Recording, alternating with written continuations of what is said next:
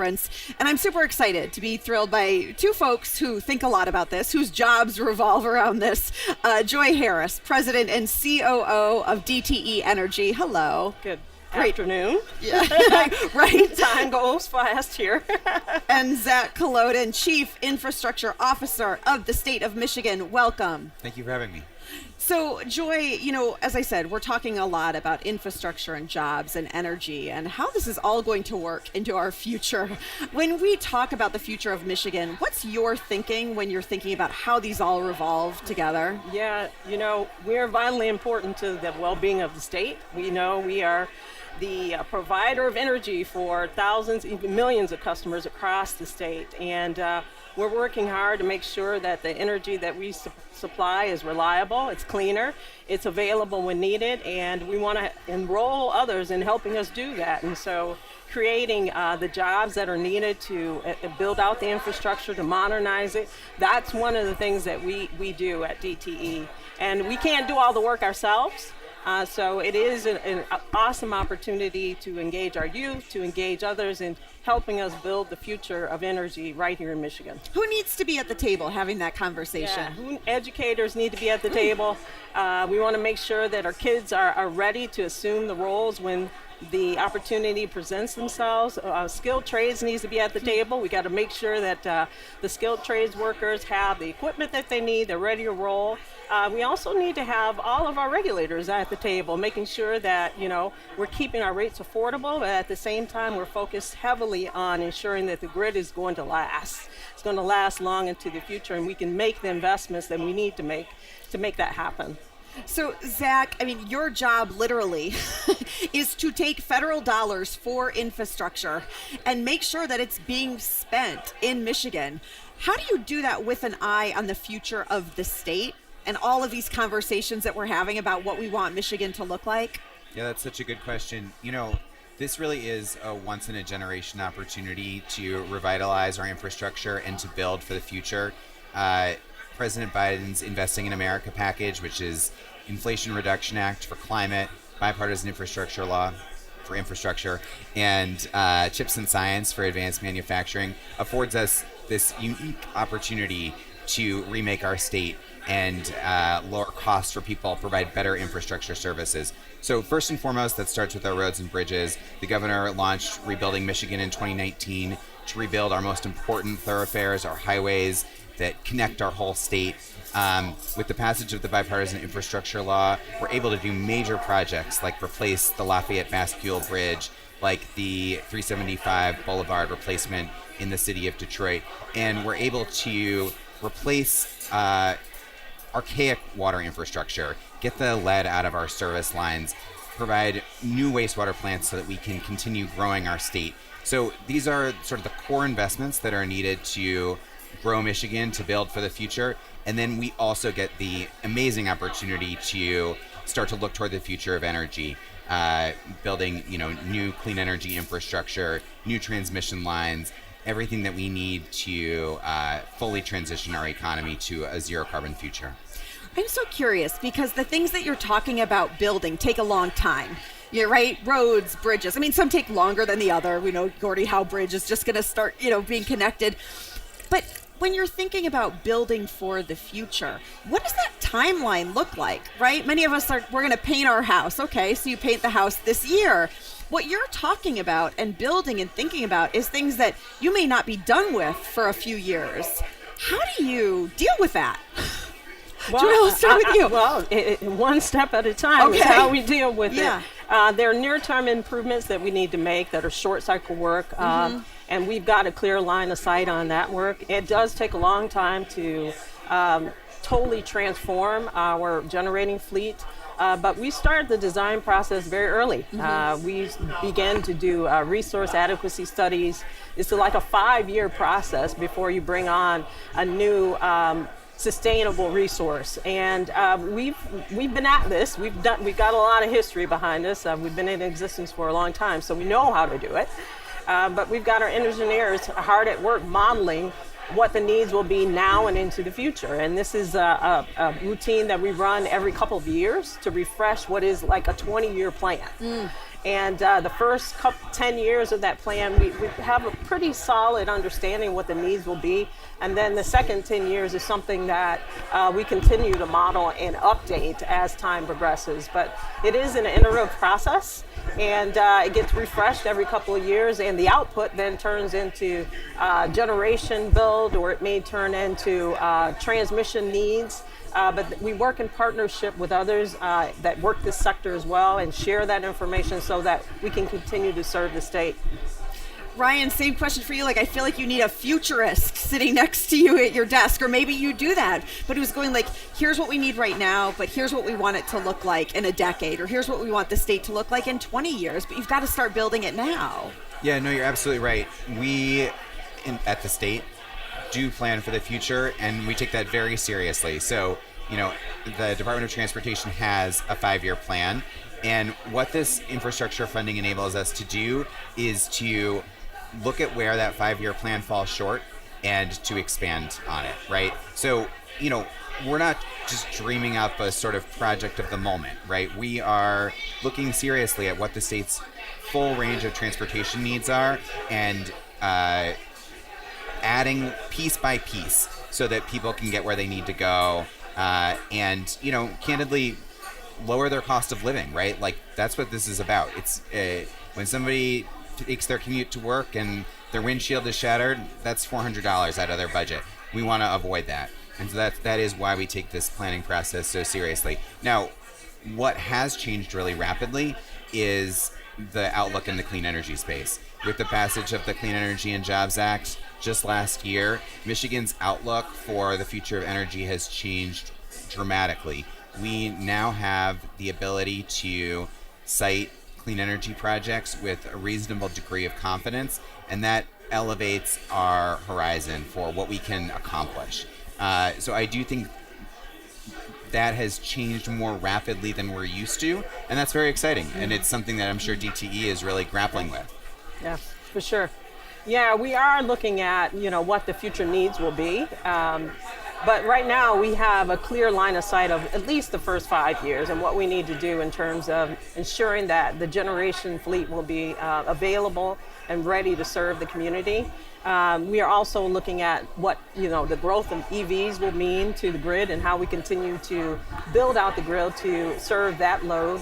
And then we're looking at infrastructure that, you know, may wind up here, like data centers. If we have the opportunity to bring data centers into the state, how do we begin to position ourselves to serve potentially data centers in our geography? So it is a really exciting time to be in energy. You got to have a lot of energy to do it, because it takes a lot of partnership, a lot of thought, and certainly a lot of work to execute on a really, I think, robust plan. And a lot of future looking joy. Zach, thanks so much for your time. I really appreciate it. Yeah. Thank you. Thank you. We're talking a lot about education and education outcomes here at this year's conference, and that is something on the mind of Armin Harachin. He is Executive Director of Teach for America Detroit and now overseeing Teach Michigan, a statewide initiative to retain teachers in Michigan. So good to have you here. Hey, thanks for having me. So Teach Michigan is a 5-year initiative launched last year. Tell me about it and what's the goal? Yeah, so going back to 2019, Teach for America has brought 600, 700 teachers to Detroit, 60,000 alums across the country. It's an organization that largely focuses on recruiting high impact, high potential leaders into schools that have long been underserved, right? And usually focus on first 2 years of teaching. Years ago, we had this epiphany that what if, instead of bringing first-year teachers, we found those teachers that had already been here for 5, 10 years, who are high-impact educators, the kind of teachers who their students love, their families love, who really understand what they're up to. I always talk about, in pro sports, this would be max contract moment, right? And instead of bringing first-year teachers, we said, what if we don't lose the best teachers we already have, right? So we started investing into those teachers a few years, last 3-4 years. And then last year, as you shared, we launched Teach Michigan, a statewide initiative that invests into, today, 300 educators across the state. Teachers as far north as Sault Ste. Marie and Detroit and Benzie County and Traverse City, Grand Rapids, Saginaw, Lansing. And the idea behind all this is to say, yes, we have a teacher shortage. Yes, we need to improve our pipelines into the profession. But more importantly, we're not valuing the teachers we currently have. What would it look like if, as a state, we invested deeply into the teachers we already have and kept them in the classroom where they have the greatest impact? So I hear this word value, and I want to dig in a little bit. What does that mean to value teachers in 2024? Yeah, well, let me share. First of all, it's important that we appreciate teachers, and this is the thing we talk about. I'm on our PTO back in my school. I have 3 kids, and my wife's a teacher. We should love our teachers, right? But what that really means is we should pay them more, right? Today, a teacher who graduates out of college and takes their first job, we call it the pay penalty. They get paid 21% less than their colleagues that also have bachelor's degrees that are going off to other careers. 21% pay penalty to be a teacher. And we know that a teacher, a high-quality teacher, is the most important input into a child's future. When we think about the quality of our education system, the most important thing we can do is ensure we have quality teachers. And yet we're asking our teachers to take a pay cut to be a teacher. We're asking our teachers to have less in their 401ks. We're asking our teachers to work in their buildings 40, 50 hours a week on the nights and weekends, right? While most of us are working from home 2 or 3 days a week, right? It's not a job that we value as a society. It's not a job that right now we're saying, hey, we want the very best people in it because they matter to our kids. We got to do better. Is that message being heard by the people who need to hear it? I think so, and I think we're at a moment right now where we can really make a change. I mean, here's the deal. I was on the Growing Michigan Together Council, right, and the 4 major recommendations, 2 of them were focused on K-12 education. We know as a state, and I look out here at Mackinac, and I was telling some folks the other day, like, you look out here, and we have the most beautiful state in the country. And I don't mean like beautiful, like the best natural assets. We're a top 5 state when it comes to natural assets. Imagine if we were a top 10 state in education to go alongside of that. We would be a state that's thriving. And instead, we're struggling on population. The economy's been struggling. And that's largely because for 30 years we've disinvested in education, right? Well, I mean, that's what I was going to say. So data from the state shows that during the 21-22 school year, the state had a teacher retention rate of 73%. For Black teachers, the retention rate was 59%. Yeah. I'm curious about what's being done then in terms of retention. Yeah. Well, we're modeling this, right? And I will say that the state has made a big, bold investment in the last 2 years, about $1 billion into trying to fix what we consider the teacher pipelines or the process of training teachers to ensure that student teachers are paid, financial assistance, student loan forgiveness, those types of things. But we keep telling folks, the program we're running is more about modeling what it looks like to value educators at a higher level, because we believe, right? This is the other stat that we talk about a lot right now. You go back to when we were kids, right? Our teachers, the teacher that we loved up in front of the classroom, used to tell us that this is a great job. Today, fewer than 20% of teachers in the state tell their students that you should pursue this job, right? They're the greatest validators of this profession. And if they're telling their own students that this is not a job they should pursue, that's a problem. And that's not a problem with the teachers, that's a problem with us as a state and the message we're sending our teachers. So what we're talking to lawmakers about and what we're showing through our partnerships with their superintendents and very close relationship with the unions and everybody around the table, right? And everybody believes in the same thing. Like, what does it look like if we model finding and investing into and really valuing the highest performing teachers? And I think, students are better off. Certainly our schools are better off. And ultimately, Michigan will be better off. So circling back to the Teach Michigan initiative and talking about population, talk to me about where you're thinking about communities, right? You are naming some cities where you're thinking about, when you're sitting down at the table, how are you deciding, where to put this initiative, where to put these dollars, and to create this, need of teachers and fulfillment? Yeah, I mean, we as an organization have been in Detroit for the last 10 years. Right. And that's our home. And it's where we'll continue to call home, right? And disinvestment and systemic racism and the challenges that have faced the economy of Detroit, right? There's a huge need, 200 schools, 120,000 kids. But we also know is that poverty, disinvestment, economic disinvestment, that impacts kids, not just in Detroit, but certainly Flint, Lansing, Saginaw, the mid-cities, right? But also Benzie County, right? You go east of the Stephen Bear Sand Dunes, 20 miles, and the kids might look different, but poverty is still impacting them. And ultimately what we look at is opportunity, right? And where you have a lot of kids growing up in poverty together, community assets are depleted, right? The economy's been disinvested into over time, right? We know that opportunity for the students that are growing up in those communities is less, right? I mean, and today, right, we're sitting up here and there's 1.4 million kids going to school today. 400,000 of those kids in this state right now are going to school in high poverty communities. Can you say that again? I want to Yeah. make sure everyone heard Yeah. that number. There are over 400,000 kids. That's 4 Michigan stadiums on game day, full of kids who are going to school in schools that have less resources, are in communities where poverty is high. And we know in those schools, right, kids going to those schools are half as likely to be doing math at 8th grade level, 4th grade reading, half as likely to go to college, right? So as a state, we are systemically leaving 400,000 kids behind every single day. Like, we're doing this, and it might not be intentional, but it's systemic. And what we're saying is, hey, what does it look like to model not just how we value teachers, but ensuring that those best teachers are in the classrooms where our kids need them the most? A few years ago, you said your current goal was to make Detroit and Michigan the best place to be a teacher in the country. Yeah. How you doing? Yeah. Well, I would say right now, and through a first year of expanding this, and certainly in Detroit, the teachers we're investing into 95% retention rate.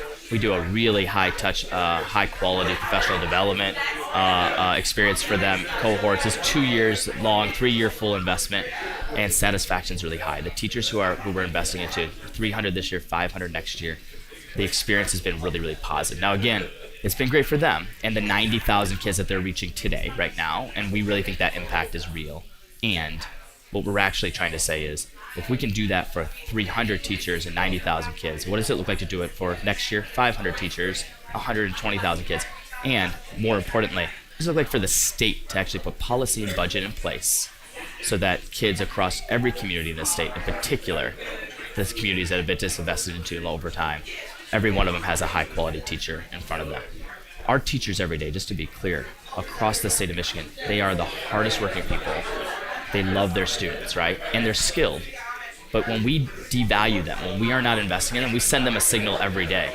Whether it's the facility that hasn't been repaired, or whether it's the cafeteria or less staffing and they have to cover somebody else. We're sending them a signal that we don't value you.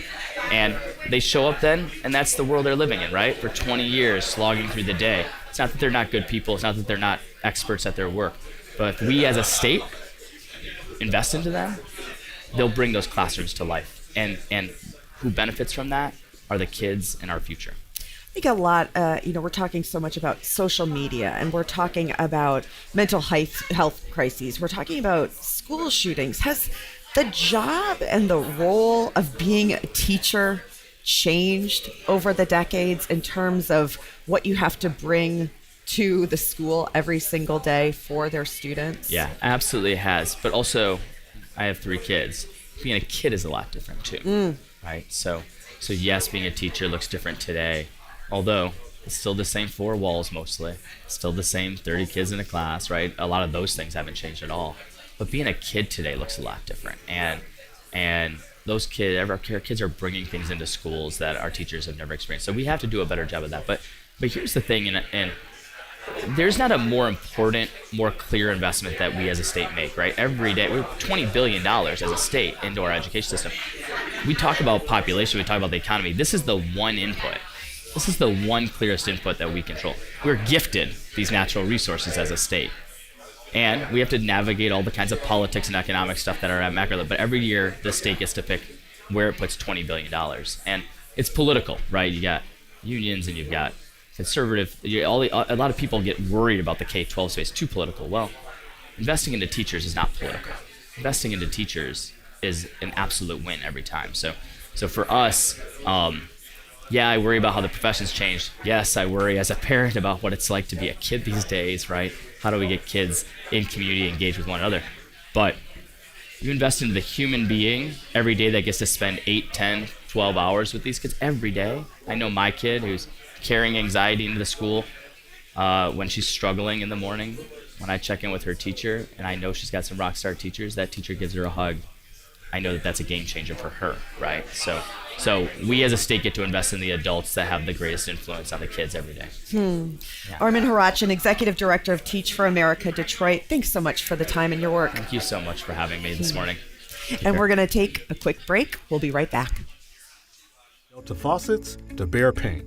Masco Corporation is proud to deliver products that enhance the way consumers all over the world experience and enjoy their living spaces. Masco, serving Michigan communities since 1929. DTE Foundation is a proud sponsor of Detroit PBS. Among the state's largest foundations committed to Michigan-focused giving, we support organizations that are doing exceptional work in our state. Learn more at dtefoundation.com. We help organizations find their voices through what they do and who they impact. We are VVK PR and Creative, a Detroit agency telling the stories of critical issues affecting the big picture and the small moments. Stories at Skyline Heights and on-the-ground influence. We lead with relationships first, solutions always, and with diversity as our compass. VVK PR and Creative. And now back to the stage for Michigan's emerging EV ecosystem. Oval projects in Tennessee, Kentucky, and Michigan, and she chairs the Michigan EV Jobs Academy. Next on our panel, we're very pleased to have Congresswoman Haley Stevenson. Pardon? Stevens, what did I say? Stevenson. It's late, or early, and it got late last night. The Congresswoman is a Rochester native who served as Chief of Staff to the U.S. Auto Rescue Task Force, the federal initiative responsible for saving General Motors, Chrysler, and 200,000 Michigan jobs. Representative Stevens sits on the House Committee on Education and Labor and the Research and Technology Subcommittee, where she is the ranking member. Her priorities are to protect access to health care, promote manufacturing, expand educational opportunity. And finally, we have Janine Coons, who is Chief Workforce Development Officer for the Society of Manufacturing Engineers, our sponsor today. Under her leadership, SCB has trained and or certified more than 1 million people in manufacturing. She serves on several national boards and committees. Ms. Coons has also provided testimony before Congress on manufacturing workforce issues, and Crain's Detroit Business recognized her as one of its 2018 Notable Women in Manufacturing. So thanks, panel. Glad to have you with us today. This is obviously a very vital subject to our region and our state as we, move from the old world of auto manufacturing to this new, exciting electric vehicle world. And it's going to be a transition period for it's going to be disruptive. But what we know about Michigan is that we have a lot of talent already here to build on, and a lot of great people like yourselves who are going to help us get through it. So let's start with Ann Thompson with a question. Last week, your boss, Bill Ford, said Michigan and Ford Motor Company are locked in a war for talent, which is a pretty strong way to depict it. If it is a war, how do we win it here? Well, thank you. I don't know if I would call it a war just between Ford Motor Company. I think that there is an opportunity for everyone to have better strategies for how we upskill people and reskill people for the EV world. So when Ford Motor Company is looking at how we do this, specifically in the green sites, because we're looking at the world of EV, which is very similar to the manufacturing that takes place today. However, there are some skill sets that change. There's a need for more automation, for more vision systems, mechatronics, safety, things of that nature. But when we look at it, there's really just 3 pools of talent that we can draw from. And people are either going to be employed, they're going to be unemployed, or they're going to be in school. So we've really developed strategies that take each of those big buckets, break it down into subsets, and identify how can we best reach those people to bring them into the world of advanced manufacturing. So thinking about those who are employed, maybe they need some upskilling or some reskilling. Same thing with unemployed, we're looking for shorter term programs. And then as we get into people who are currently in school, we can look at longer, more in-depth programs. And the key there is to look at stackable credentials. So ensure that people are able to kind of come in and come out as they please, and they're able to continue their learning so they can really have a great career within advanced manufacturing. Congresswoman, perhaps more than any other industry or anything we've ever seen sort of in manufacturing, this is a public-private partnership, this move into electric vehicle making. What role do you see federal policy playing in growing the EV workforce we're going to need over the next 20 years or longer? Well, I'd be remiss if folks here at this conference hadn't heard of President Biden's Invest in America agenda. Obviously, we have a Chips and Science Act that has workforce strategies. Chips are so critical to our auto industry. An Inflation Reduction Act, which has given us the Electric Vehicle Workforce Initiative, just one of the very many programs that have spun out from the IRA, investments at scale in transitioning our supply chain, our large automotive companies, but also matching it with the workforce and infrastructure considerations.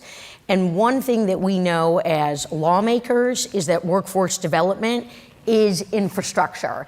We cannot have a successful future if we're not making coordinated and strategic investments. And it doesn't all have to come from the feds. We can set the table and set the stage, but then the dollars, as they mature down at the state level, we know that Michigan has just been awarded a big electric vehicle workforce hub. We're delighted to see that. We've got the Global Epicenter for Mobility that was awarded through Build Back Better dollars that were bipartisan. Those actually came from the first tranche of COVID monies that this new administration inherited. The other thing that we're aware of is that we are in hyper acceleration mode. Our auto industry in our state has been the profound leader in a very challenging time. You know, it's a pleasure to be on this panel with Ann and Janine Coons, two people I have tremendous respect for. What about me, Congressman? You're okay, Nolan. You're okay. Can't forget Nolan. He always knows how to ask the questions. Nolan Finley. But I'll just say this in conclusion, that COVID-19 wasn't that long ago. No. And that was a major disruption. Our auto industry, our manufacturers, not only responded to the industrial call to action, supply chain disruptions, masks, ventilators, and the like, they doubled down and continued to innovate.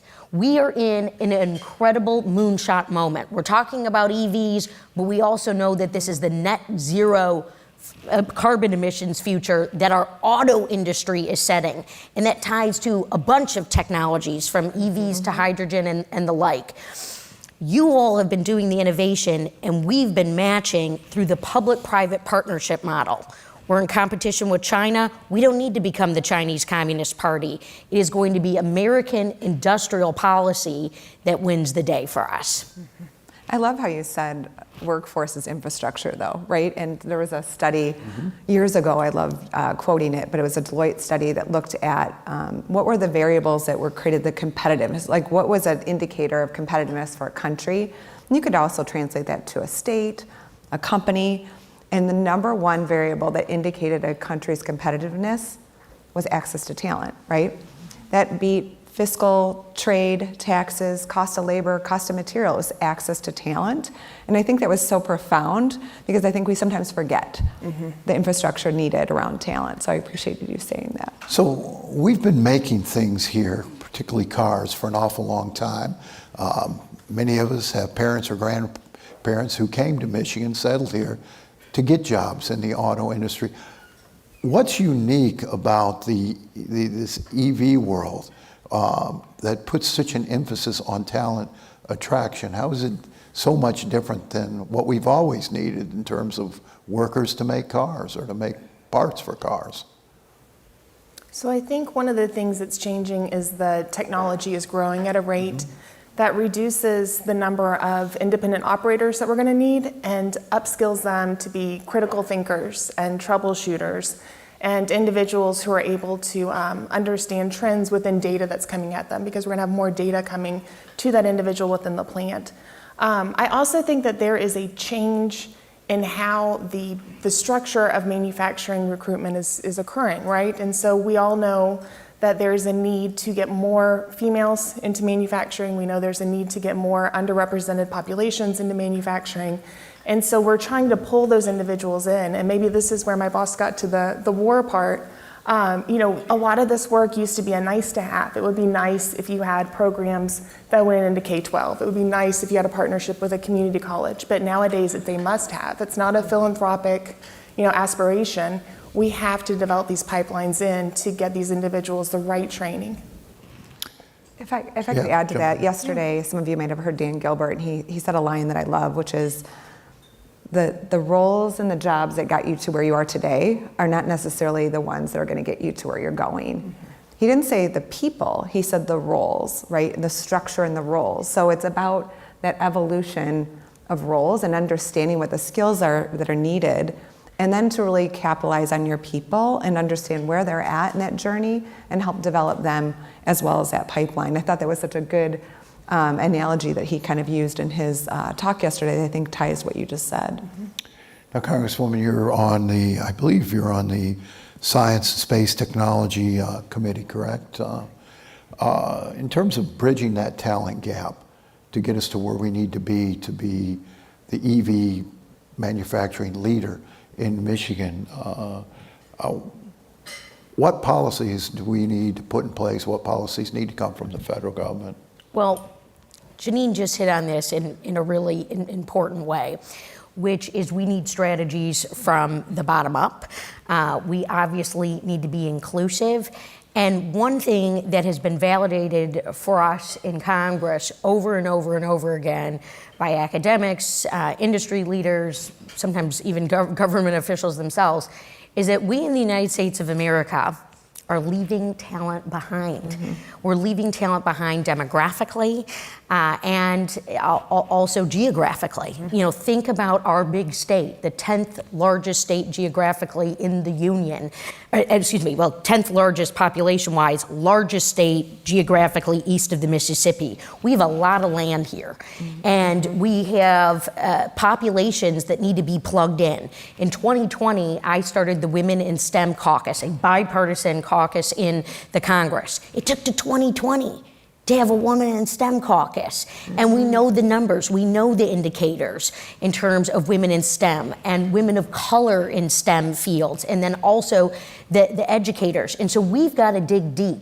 And there's no better partner than SME. And I really want to plug SME. I know they're hosting the panel, but you got to look at the ways in which they're working with the state, asking the state budget to invest in K through 12 education. Mm-hmm. We need a continuum. Nolan, I passed my first bill into law within my first year in Congress, the Building Blocks of STEM Act. It was signed into law Christmas Eve 2019, but before the word COVID even entered our verbiage, right?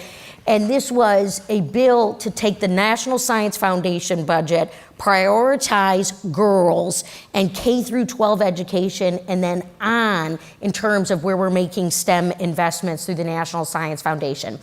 We know that we've got a big soup here. We've got major federal investments through the Department of Labor, obviously the Invest in America agenda that I've been so proud to work with our president on passing, that is transforming our economy and helping us to win that future that we talk about.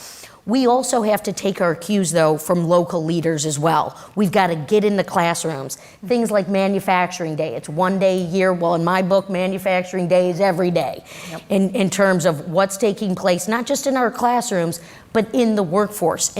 And what you all are ushering in, not just as an OEM, but also with your suppliers. Mm-hmm. You said technology. We are in a technology revolution yet again. We remember IoT. 4 years ago, that's what we were talking about at this conference. Mm-hmm. Now we're matching IIoT with the electric vehicle future. And it's aggressive, and it's asking a lot of us, and we've got to meet, frankly, the moment, which is allowing these workforce partners alongside companies, big and small, to take the time to train. I mean, how many times do you talk to a smaller manufacturer? You know, they're just meeting on-time production, let alone trying to catch their breath on the new training, the new tools, and the demands of them. They've all got the dotted line to EVs, but it's ushering in and maturing that transition. Janine, Representative Stevenson talking about STEM education, importance of, training kids up in science, technology, and what have you. A lot of us grew up thinking about the auto industry as, muscle and steel and smoke and, not the sort of place you might expect to go and as a science major or a math major, or technology major, and work. I mean, how hard is it to convince young people, convince the kids in our schools that this is not your father's auto plant, that there's different sorts of opportunity? Are you trying to change that perception?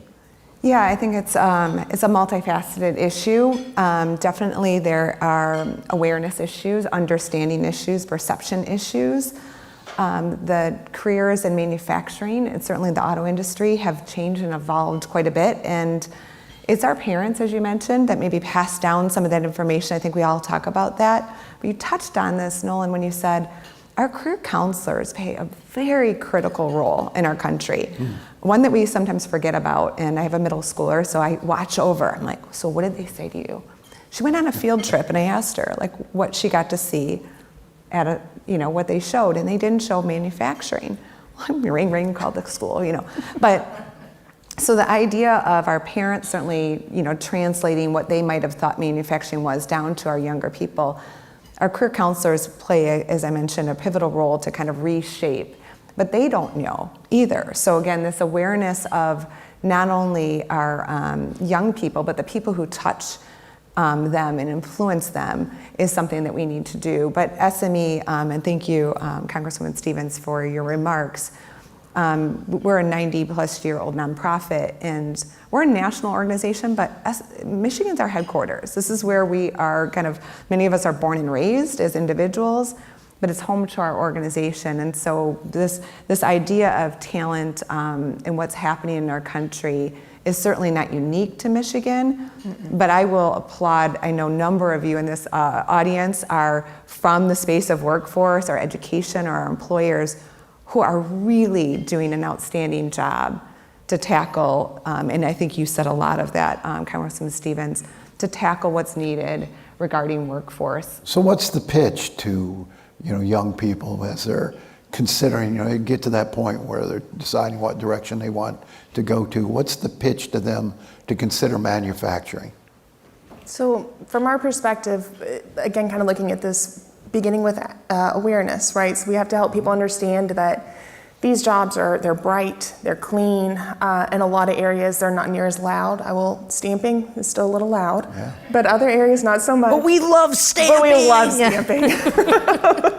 So it's the awareness component, and then it's that access piece, right? So when students are in high school, they need to have an opportunity to understand what this looks like. And maybe that's through work-based learning, maybe that's dual enrollment, maybe that's CTE, things that help them have that experience. Because I think that if people were able to come into a manufacturing plant, you'd be blown away by all the different moving pieces, and it's a very fast-paced, exciting environment, which I think would fit a lot of high school students' kind of need, right? A lot of people are saying, I don't want to go to a 4-year, I don't want to go and be an English major, so this is a really good path. And then I think that the other piece that we don't focus on as much as we should is confidence.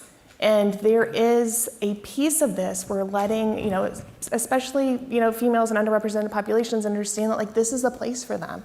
And not just a place to go get a job, but a place where they can have a full career. And having that confidence to say, I want to go into manufacturing and not feel like it's this heavy, burdensome, dirty, nasty place where they're going to get lost, but an actual viable career. That's the other thing. So confidence is important. And another Michigan bragging point is that we have the most number of FIRST robotics teams in the country. So, when I'm with my colleagues from California and Texas, I remind them, who's training and readying the next generation. But this is such an important point about access and that other category of workforce that you're tapping into, Anne, which is our existing workforce. You know, I know people who began their careers in a completely different industry, but then found their way to manufacturing. I have a friend who is a master's in communication from Georgetown and is now a product manager at an OE because of that technology driver and because of those linkages. So we're not necessarily in a desperation moment on recruiting and retaining talent.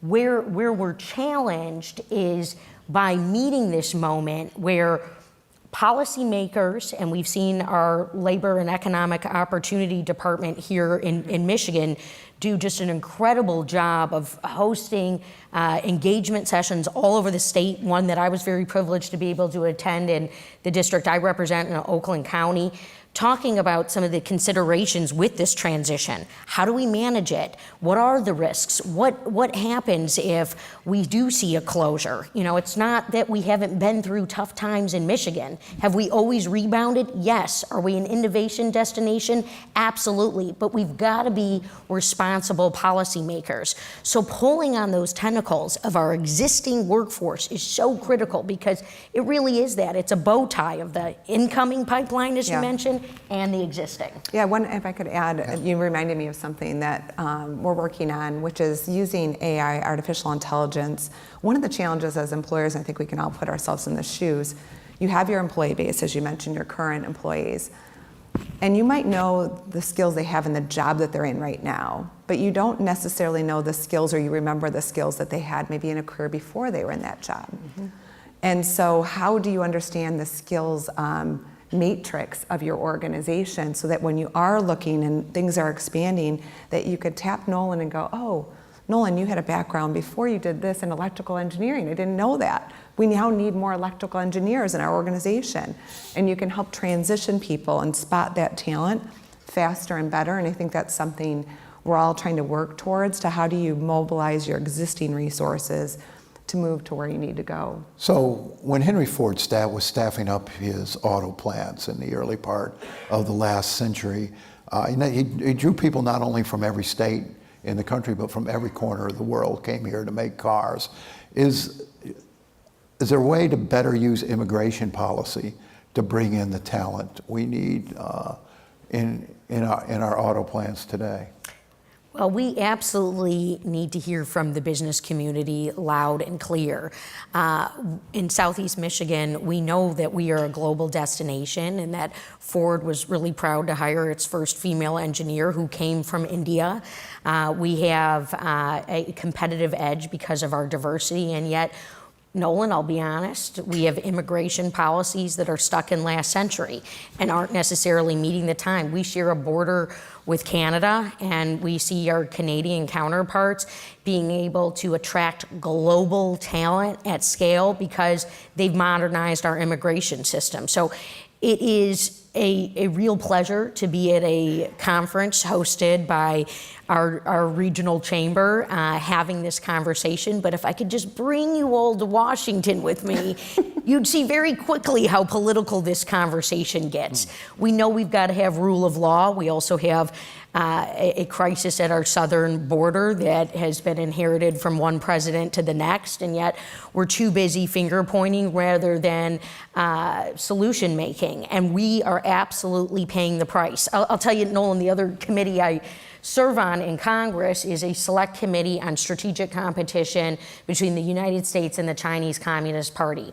I have heard from stakeholders all over the country, from Tim Cook to Bob Iger, and leading academics and the like. And every single conversation we have had on that committee in public hearings and in private meetings has been staple green cards to degrees. Staple green cards to degrees, because what happens is we train the talent. and then we let it go. We're also in the middle of a 21st century labor movement here in the United States of America. And obviously there's sometimes friction when we're negotiating, and then we reach that negotiation, we reach those record contracts.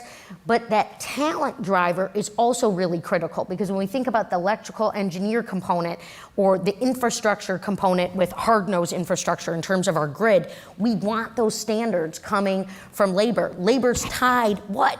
To the global considerations as well. That is part of our competitive edge as a country. But Nolan, we got to get this immigration thing right. And I'm saying this here at this conference because all of you who are tied into your various trade associations and tentacles and maybe lobbying efforts, please lean on the Congress. No, I hear you, but we've got representatives from all over this country who need to hear you as well. Ann and Janine, you feel there's an overseas talent pool that we're neglecting or not tapping into as well as we should?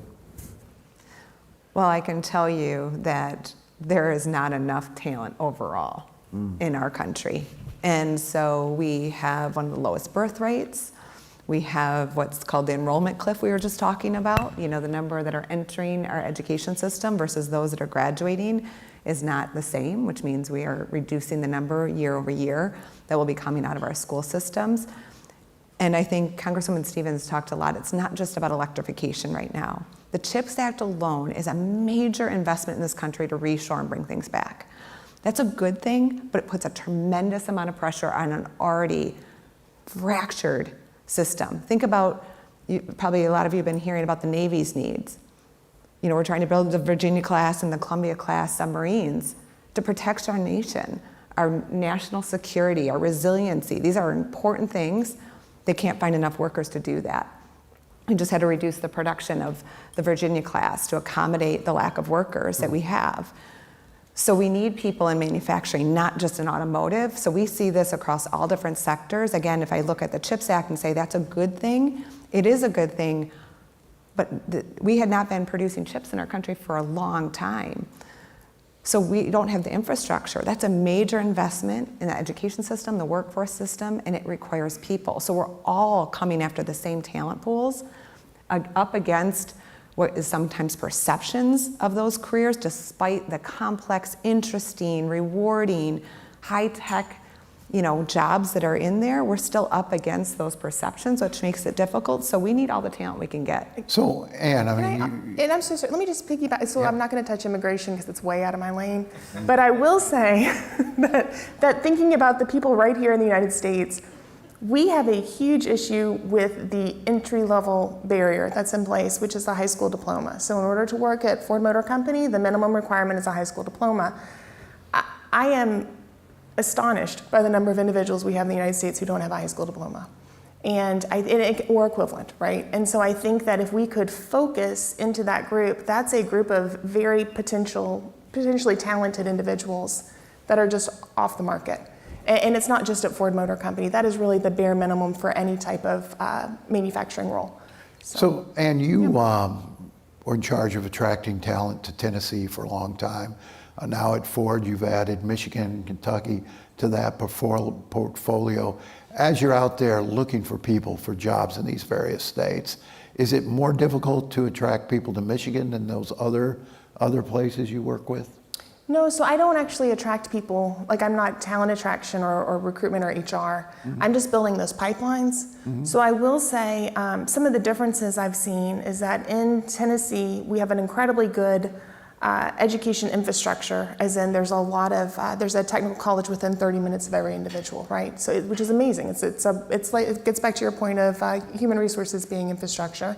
And your it's education free, right? system. It is through the Tennessee Promise and Reconnect, which has been replicated by Michigan. So those opportunities are also there. That makes it easier, but the programs aren't necessarily there. I think Michigan is winning in the fact that you have such a history just entrenched in manufacturing, and you have so many more people who consider careers in engineering and are very well aware of the opportunities in technology that doesn't exist as much down south. So I think that there are pluses and minuses to all groups, but I think that really the core of what I do around working with that K-12, with those technical community colleges and the universities, and then also the labor systems to get people who are unemployed and underemployed into those roles. That's pretty similar all across the United States. It's a challenge, I think, everywhere. But it does seem like so many of our issues come back to the broken K-12 system here, or the underperforming K-12 system here.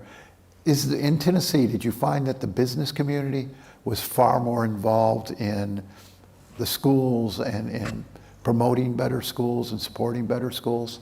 I did. I mean, I'm just now dipping my toe in. I will say I'm in the process of moving to Michigan, so this summer I will become an official Michigander. I've got a great district for you to move to. I'm recruiting. I'm very excited. Moving up the whole family, 3 boys, a dog, a husband, some fish, some geckos, like everybody's coming.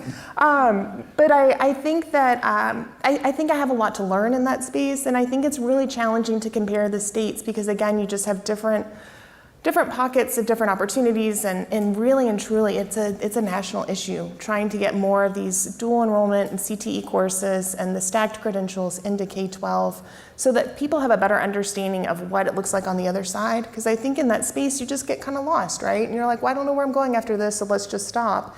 If they could see that next step, I'm convinced we would have more people who complete high school and go on to additional careers. And you're working with schools all over the country. Mm-hmm. Yeah, so a couple comments there. I'm thinking, I won't name the states, but there's states that are very envious of Michigan and what we're doing. So we get a lot of those kind of questions and comments, and they're also gunning for us too. So, us keeping our game up here in Michigan is very critical because, again, it's a very competitive landscape.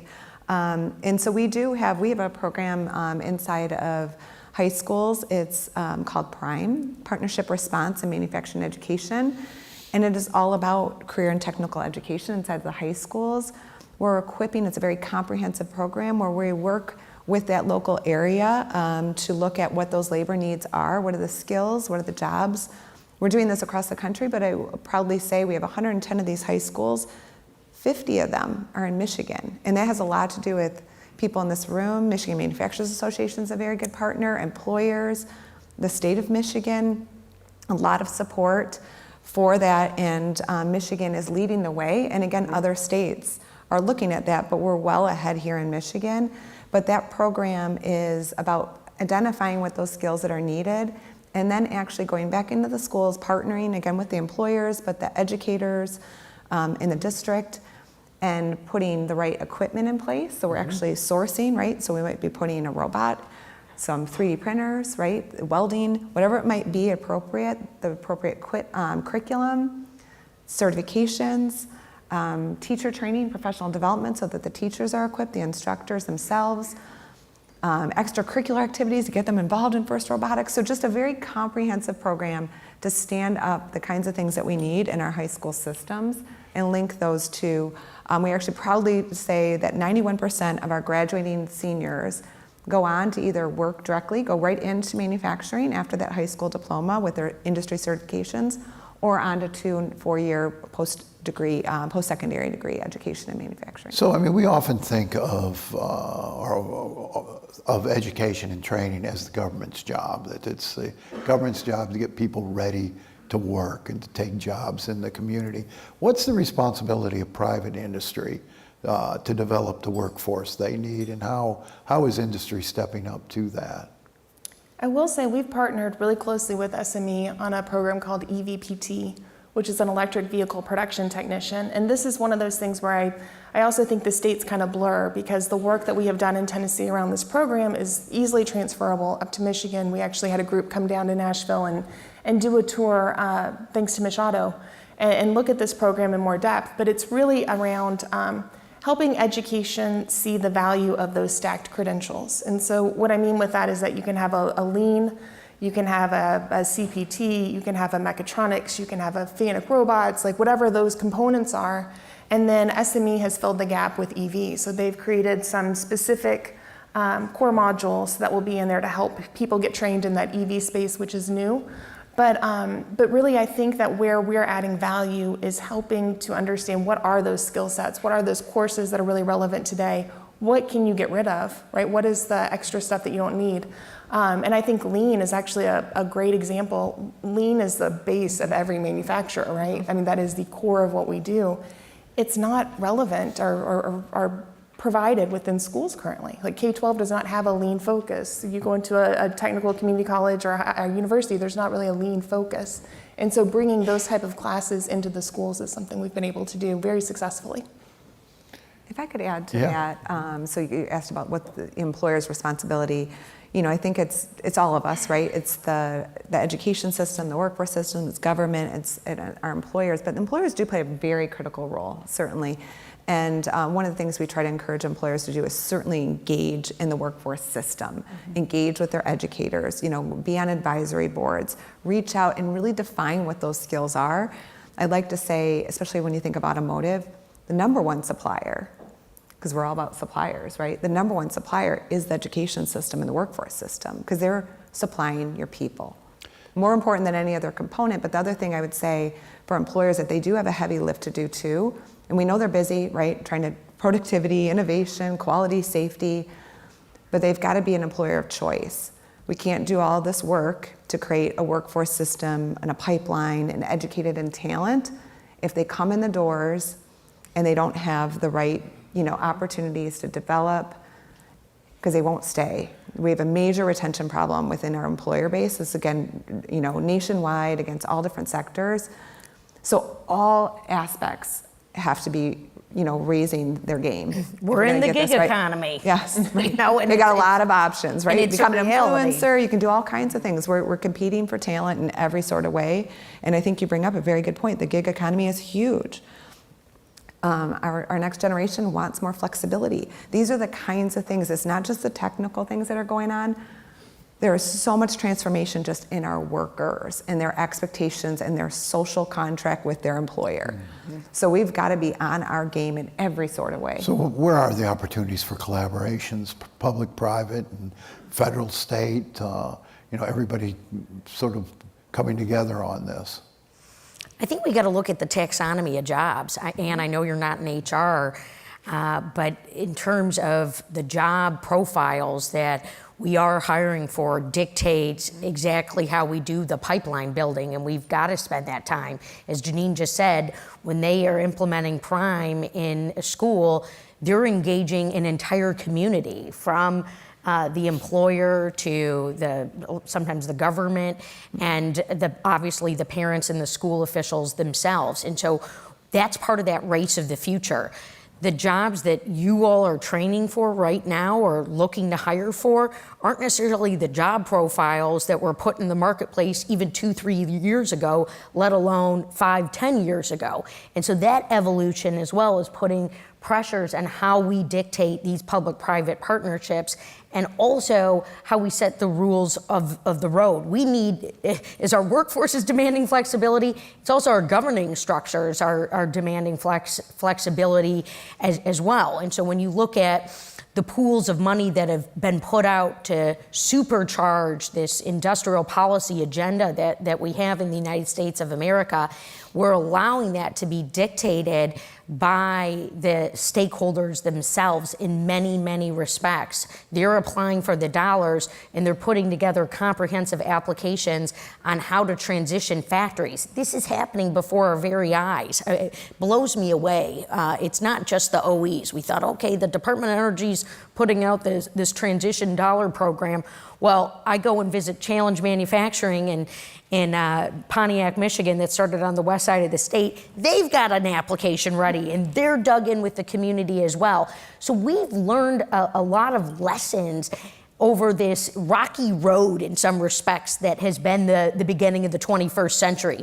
Somewhat unprecedented, you know, an attack on our nation just as this century began, a great recession. Obviously, we know about this pandemic, and yet at every stage, and Janine's lived through this with her career, we've seen the investments grow and the co-investments match it as a result. And that is very exciting. Do we get it right every single time?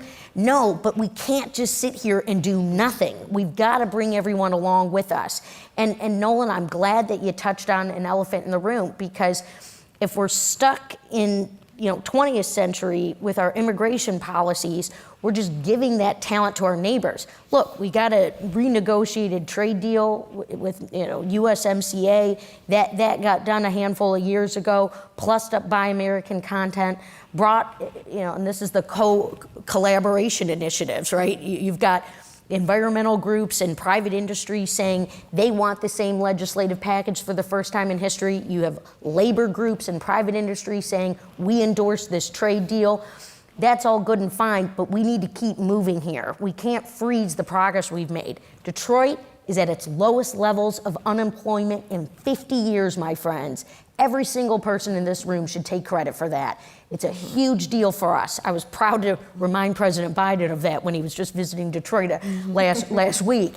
And that's a success story. We're not just resting on our laurels, though. We don't, and this is what your CEO was talking about, Ann, we don't just win the future because of an assumption or because of arrogance. It is we are doing the dogged work. And that is something in Michigan we absolutely know how to do. So have we reached a point of change in which talent no longer comes to jobs and jobs tend to go to where the talent is? I think that's been happening for a while, yeah. But I think that's where it's really important. Kind of coming back to your question prior, I'm seeing some Michigan Works friends that are in the room, and I think it's really important that the invitations and the communication occurs. So one of the things that I have seen that's been very challenging coming from my previous government roles into automotive industry is that the pace in which manufacturing operates is just lightning speed.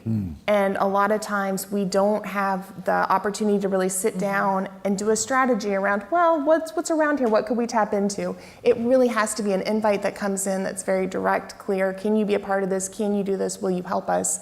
And then it's always going to be a yes. I mean, I think that the communication part of that is so important, and the repetitive inclusion, because sometimes we miss emails, and I know that there are friends of mine in this room who will email me 2 or 3 times and be like, hey, did you see that? And it's not intentional, right?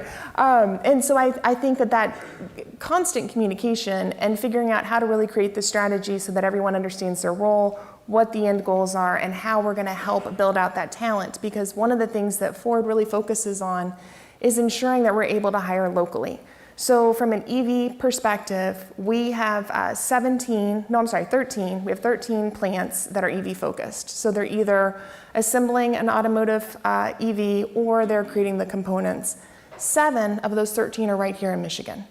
And we're very proud of that. We're very proud of the thousands of people we employ, and we want to continue that work. And in order to do that, we have got to work with those local ecosystems to get people upskilled and reskilled and ready to go. Can I add to that? And I give Ford a lot of credit because I've watched their journey, and even Ann's role, right, is an indication of working with that workforce system, right, and figuring out how to collaborate. One of the great things is all the things we have going on here in the state of Michigan around workforce, but it is one of our challenges too, right, because as you said, it's complex. We're in it, we kind of know, right? Some of us, all the acronym soup, and a lot of it's in the room, right? We've got WIN here, we've got MW Tech, we've got the Leo Group, MEDC, right? You can already see where I'm going. Michigan Works, SME, right? So a lot of acronyms, and if you're an employer, we kind of forget how scary that is to walk into our world and weave that together. So I think this idea of really coming together with a holistic and a systematic approach to building our workforce strategy for our state, which the state just created a workforce strategy, right, I think early this year, launched that under the governor, which is a great, again, indication, because when we can be more intentional about those systems, right, we have a lot of things that are going on. The biggest challenge is making sure that people know about it. And we have to remember that our employers are just painfully busy. But yet, those that have people like Ann are fortunate, but a lot don't. And so I think your point about reaching into them, because we sit with those employers, and most of the time, we have our MEP, I don't know if Ingrid's here, with MMTC as another acronym, MMTC, but a lot of our employers don't know of all those resources. So I think your point about collaboration together in that workforce system, our colleges, our nonprofits, we've got a heavy lift, because it's really our job to connect with the talent and the employers. We're kind of building the super highway in between, but it's not an easy space. So, I mean, this seems like a unique period for industry, and and unique.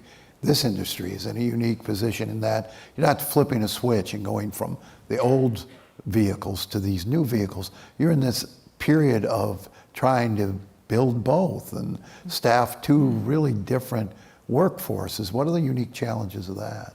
Well, I'm on the EV side, so I can't really speak to the other side, but again, most of my work is outside of those four walls. So Ford does a tremendous job of internal training, always has. But what I am looking at is that pipeline external, which like I said, in the past I think was a nice to have, but now is a must. And so how do we help people understand what that EV world looks like? Those are the things that I'm working on. And I think this panel too is a really good example of the partnerships, right? So you have industry, you have government, you have nonprofit, you have all the different groups working together to come to this conclusion that like this is not, to your point, this is not the end, right? Like where we are right now is not the end goal of where we're trying to get. This will continue to evolve and advance. And I think even outside of the manufacturing world with Ford, you're seeing electric batteries take off a lot in recreation vehicles.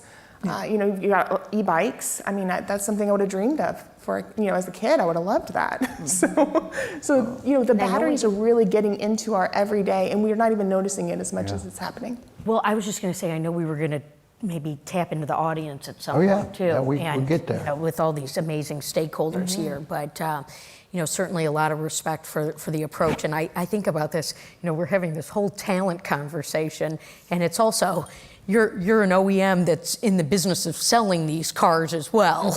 So just as you're training, recruiting, training, and the like, we've got to sell not just to our North American base, but to the world here. And that was part of the cues that have been coming down from industry as well, is that global complex supply chains, global markets that we need to continue to tap into, and that's evolving and changing very quickly as well. And everybody wants these jobs, and you see tremendous competition whenever Ford or Stellantis or GM says we're going to build a battery plant, we're going to build a place to assemble electric vehicles. What does Michigan need? Everybody wants to be the next Motor City. I mean, how do we remain the Motor City and the automotive capital of the world? What do we need to be thinking about? Well, look, we see our auto industry in a major transition, and yet we see where the portion of jobs are going, and where I look at this as regional. We've got an automotive corridor. We're the headquarters of it. If you look at the 1980s, there was strong affiliation to the domestic auto industry. And now with these next generations, they're looking at what's coming down the pipe. And so when we think about our dealer structure, our sales structure, and look, I'm not in the business of selling cars. I want our domestic auto industry to win, but I want to respect as a government official that the private sector needs to be able to continue to do what it's going to do. We had Mish Auto in the room recently, or just an hour ago, and they've been having several panels and sessions on this very point. And the orientation is really coming down to our strategic competition with China. That is now a running theme. So of this conference. And so when you look at bridging the future together, we are all in this together. This is the bipartisan bright light of the United States Congress. How we've been able to come together to compete effectively. Why was the CHIPS Act bipartisan? It was bipartisan because of the motivations around research and development as the United States of America vis-a-vis our grand competition with the Chinese Communist Party. The other question of that, Nolan, is how we bring our allies along with us. So no pressure on and any of you, state partners, local partners in this room. You're leading the charge, not just here for Michigan, but frankly for the country, because we know that we're not going to be successful as a nation if we don't have a vibrant auto industry. So yes, I'm here from the government. How can I help you? But I'm glad Congressman, I'm glad you mentioned China. And China would like to steal this whole industry away from us. And what are we doing, or what can we do to keep the Chinese in check here. Well, it's not irresponsible leadership. We can't be talking out of both sides of our mouth saying, well, no one's going to buy these EVs, but China's going to come in and sell all these EVs to us. We've got to be steady. We've got to have steady hands. We've got to continue to support partners who've been doing this work and doing it for a long time. We also can't be asleep at the wheel, friends. I mean, that's another thing. And Janine, I know you're at the table on this in many, many respects as well. Yeah. So let's take some time for questions. This is so great. I really enjoyed this panel about what we can do in Michigan. I'm Don Tusky, President, College for Creative Studies, and I have a comment and then a question. If we could maybe consider using STEAM. At College for Creative Studies, we have transportation design, mobility design, and so many of us in this room actually are driving probably a car that one of our alums have worked on in terms of design, and that's a big area that Michigan actually has one of the biggest concentration of designers in the country, and so there's an opportunity certainly around transportation design when it comes to cars. We had SpaceX on our campus a couple weeks ago. We have alums working at Boston Dynamics, and we talked about robots. So there's a real opportunity for thinking about high school students going into not just art, but art and design. And we're actually, right now, we talk about K through 12. We teach very little art or design, and it kind of sort of boggles us in terms of that. And we're working at CCS to change that. My question, though, is if you could wave your magic wand, all the things you talked about, what would be one or two things that if you could just change right now to solve some of the challenges that you mentioned? That'd be great to hear, just to summarize some of the things you said. But thanks for the panel. Well, we're not leaving you behind. I say STEM all the time, but I say, oh, we got the A in there too. And look, just to paint the picture, my own mother tried to take an industrial design class when she was in school and was told she couldn't because of her gender. Wow. Fast forward, she's had a great career in the private sector, but not totally tied to STEM, has continued to pursue that. So we're in a grand race on that front, and it's a profound and incredible that you're here. And we need to, as policymakers and as stakeholder conveners, we need to make sure you're still at the table. And you're absolutely right. So if I could solve one challenge, one wand I could wave, how about this? More money for our schools, more money to pay those art teachers, more money to pay substitute teachers, more programmatic dollars, and not just money for the personnel. We've got a bill in the Congress called Rebuild America's Schools Act because what?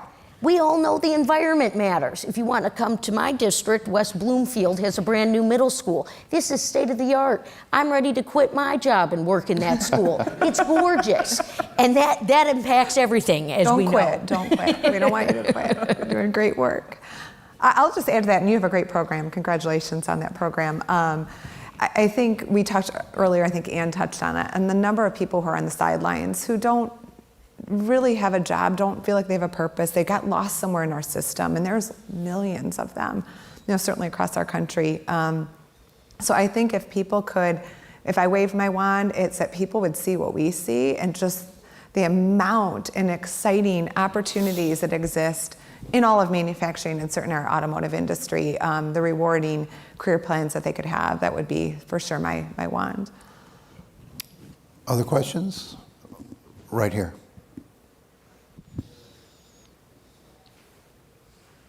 Hi, I'm Bill Frymore with MEMA, the Vehicle Supplier Association.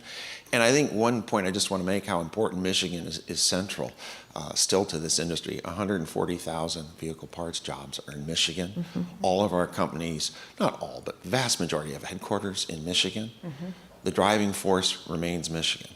My question is very simple. In the training area, we talk about government-industry partnerships being so important now, and Haley took it into broader public policy areas as well. That's one huge positive change. Every other country has that.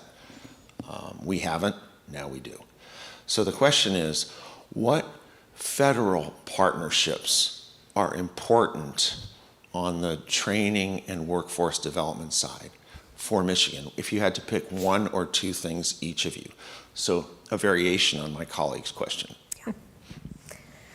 Well, we need to confirm our Secretary of Labor, Julie Sue. I mean, that's a big missing piece, and that's part of this ongoing dynamic in this country around who can actually lead. You know, we're so busy sometimes having these partisan battles that we're disadvantaging ourselves in the process. And I think another piece here, Bill, and we're delighted to hear you as a representative from the Motor Equipment Manufacturing Association say that Michigan continues to be the destination, is that we need to make sure that initiatives and programs, and you know, I see so many great technical school partners out here. Schoolcraft is in the room, and I worked with them years ago on a certification, a mill worker certification.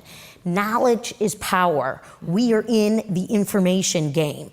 And I will tell you, we have, and I just say this as a federal representative, we have got to make sure that people know and the stakeholders know about the programs in place. And a big part of the work that we do is someone calls my district office located in Farmington Hills, you've got a federal issue, how can we help you? More broadly, we're in a race on daycare. We've got to make sure that our employers have access to good daycare. We see the employers stepping up on that part for their employees so that people are fully in the workplace. I'm on a bipartisan working group on paid leave. When we talk about the flexibility in the workforce, we can celebrate the 30-year anniversary of FMLA. Now we're looking to the future. We can't be the only country that doesn't have paid leave in the OECD index. And that's why that's been bipartisan, from the previous administration to this existing one. Anyone else?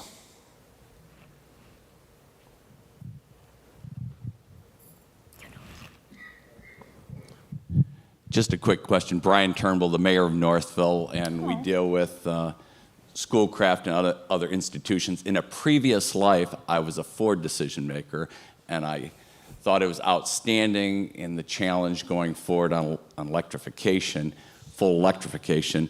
Now it looks like we're pivoting in the industry a little bit in hybrid. How do you see strategically where we're going, between full electric and hybrids out there as a Ford representative? And we love a mayor who loves manufacturing. Northville. I'm a Northville resident. I've been trying to recruit a new Northville resident just so From Delta Faucets to Behr Paint, Masco Corporation is proud to deliver products that enhance the way consumers all over the world experience and enjoy their living spaces. Masco, serving Michigan communities since 1929. Support also provided by the Cynthia and Edsel Ford Fund for Journalism at Detroit PBS.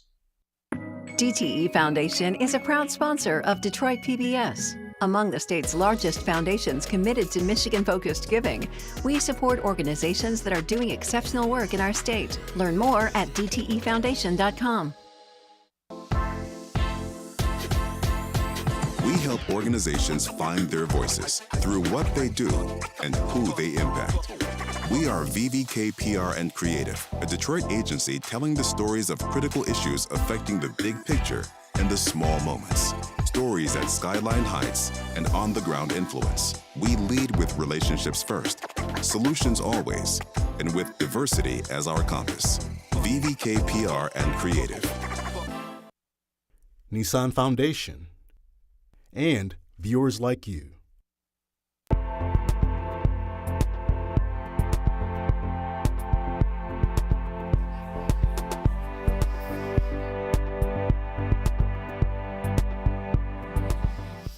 You're watching live coverage of the Mackinac Policy Conference. I'm your host, Zoe Clark. The team at Detroit PBS is thrilled to have announced that we are returning home to the city of Detroit. We purchased a building in the Milwaukee Junction neighborhood in April, and construction will begin very soon. This is a monumental moment for Detroit PBS as we imagine the possibilities of all that will take place on the new Detroit campus. Let's take a look. For nearly 70 years, Detroit PBS has been serving the 4 million people who call the Detroit area home. And now, we're coming home. Detroit is made up of a collection of communities. So whether you're from the east side, the west side, southwest, all of those communities contribute to the personality and to the character of the city and the region. Wayne County is probably the most diverse county in the state of Michigan. An awful lot of people of all ethnicities throughout the county. We kind of talk about it as 43 different and unique communities. And I think there's a tremendous opportunity for public television to touch those different communities. The Lions moved back home, the Pistons moved back home, and we're very excited to have Detroit Public TV come back to their original home in Detroit and return the center of their operations to a really vibrant section of the city. Public media is a dynamic force, empowering communities and showcasing the diverse voices that make our region unique. To be successful in this endeavor, we need more than a building. We need a campus. It's very easy to think, oh, just lease some space. But there's some very unique features that a television station needs to have. After touring dozens of places, we finally found 234 Piquette. Over the course of 20 years, what we learned was we don't need two big studios. We need studios where we can capture all kinds of performances, where we can invite the public in and really make it a convening center. Detroit PBS has found this phenomenal building that we're in right now to renovate and to keep a structure from being razed and to renovate it into a new facility that's going to serve so many people in the community. You're going to get more One Detroit, more American Black Journal, more Michigan Learning Channel, more Kids PBS, more Great Lakes Now, more WRCJ. Be it a studio audience, an educational event, a live performance, or a critical town hall, we'll be able to host it all from this one campus. In the coming years, there are going to be really thorny issues of all types that we're going to have conversations about. We're uniquely qualified to help light up those issues. And these are deep issues, has to do with the future of work, energy, water, conservation. What does it mean to be an American in the 21st century? Detroit PBS is pleased to announce the lead philanthropic gift of its campaign. The Fred A. and Barbara M. Erb Family Foundation has granted a $7.5 million challenge to the organization as a one-to-one philanthropic match. The Erb family has been involved with Detroit PBS for over 50 years. I think back to when my father was on the board back in the 70s. He was instrumental when they moved to a prior television station in Detroit, where they were until they moved out to Wixon. The idea of being on Mackinac at this conference, announcing the support that the Erb family is giving us. It's a great moment, having gotten to know John a little over the years, and the stories of his father being involved in our old buildings and his family being involved in the Ryla Broadcast Center, and then to turn to them and say, help us launch this campaign. It just feels like the planets are aligned here in Mackinac, the most important convening in our state. On behalf of Leslie and myself, we encourage organizations and members of the community to support Detroit PBS for this historic move back to Detroit. Imagine the possibilities. Imagine the possibilities. Imagine the possibilities. Imagine the possibilities. Joining me now to talk about the new Detroit campus and all that it will make possible for Detroit PBS and the city of Detroit are John Erb, chair of the Erb Family Foundation, Melissa Domaski, president of the Erb Family Foundation, and Rich Homburg, CEO of Detroit PBS. Thank you all for joining us today. This is so exciting, and congratulations on the $7.5 million gift. This is a big deal. It's a very big deal. It's a really important day for this great organization. A point of personal privilege, if you will. We're at Mackinac, where we usually talk at this desk about the future of Detroit, the future of Michigan. Today we're talking about the future of Detroit PBS. And all of the people behind the cameras today, their lives are going to be greatly impacted. So I need a round of applause, folks. Come on. Straight up.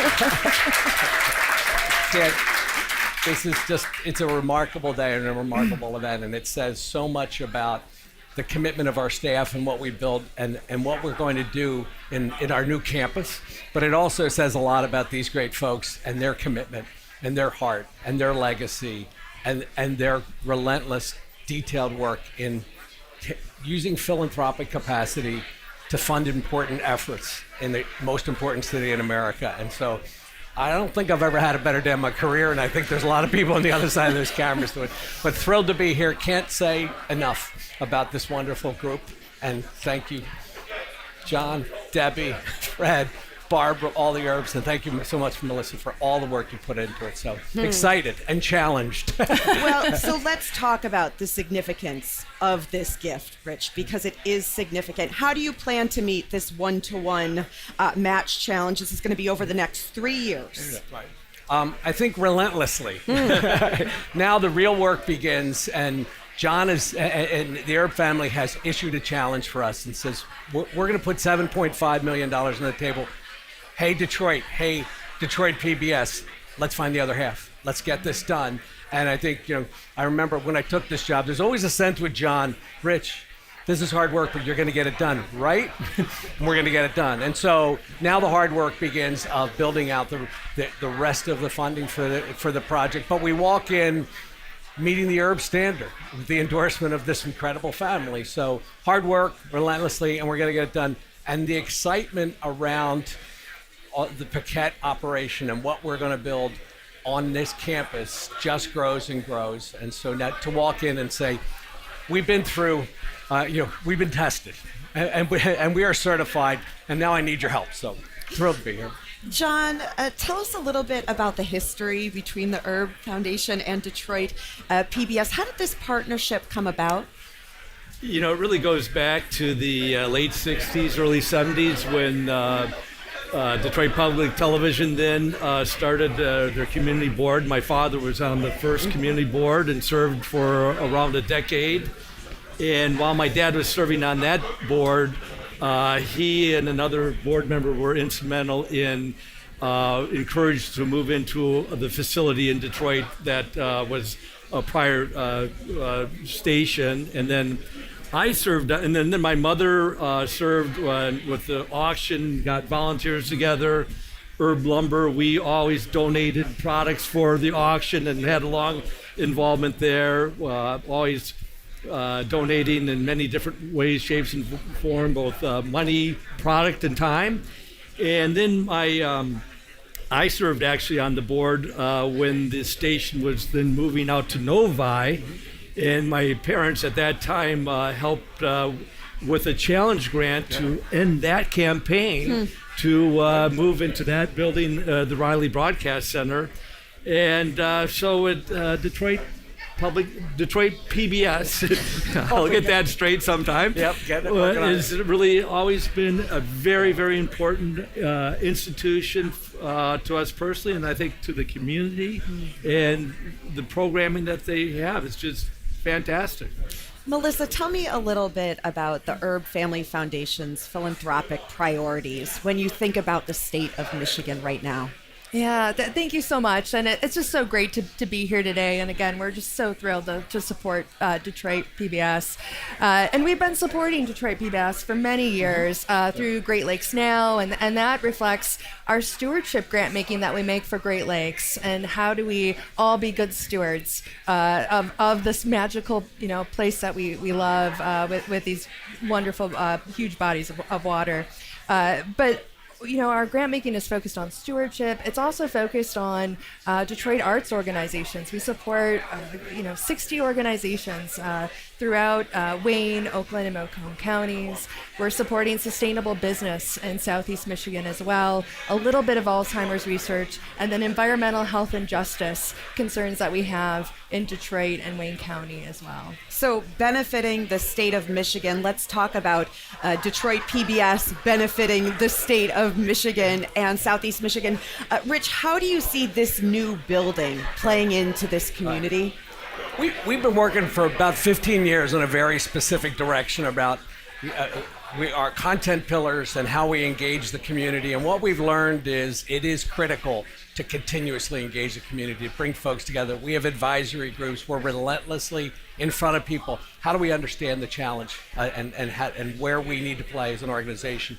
And that's resulted in things like our coverage of the Mackinac Conference. And we know that the pattern we built will only be fortified by a building that says, come to our place. It's in the heart of Detroit. It's in one of the most accessible neighborhoods. It's right next to 9475, the Lodge, and Woodward. Not that I've thought about these things before. 120 parking spots. And so the idea is we wanted to be the most engaged public television station in the country, and now we have an engagement center to literally turn to community members and say, come to our place. We'll capture it. We'll share it. And so we're very excited about our finance team, our engineering team have built a spectacular plan. Been very well vetted by these folks, and now we go off and make that happen. So it will be big. John, talk to me a little bit about legacy. What kind of legacy is this project going to have? You know, I think that the legacy of the project is really, partially is the involvement of the Erb family and my parents, but it really is the legacy of the station and what the station has provided the city of Detroit, the community of Southeast Michigan, and also its broad tentacles that it has all over with Great Lakes now. It's seen by 20 stations across the entire basin. Every station across the basin carries a monthly show, daily content around the future of the Great Lakes Basin.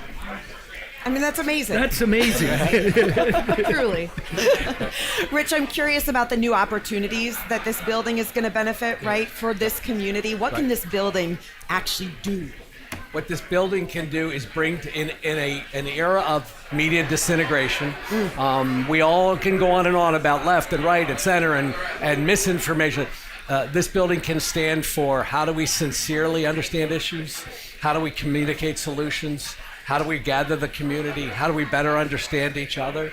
I can tell you our staff just delights in what if. We had a couple conversations up here about, oh my God, this would fit so well into the new building. Ed Moore and Jillian Gainsley are running the streets like, oh, I got another thing. So the building, built off of the approach we've taken, built off of their support, the building will be a center. But I do have to, there's one thing you have to, one thought about the Erb organization.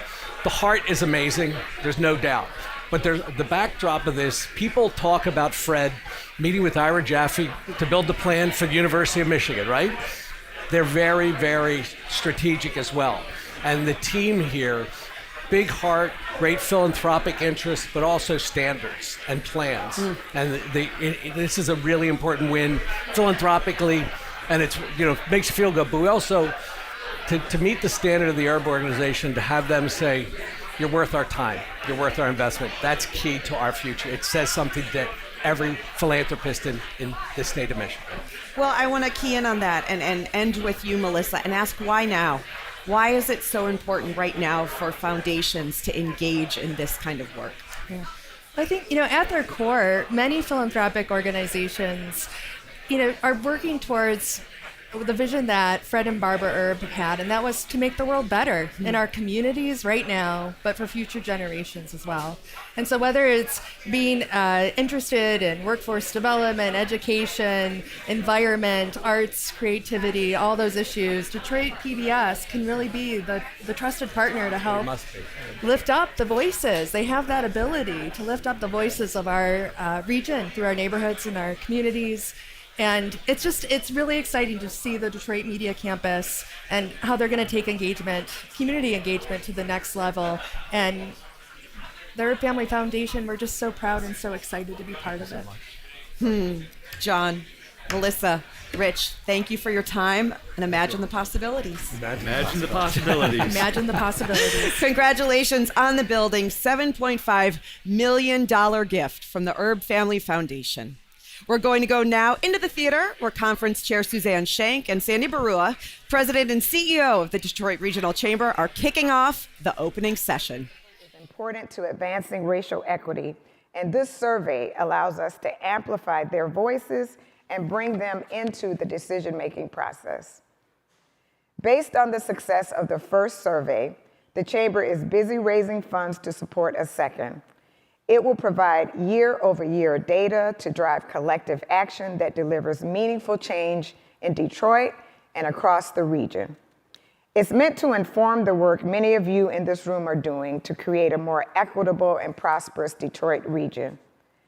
The second survey is going to allow more customization and neighborhood-level analysis. So if there's an issue important to you, be it access to quality health care or reliable transit or the number of parks in a community, the next survey can be tailored to prioritize your specific topic or geography.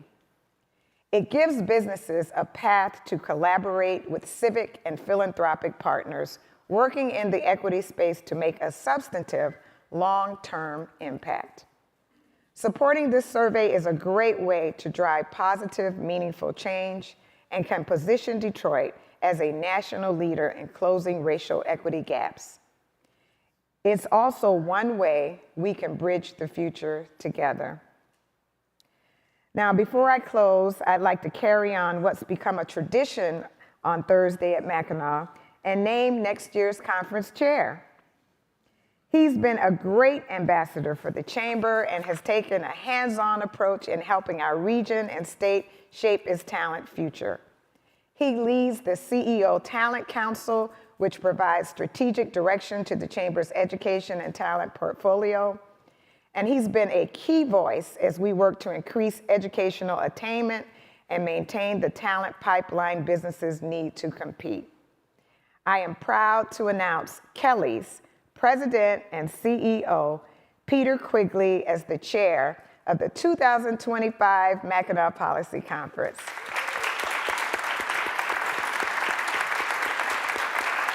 And I also want to ask his bride, Nancy, to stand because you're a big part of this, whether you like it or not.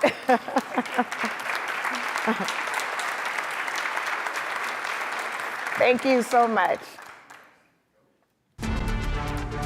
Please welcome President and Chief Executive Officer of the Detroit Regional Chamber, Good morning, everyone. Sandy Barua. Good morning.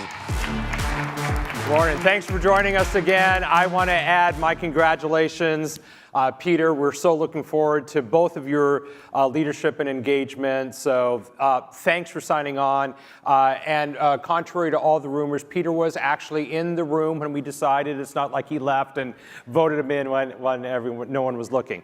I want to thank Suzanne and Sean for their leadership, Matt and Ann for their leadership. It has been just a terrific run, especially for me personally, to work with such incredible leaders and to see people of those calibers committing to the work of the Detroit Regional Chamber. Now, yesterday, when I kicked off the conference, I talked about the juxtaposition between the theme of this year's conference, Bridging the Future Together, and how this era of misinformation that we live in, that was addressed so eloquently by Speaker Ryan and Chuck Todd yesterday, really requires proactive engagement by the business community and business leaders that, frankly, is a new role for all of us. Now, while the Chamber's statewide polling that I've been talking about all week has uncovered several areas of misinformation and disconnects within the public, including basic views about how the economy is actually doing, I've been focusing on three areas this week. Yesterday, I highlighted the troubling views that Michigan voters hold about democracy. Those are certainly eye-popping numbers.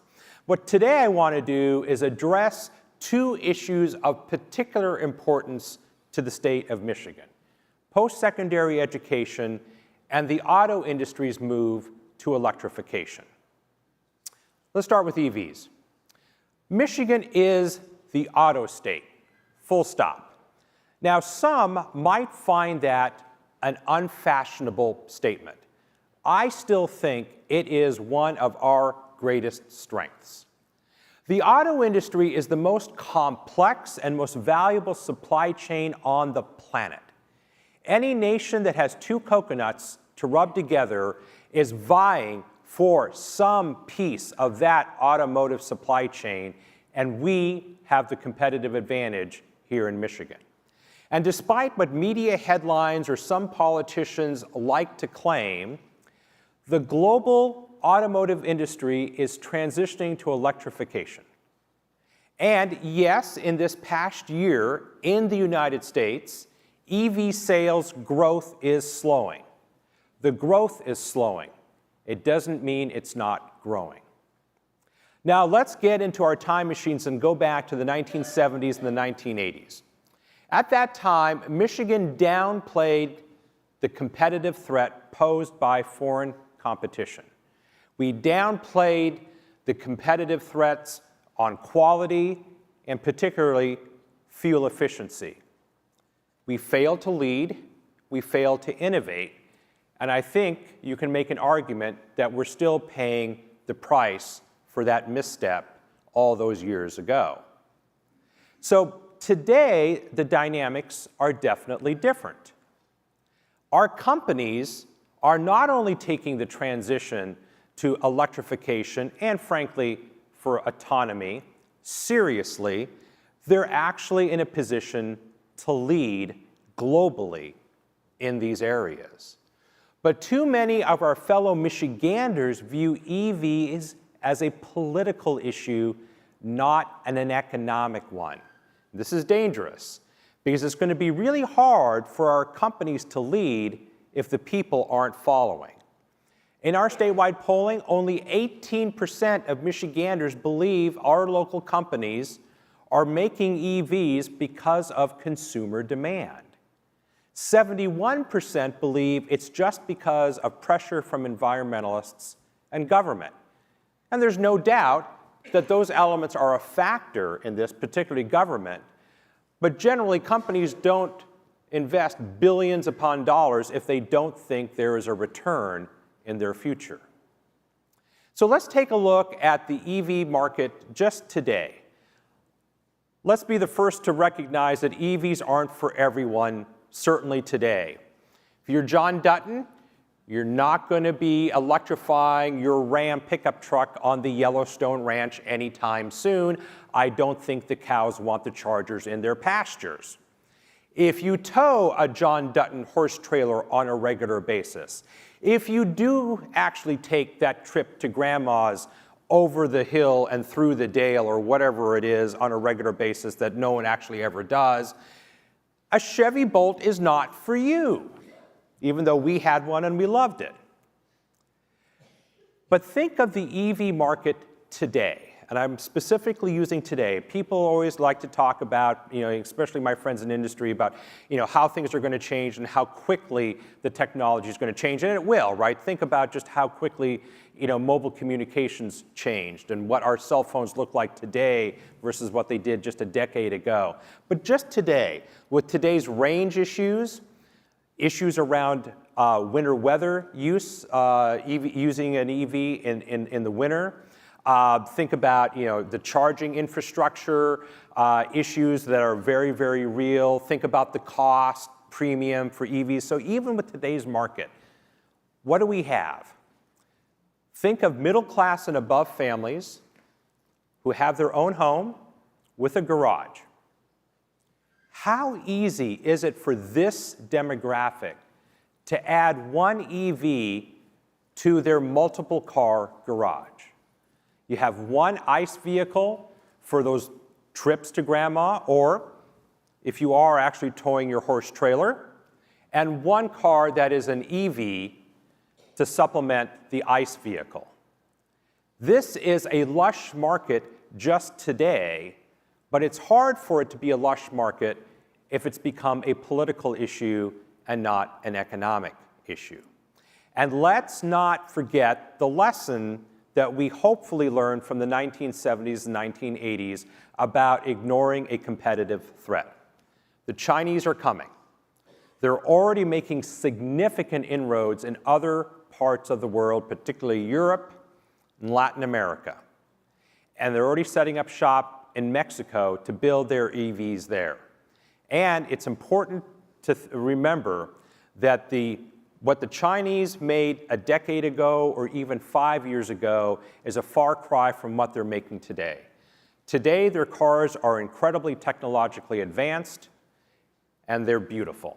They have the best designers in the world working for Chinese companies. They are an incredibly serious threat to our industry. So let's shift now to the value of a post-secondary education, because perhaps no issue is more important when it comes to Michigan's future economic and social trajectory. Access to highly educated talent is the #1 issue on employers' minds, right? Full stop. Yet there's a disconnect in the mind of Michigan voters. Only 19% feel that a college degree is what it takes to support a family in Michigan going forward. But if you look at this chart, the data shows otherwise. Senior executives based here in Michigan, like Mary Barra of General Motors or Raj Nair of Multimatic, have said it very plainly.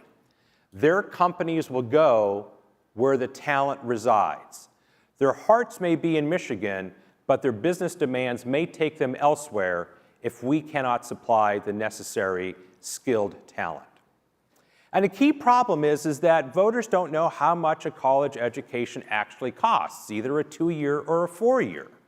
And because they don't know the costs, they are unclear of the value.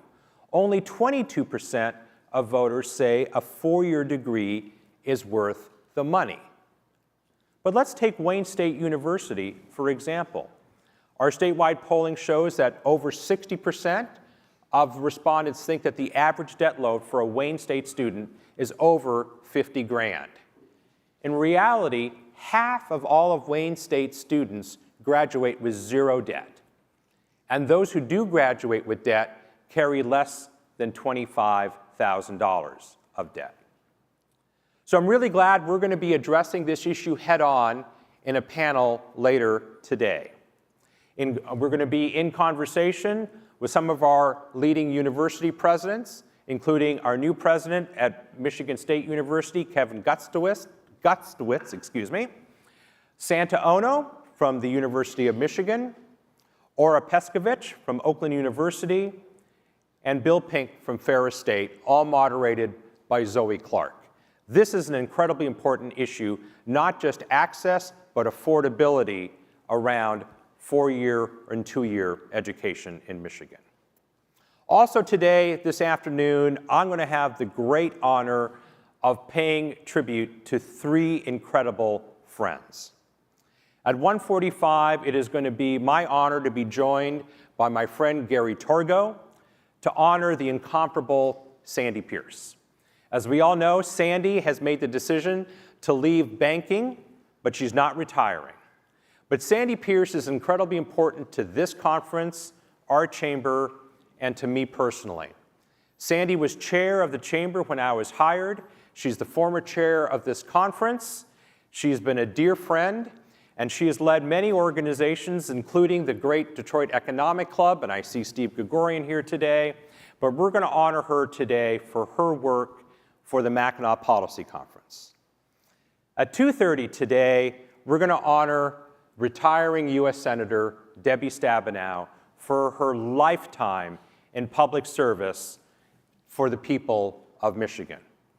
I had the pleasure and honor of knowing Senator Stabenow when we were in Washington together. And what I said in the little piece that I wrote is that, Senator Stabenow and I didn't always agree, but we always had great respect for each other. And I have enjoyed working with her and her team for many, many years, and she has been a steadfast supporter of this conference and the work of the Detroit Regional Chamber. And finally, to end our day, Dan Lepp, who obviously is retiring from his longtime role as the CEO of Blue Cross Blue Shield of Michigan. There has been no individual that has been a greater supporter of the Detroit Regional Chamber and this conference than Dan Lepp. And I'm going to be very pleased to be joined by the governor of our state, Gretchen Whitmer, to honor Dan Lepp for his incredible service and passion for this organization. And a pitch before we wrap up today. At 4 o'clock today in the Brighton Pavilion, we're going to be featuring the quadrant leaders for Michigan. Please join us. That's a separate ticket. But if it's anything like last year, it's a raucous event. It'll be worth every penny. So please be sure to stop by there. And finally, it's back. On the Island Off the Record. It also has a nickname that I'm not allowed to use. Tonight, 6:30, down in the Tea Garden, please join me and our civility champions, Nolan Finley and Stephen Henderson, along with WDIV's Devin Skillion, who will perform, and we've arranged a sing-along this year, Take Me Home, Country Roads. So please join us in the Bourbon Tent, at the On the Island Off the Record, sponsored by our friends at Dow. Thanks again for joining us. Enjoy the day.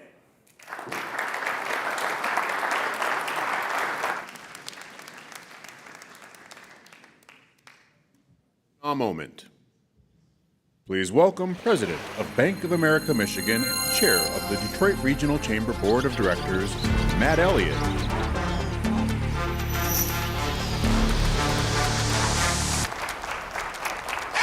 Well, good morning. Good morning. It's great to see everyone here today. Thanks for getting up. It's not that early, so we no longer have an excuse. We can be here after having a fun night last night. I'd like to join, Ann and I would like to join Peter in congratulating you and Nancy on next year's chairmanship. You're going to have a lot of fun, and you are pretty much on the clock. Enjoy that. I also want to congratulate Sean and Suzanne on a phenomenal conference. You know, what I'm going to do. What Sandy and Suzanne asked me to do today is do a little bit of a double click into this theme of bridging the future together. And what we're going to do along the way in the next 9 minutes or so is use a few of the themes that we talked about last year as a way to do that. So if you remember, last year the theme was the power of and. And the idea was, hey, we can think differently than the normal either-or way of thinking to drive the radical collaboration that Suzanne talked so eloquently about for this year's theme. So if you recall what that was about, you know, we said last year that we don't have to devolve. We don't have to, you know, fall into the false choice of thinking of things as one or the other, of left or right, or Democrat or Republican, or, as Sandy just mentioned, an EV vehicle or an ICE vehicle. I don't see Dennis in here, so I don't think I need to say Spartan or Wolverine. But either way, we don't have to think that way. We can think differently. We can think about things as an and, not an or, and we land in a better spot than they otherwise would. And I've been reflecting over the last day or so as I've been sitting here with Ann, thinking about some of the wins that we talked about, even just in the last 2 days. So think about this idea that we said last year. We said, you know what, we can do economic development and sustainability. We can preserve our key industrial assets, and we can drive innovation. You remember Dan talked about that so much yesterday.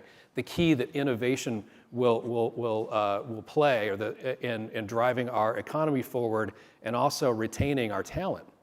So here's a few wins. Number one of the things that the governor mentioned, she mentioned how the power of and has helped us land at this point over $15 billion of new industrial investment, and we've crossed over 14,000 new jobs.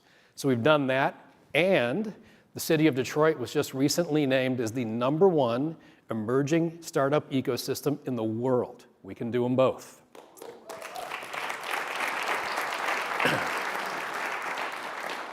Last year here at the conference, the governor talked about growing population and the key to growing population. This is something that if you've been in the mayor's war room, that's one of the things that is the #1 stat that is on the board in the war room. And so this year, for the first time since 1957, we've grown population in the state of Michigan and in the city of Detroit. We've done them both. You know, there's one other thing we haven't done since 1957. You know what I'm talking about. Coach Campbell and Brad, they're on the case. We're going to get it done. All right.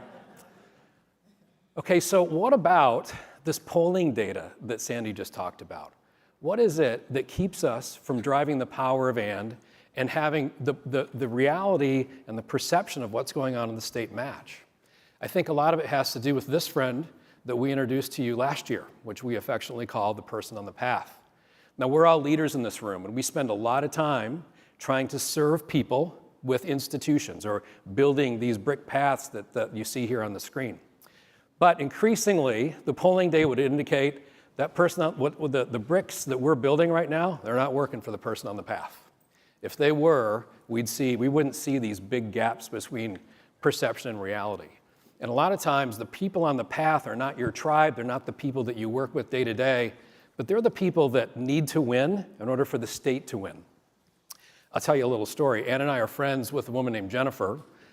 She is a student aide in the Detroit Public Schools. She lives near Wayne State. She's the mother of 4 boys. She works very, very hard. She's got some advanced degree training, and she can't afford a car. She can't handle a situation where recently her refrigerator, which somehow in a rented home she's responsible for maintaining, it quit.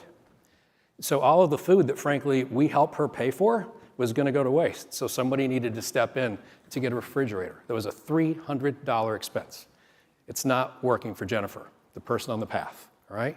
The other thing that the polling data mentioned or would bring forward is the idea of trust. That not only is it not working enough for the person on the path doesn't believe it's going to, all right? That's a question of trust. So we're all leaders in this room, and how do we, as leaders, build trust? How do we build trust in our organizations? How do we build trust more broadly in society? Well, I think it starts with being heard.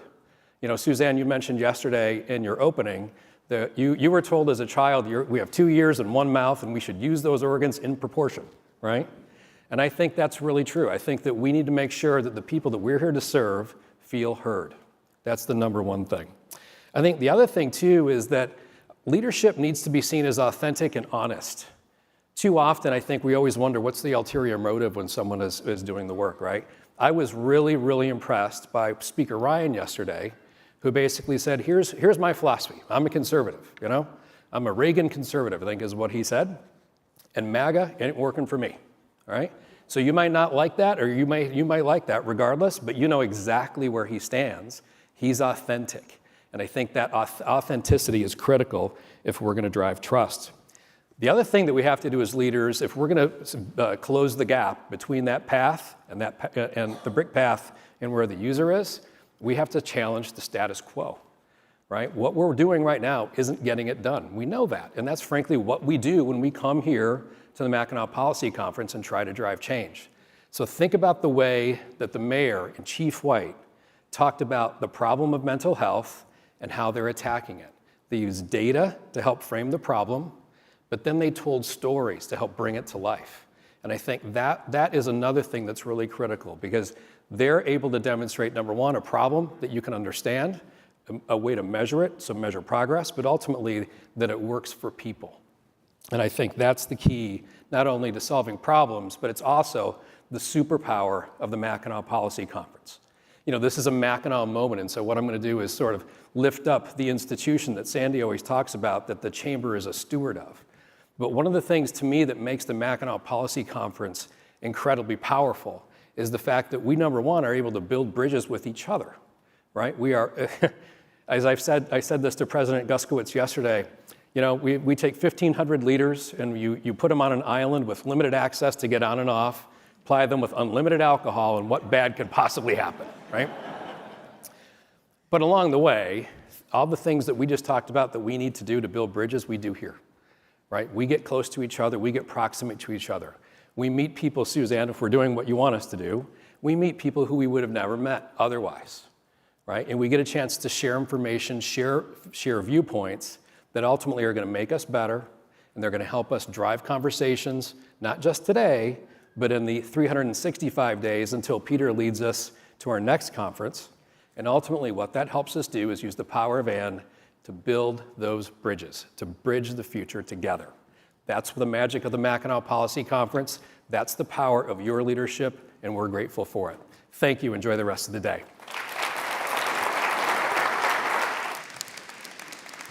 The next session, A Conversation with Gina Raimondo, is sponsored by Business Leaders for Michigan. Please welcome U.S. Secretary of Commerce, Gina Raimondo, and Chairman of the Michigan Economic Development Corporation Executive Committee, Awinate Kabina.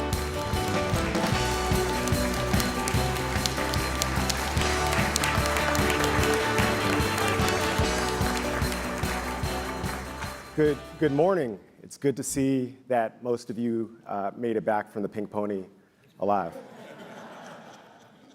So we're here with the Secretary of Commerce, and we're going to have some interesting conversation today. But before we start, I want to make sure that everyone knows exactly what the Department of Commerce is and its breadth, because I don't think that everyone knows the ways that it touches you each and every day. And a little personal history, I know you're not here to hear about mine, but my first job out of college was working at a law firm in international trade as a paralegal.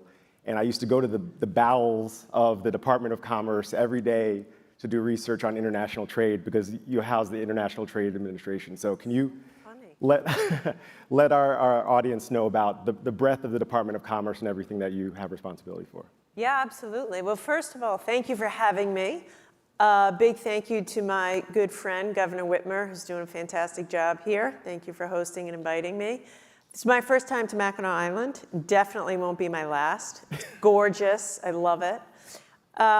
You know, the interesting thing about the Commerce Department is a better question is, what don't we do? The Commerce Department we run the Weather Service. In fact, when I first got this job, I texted a friend of mine, I had to go to a wedding back home, and I said, hey, what's the weather going to be this weekend for the wedding? And she texted back, don't you run the Weather Service? So, fair point, fair point. We run the Weather Service, we run the Census Bureau, we run the U.S. Patent and Trademark Office, we run the International Trade Agency, we run something called BIS, which is, if you've heard about, for example, the U.S. not selling semiconductors to China or not selling semiconductors to Russia, that's us at the Commerce Department. We deny our adversaries advanced technology.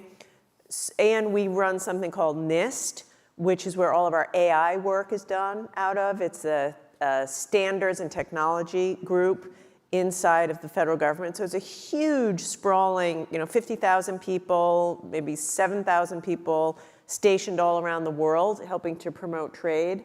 So when I took the job, I said, okay, what we need to do to tie this all together is have a single mission. You guys run businesses, you know. You can't get the team focused unless everyone knows what's my mission. So our mission, the through line in all of that, is to help American businesses be more competitive. Sometimes that means leveling the playing field by protecting our technology. Sometimes that means investing in businesses. A lot of times that means helping US businesses to export. I spend a ton of time helping, especially small and medium-sized businesses, export to other countries so they can grow and become more profitable, create jobs. So that's where I'm focused. I want American companies to be able to outcompete the world. No one is better than American entrepreneurs, American business owners, American small businesses. And if we have a level playing field, we will outcompete every time. So it's true. And so my job is to do everything we can across that vast, from the bowels to the top, to help American businesses compete. So prior to being the U.S. Secretary of Commerce, you were the governor of Rhode Island. I was. And prior to that, you were the treasurer of the state. But interestingly enough, you founded a venture capital firm, Rhode Island's first venture capital firm.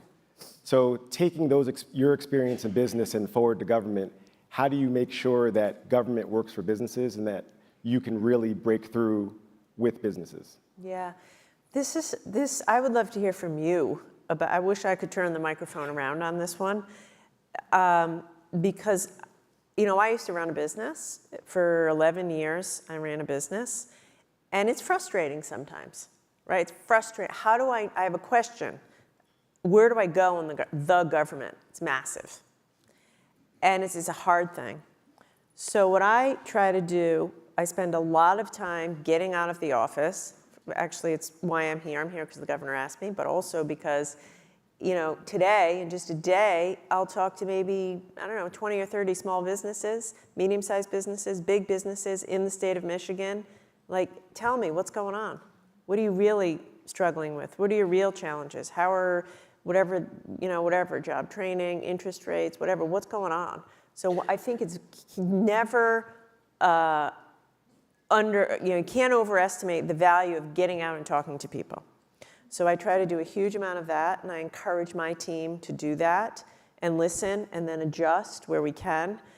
I think our job in the government is to just try to create the conditions for businesses to be successful. So what are some examples of that? One example, under President Biden's leadership, we passed the infrastructure law, biggest piece of infrastructure investment ever in the country's history. That's what government ought to do, invest in roads and bridges, puts people to work and creates opportunities for your businesses to be successful. One piece of that law is to provide broadband internet to every American. Commerce Department is implementing that. I have $50 billion to invest to make sure every American has high-speed, high-quality, affordable internet. State of Michigan is receiving $1.5 billion to do just that. And we're working very closely with the governor and her team to make sure at the end of this, every Michigander, and I mean everyone, every small business, every school child, every family has access to the internet. And we will do that at a price they can afford. $100 a month is not a price they can afford. President Biden is serious about that. Got to be affordable. So why is that? That's my job. You cannot outcompete if you don't have the internet. If you're running a farm and you can't get online and order what you need to order or predict the weather, or if you're a school child, if a kid in school trying to do your studies, or you're trying to get a degree online at night, you can't do all that if you don't have the internet. And right now, almost 1 million Michiganders either don't have access because it doesn't exist or it's too expensive. So that's like one example to try to make investments to create the conditions for businesses to thrive. And that's how I think government and business work best. The truth of the matter is this, and I've been in business, I've been in state government, and I'm now in federal government. If you're trying to do big things and create massive change, no one of us can do it alone. We can't.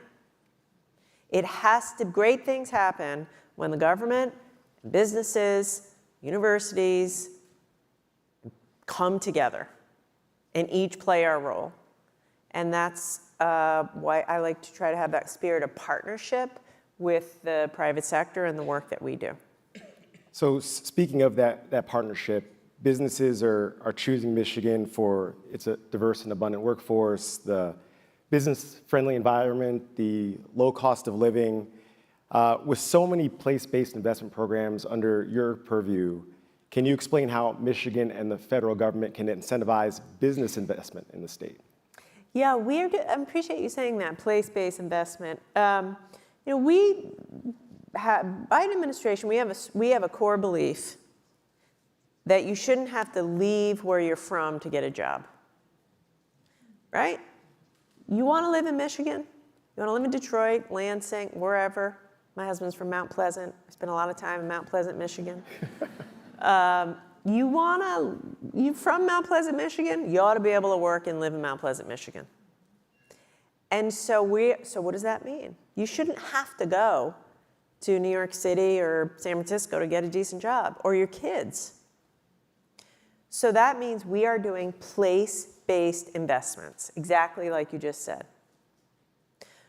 About a year ago, I was so proud to stand with the governor and Mayor Duggan. My department made a $60 million investment in and around Detroit to help stimulate the autonomous vehicle and electric vehicle industry.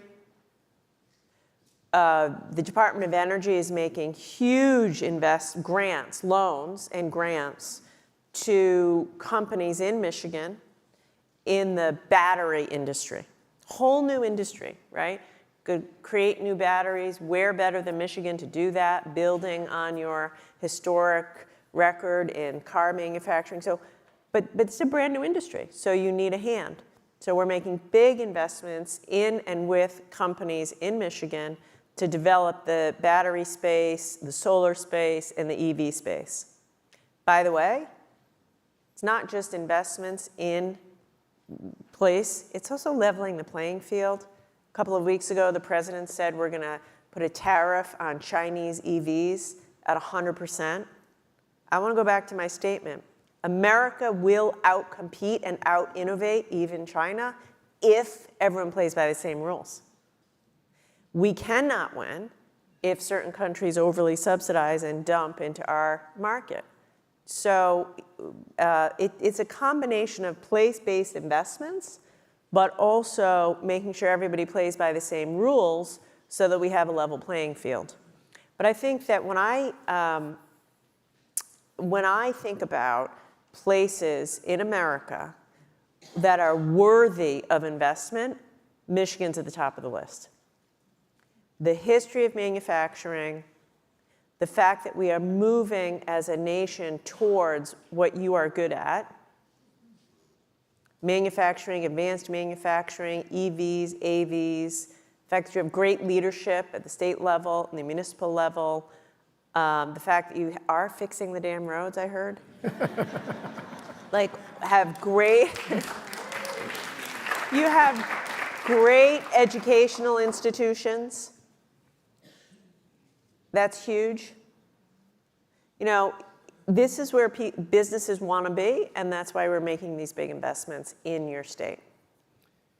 You mentioned an economic competitor in China. You mentioned Michigan's long history of manufacturing, but you have some personal history with both, in that your father worked at a watch factory in Rhode Island, and they ended up going overseas, and he lost his job at 56 years old. Yep. What from your father's experience did you learn, and how can that help us learn more about the future of American manufacturing? Yeah, you know, I appreciate you asking that. I didn't know you were going to ask about my family, but I appreciate the question. When President Biden called me to ask me if I would do this job, I was in the middle of my second term as governor. I had 2 teenagers, and I was a little reluctant, truthfully.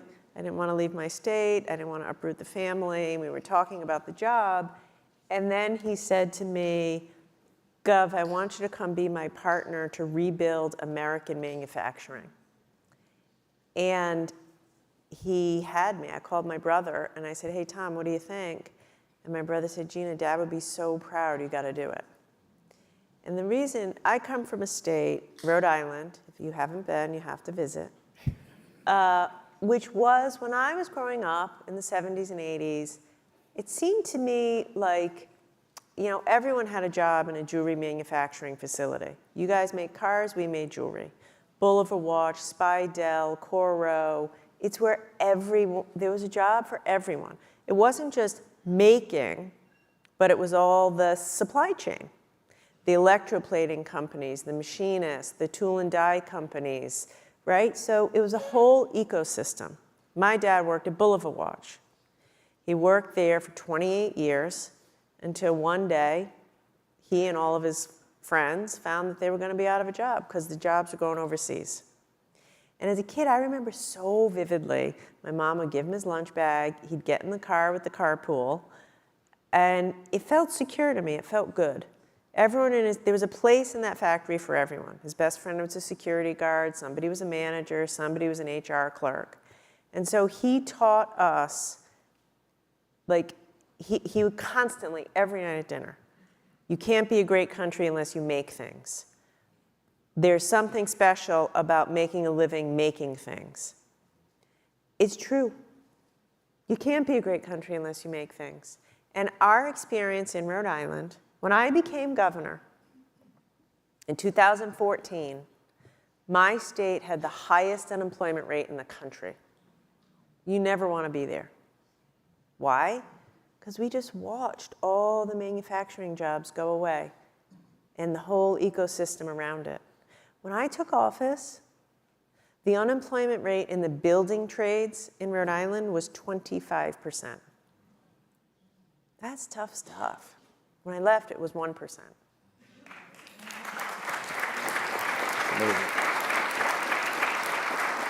After 6 years, I said, we will make things again in Rhode Island. We will get you back to work, Rhode Island. And we did.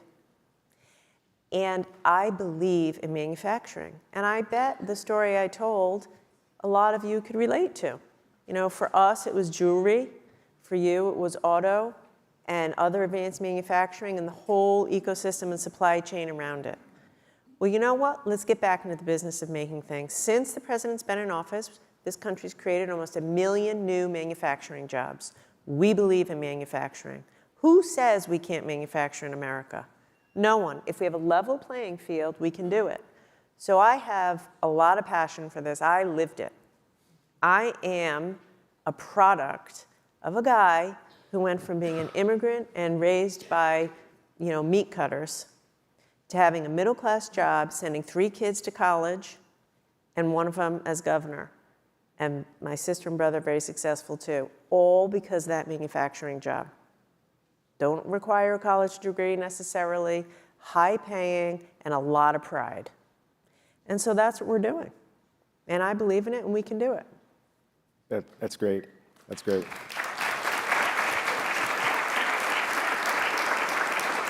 And unsolicited, I'll put in a little plug for Rhode Island. You said that most people in the room probably haven't been there. I've spent some weeks every summer in Newport, Rhode Island, and it is beautiful. Nice. It's not Mackinac Island. I know. I know. I have You to say that to sound make like sure I can my get husband. I have to say that to make sure we can get out of the room. It's I not know. Mackinac Island. I know. But it's beautiful in its own right. You mentioned the president. You mentioned innovation, which I know will be a topic of a very special keynote this afternoon. In October 2023, the president issued an executive order on the safe and secure and trustworthy development and use of AI. And different businesses use AIs in a variety of ways, but people are scared. You mentioned losing jobs. The future can be scary. What is the department doing to ensure that AI is being used in a benefit, a net benefit to society rather than a detriment? Yeah.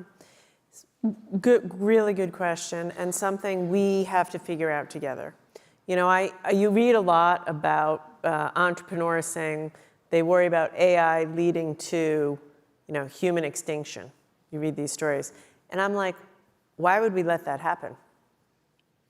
We should control it. Like, technology is to serve humanity, not the other way around. So it's exciting to think about AI. Like, AI is applied to curing cancer. AI is applied to discovering drugs more quickly.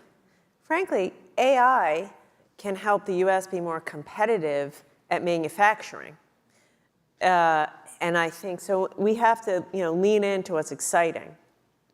But on the flip side, we have to make certain that the way AI is developed is safe, is secure, because if it's safe, then people will trust it, and then they'll adopt it and use it.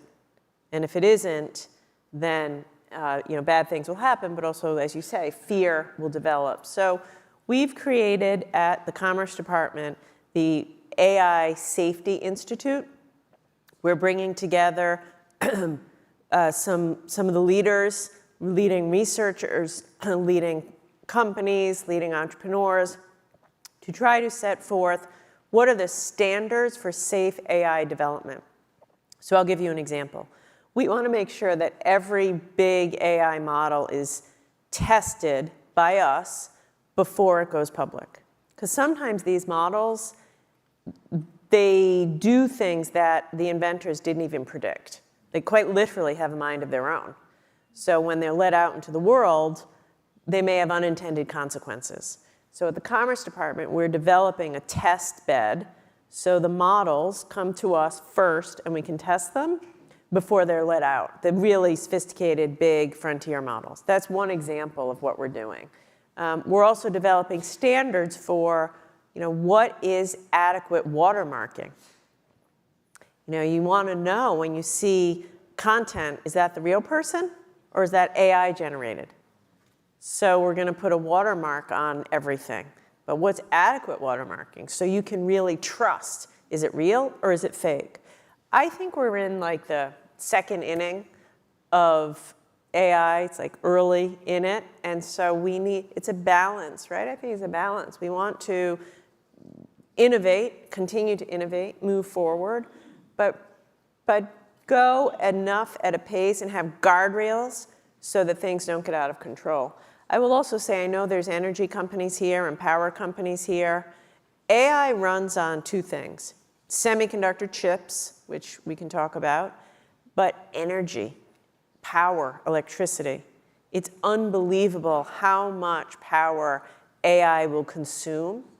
So states that have not just good education, good skills, good roads and bridges and such, but also affordable, clean energy, those states will be the winners in AI because AI is just a huge power consumer.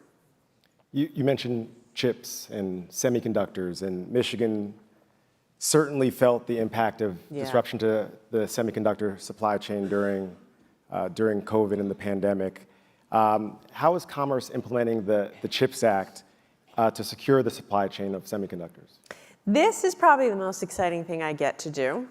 So under the president's leadership, Congress passed the CHIPS and Science Act. By the way, I noticed that Senator Stabenow and Congresswoman Dingell are here, both of whom voted for the CHIPS Act and were huge advocates, so thank you guys. I think they're here. So this is a $52 billion investment to stimulate domestic production of semiconductors. And this is huge. This is like, the space race. This will be known as one of America's greatest investments in industry. Let me just say this. Right now, the United States invented the semiconductor industry. Silicon Valley is called Silicon Valley because of the chips. Chips are made on silicon. We used to make 40% of all the semiconductors in the world in the United States of America 30 years ago. Today we make 10%. Right? Before we were talking about that decline of manufacturing. We invented chips. We made 40%, now we make 10%. We used to make 20% of the world's leading edge chips, the super sophisticated chips that AI is run on, that are in electric vehicles. Today, America makes none, zero. Think about that. We buy 93% from Taiwan. 93% of the semiconductor chips that go in our cars, our air and defense systems and missile systems, all of AI, we buy from one company in one country, Taiwan.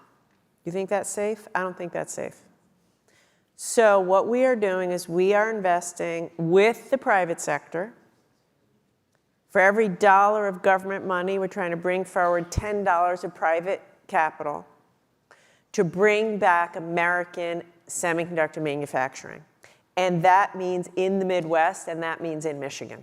You have some phenomenal companies. At the end of doing all this work, we're going to go from 0% of leading edge chips in the United States to 20% by 2030. It's going to happen. And we're going to just increase. And the best thing about this is the whole supply chain comes back, right? Just like we were saying. If you have one huge semiconductor facility, I was just at one out in Arizona. One facility is the size of 11 football fields. For every manufacturing company, you have chemical suppliers, material suppliers, tool and die, circuit, the whole, think of all those jobs. This will easily create over 1 million jobs in the United States of America, many in the Midwest, many in Michigan. And on top of that, next time, God forbid, we have a supply chain disruption like COVID, you're not going to see 10,000 workers in Kalamazoo put on a furlough because they couldn't get the chips needed to put the car together. That's what happened. 10,000 workers were put out of work on a furlough for want of a single chip that went to windshield wipers. Couldn't get the chip, couldn't put the windshield wipers together, couldn't put the cars together, people were put out of work. That's not safe, that's not secure, and we can do better. So we're going to create these manufacturing jobs, but also make sure that all the rest of manufacturing has a more resilient supply chain. And I think, I guess we're out of time to end, like that is a great way for government and business to work together. Our investments will enable you to do your job in a more resilient, effective, competitive way. And that's everybody wins when we do that. So, Secretary Raimondo, on behalf of Governor Whitmer and Sandy Brua in the Detroit Regional Chamber, Suzanne Shank in the Mackinac Policy Conference, and everyone in this room, we bestow upon you the honor of Michigander by marriage. So you're one of us now, and we hope to see you back in Mackinac soon. Awesome. Thank you, guys. Thanks for having me. That was so nice. That's fun. Thank you. The next session is a Mackinac moment.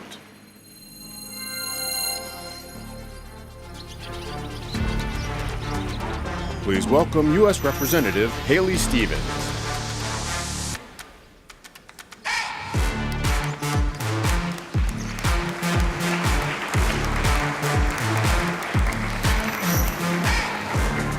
Well, hello, everyone. I'm Congresswoman Haley Stevens, proudly in my third term representing Oakland County in the U.S. Congress. And for this term, I got a very interesting assignment. I was asked to serve on the Select Committee on Strategic Competition between the United States and the Chinese Communist Party.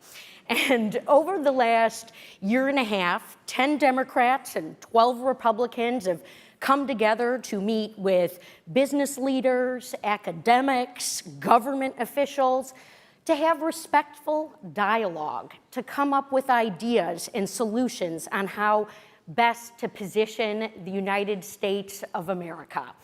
And don't just take my word for it. From the Wall Street Journal to the Washington Post, they declared this committee the bipartisan bright light in a particularly contentious Congress. We can clap for that. And so the three goals that we have reached over the last year and a half that I'd like to share with you is, one, the United States needs to reset its relationship with the Chinese Communist Party. Secondly, we need to restructure how we do business with the Chinese Communist Party to protect American interests and bolster our workforce. And then three, we need to look at how to reinvest at home and with our allies abroad. So resetting our relationship with the Chinese Communist Party. We know that we have a nearly $370 billion trade deficit with China. Here in the state of Michigan, we have China as our third largest export destination, and yet China makes 2/3 of electric vehicle batteries while we only make 10%. 98% of critical minerals are not only refined, but processed in China. This is a wake-up moment for us because they are using state-owned enterprises to control industries of scale. And this is why I've been very pleased to work alongside President Biden on his Invest in America agenda, but also a national security package, standing alongside our allies from Israel to Ukraine to Taiwan, pushing back on Chinese aggression in the South Chinese Sea, And then it's not just working with our allies, but it's also standing up for democracy, pushing back on autocracy. And with this ongoing reset, we can't just work with allies. We also have to look at how we restructure how we do business as the United States of America. And this is why I was really pleased, along with my work on the Select Committee, I'm on the Science, Space, and Technology Committee, and we worked with our great universities to say that, hey, we want to have an open knowledge economy and make sure that we have the best R&D and research practices going along. But if we're working with countries of concern, we can't give away the whole store. So we've got to make sure that we're not giving away US secrets or intellectual property, which I know so many in our business community, from the small to the mid-sized to the large, struggle with. You saw that Congress passed and the president signed into law a bill that says China is not going to continue to own TikTok. We're going to force a sale. It was a little controversial. My phone lines were blowing up. People were talking about entrepreneurship. The kids were wondering what we were doing in Congress. It's not that we don't want TikTok. We need reciprocity. Because when our manufacturers go over to China, they're forced to do what? They're forced to sell. And that is what we're doing with our TikTok legislation. And I'm looking at that across industries of scale, because China's investing right here in the United States of America. They're buying up our land, they're buying up our food manufacturers, and sometimes we're not necessarily looking at not only the national security interests, but the economic security interests of that as well. You also recently saw that the president just announced tariffs on Chinese electric vehicles. China is now the largest exporter of vehicles in the world. This is a wake-up moment for us here in Michigan. We now have 100% tariffs on EVs. We also have tariffs on their critical minerals, which is going to be another call to action for us here in the United States of America and in Congress to act. And it's not just the complete picture. Tariffs alone won't push back on a strategy that we need to have to tackle this grand challenge with the CCP. And that's why, my friends, we need to reinvest. You just heard our Secretary of Commerce talk about the great CHIPS legislation that I was so pleased to work alongside her and with my colleagues in Congress, from Gary Peters to Dan Kildee and Debbie Dingell, and of course Alyssa Slotkin. We were all on board. Pass the CHIPS Act. We were saying it a year prior. My friends, $52 billion the government has invested to see chip manufacturing come back into the United States of America alongside our great union workforces. But that $52 billion was met within its first quarter after being signed into law by $200 billion of private sector capital contributions.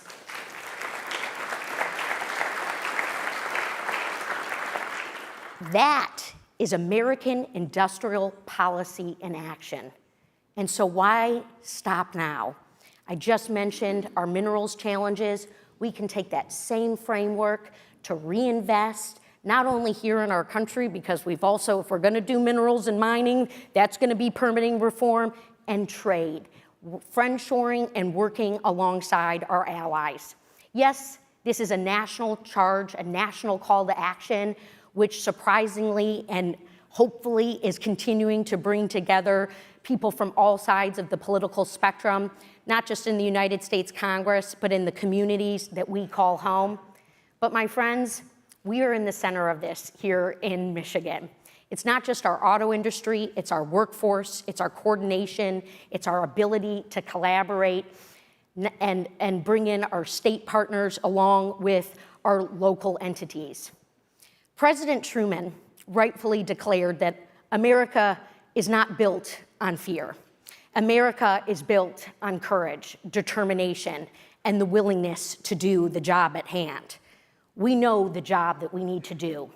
We need to stand up for our supply chain. We need to bring small businesses into the conversation. We need to make sure that we have trade policies that are working for every single one of us. And we need to not be afraid to brag about who we are as Michiganders and manufacturing leaders. Thank you so very much.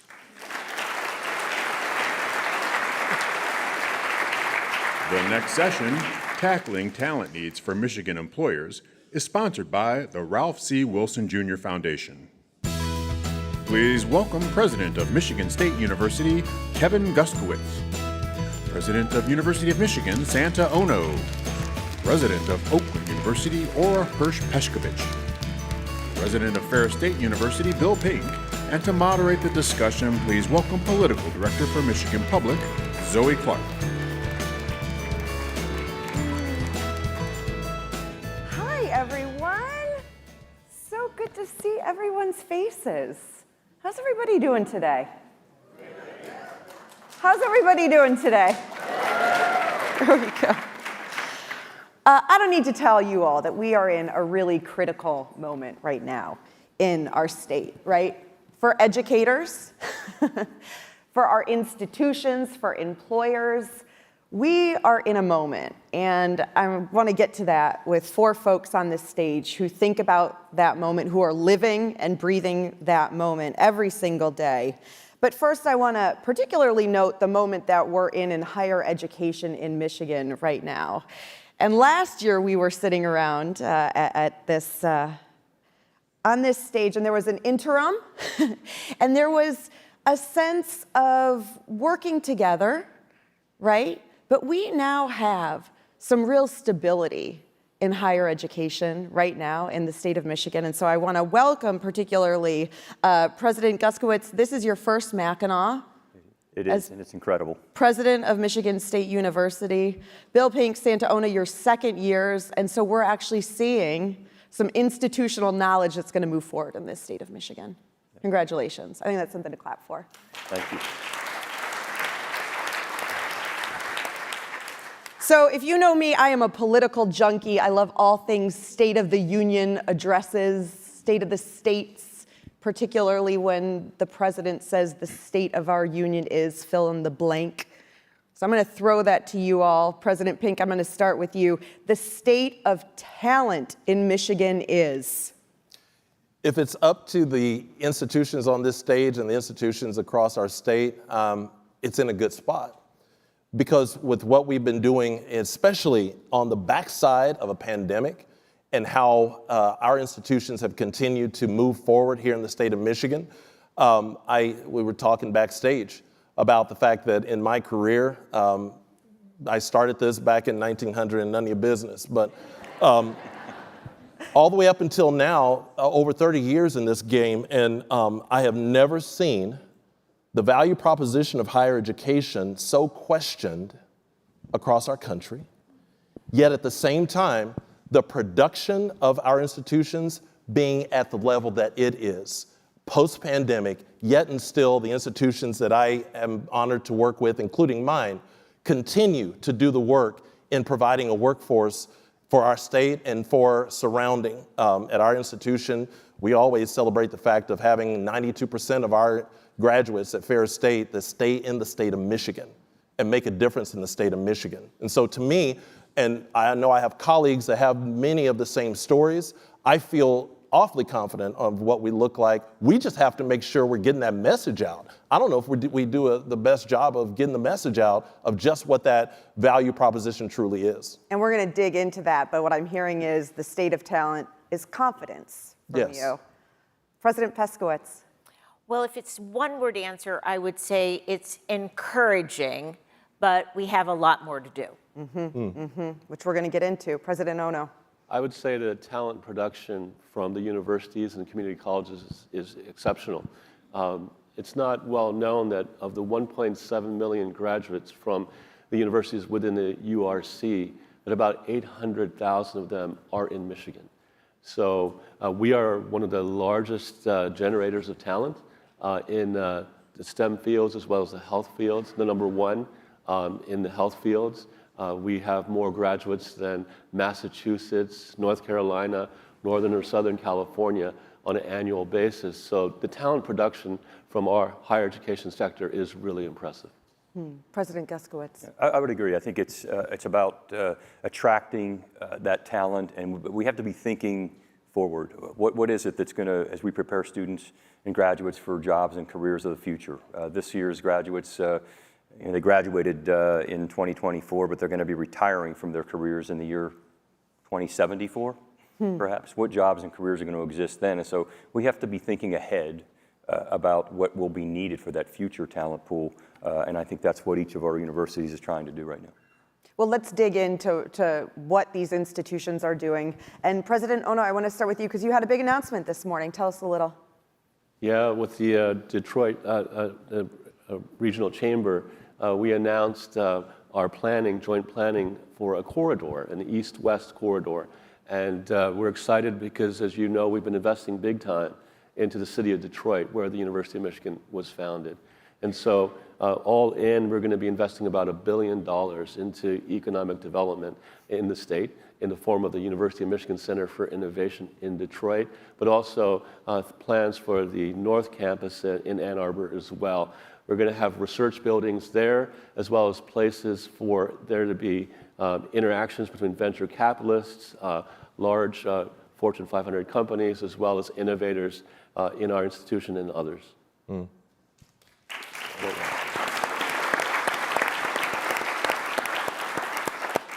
President Ping, I want to look to you because we've talked a lot about this, about making sure that the talent is going to be ready for the jobs of the future. How are you thinking about that? Whether it's not jobs next year that we're thinking about, right? It's jobs 5, 10 years down the line.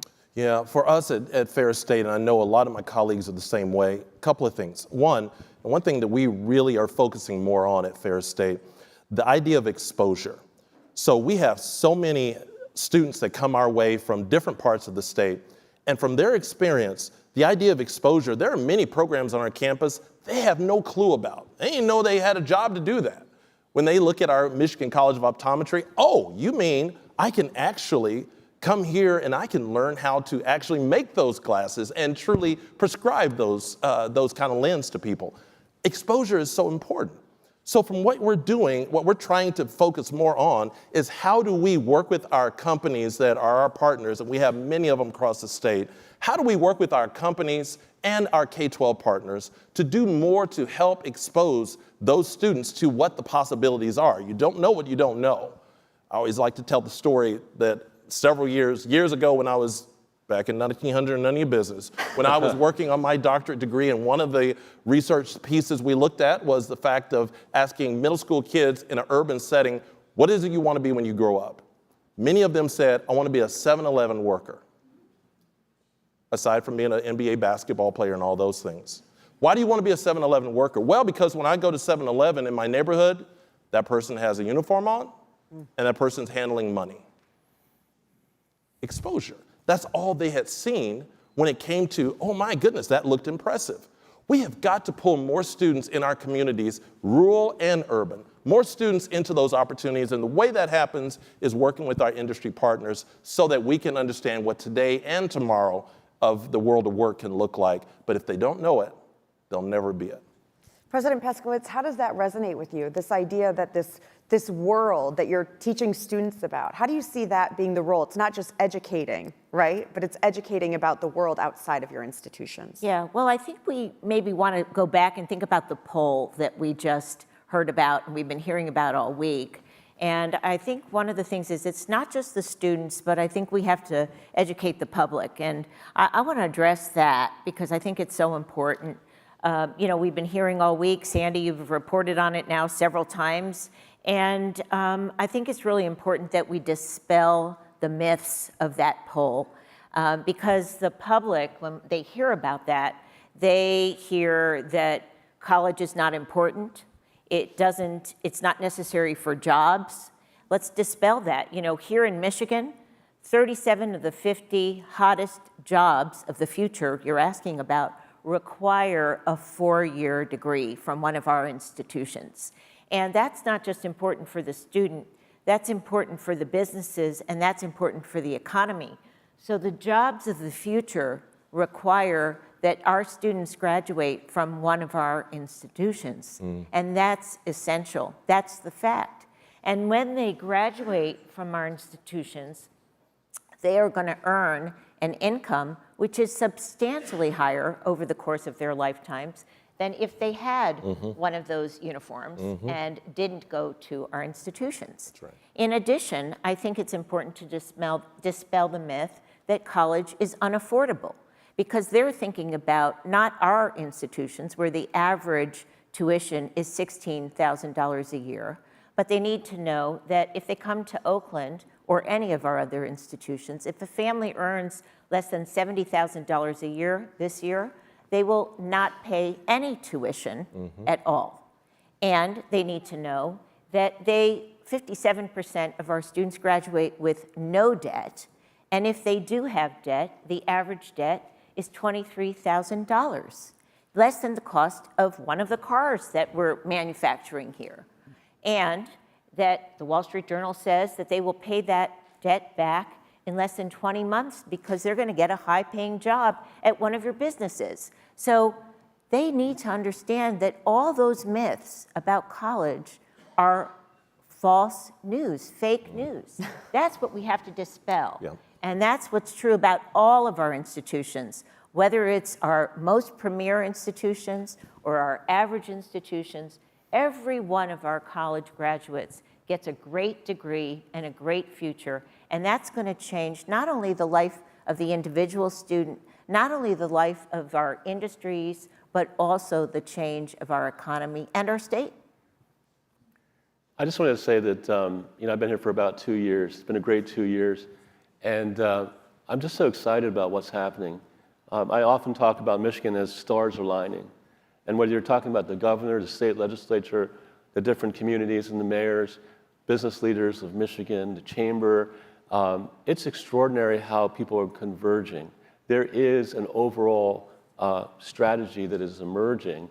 You just heard the secretary talk about chips for science. You heard her say thousands of jobs are going to come here. And I'm excited because the universities are working together. The URC is working together. And we have a responsibility, and we can actually meet the demand for talent. And so, I think what's happening here is pretty remarkable. You heard her talk about the need for resources like water and energy. We have abundant natural resources. We're one of the top producers of talent required for these companies to migrate to Michigan. And so I'm pretty excited. And I think that in the near future, jobs are going to be coming into this state. And more of our sons and daughters are going to stay in the state of Michigan. And URC, what's happened over the past year is extraordinary. We rolled our sleeves up. We came up with a strategy. We're focusing on these things, and there's alignment. When you have that kind of thing happen, it's pretty special. Just like Mackinac, it's pretty special. People come together, have an aligned vision, and the future is bright for Michigan, I think. So, President Guskiewicz, I want to talk a little bit about that messaging, because I think this goes directly back into the polling data that we got this week, that there is a disconnect between sort of this reality on the ground versus the perception. And we were seeing that in so many different dichotomies from this polling. So, President Guskiewicz, to you, how do you tell that story to get rid of that disconnect? Yeah. So I think it's about accepting change and appreciating the need for change. I'm in week 13, but who's counting? And most of those 13 weeks have been out on a listening and learning tour, and not just on the campus over in East Lansing.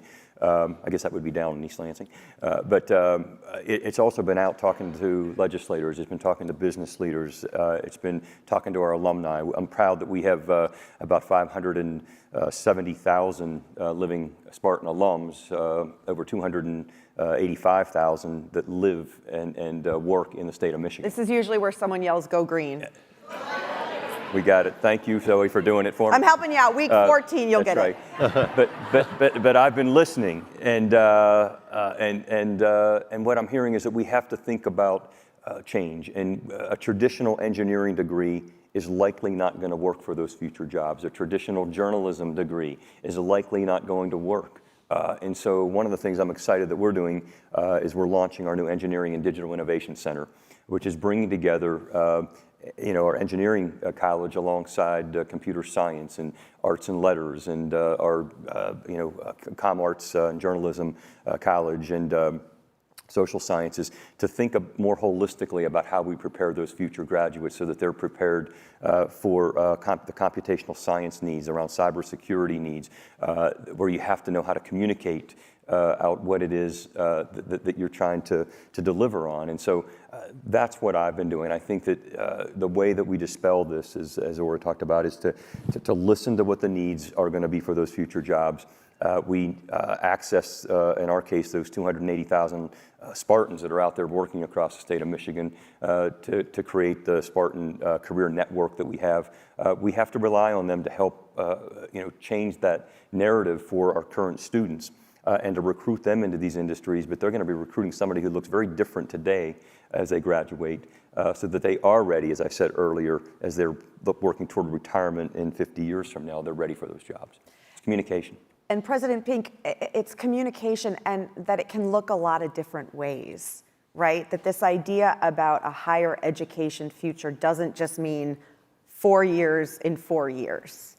Well, and something that I want to double click on in referencing Sandy's op-ed from this week, the value proposition, one of the most frustrating things that I think that humans experience is when you hear something said about yourself that you say, well, wait a minute, that's not true. That's not who we are. That gets frustrating because you work so hard to ensure the true story.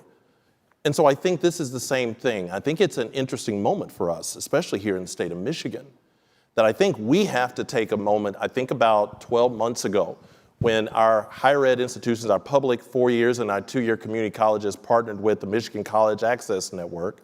And what we did was that we said, many people do not know about the Michigan Achievement Scholarship. My goodness, all the dollars that are available there, and they don't know about it. So MCAN and our public institutions partnered together. We all provided some dollars to say, you guys help us in getting the word out about this. So this whole conference, we're talking about partnership and how radical partnership. That's the kind of thing we have to look at now, our 4 institutions and our partners. Is how is it that we band together in an iteration of that kind of partnership to say we've got to get that messaging out of what Sandy shared. We've got to get those data points out of what we know about what we do, the value proposition, if you will, so that we can have more of that public-facing information. I think it's one of the worst things that higher ed does, in my opinion. One of the worst things that we do not tell our story well enough. And we've got to tell those stories more. And that's what we have to, one of those band together kind of efforts that I think we have to make. I'd be more than committed to that. Yeah, I'd like to just, I'm sorry, I didn't, go ahead.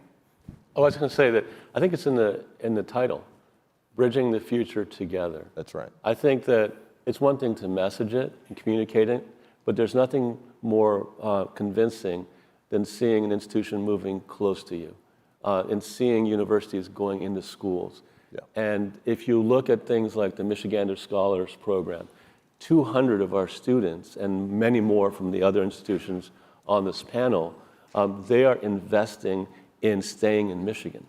They are being incented to stay and work for companies in Michigan. Mm-hmm. So it's up to us as institutions to be that bridge, to be visible, to be seen, to wanting to work together. And that's why I'm so excited about URC. What we've accomplished this year is you're going to see Kevin and I together, and Ora and everybody else together, and Kimberly, and that's something that those optics speak louder than words. Being present, being there, being partners, and I think it's happening. President Peskowitz, please jump in. I was going to make a very similar point about the bridging the future together and the collaborations that we have, because many of the things, we're in a business where, in some ways, I'd like to use the term co-opetition. We collaborate on many things, and we compete on other things. Yeah. One of the areas where we compete, of course, we have a limited number of students in Michigan, and we have a declining population, and so we do compete for enrollment. Of course, the University of Michigan, where I spent 5.5 years as one of the executive vice presidents, is able to dial up and really get almost an unlimited number of students because they can, they're a premier institution that can almost get as many students as they want. And the same is true for MSU as well. But really for Ferris and for Oakland and the rest of the public institutions, that's not true. So we do compete for enrollment of students at the rest of the public institutions. But for the rest of what we do, we collaborate. And that's why I like to use the term co-opetition. And we do collaborate on many, many things that we do together. And that's why I love what we're doing here, Bridging the Future.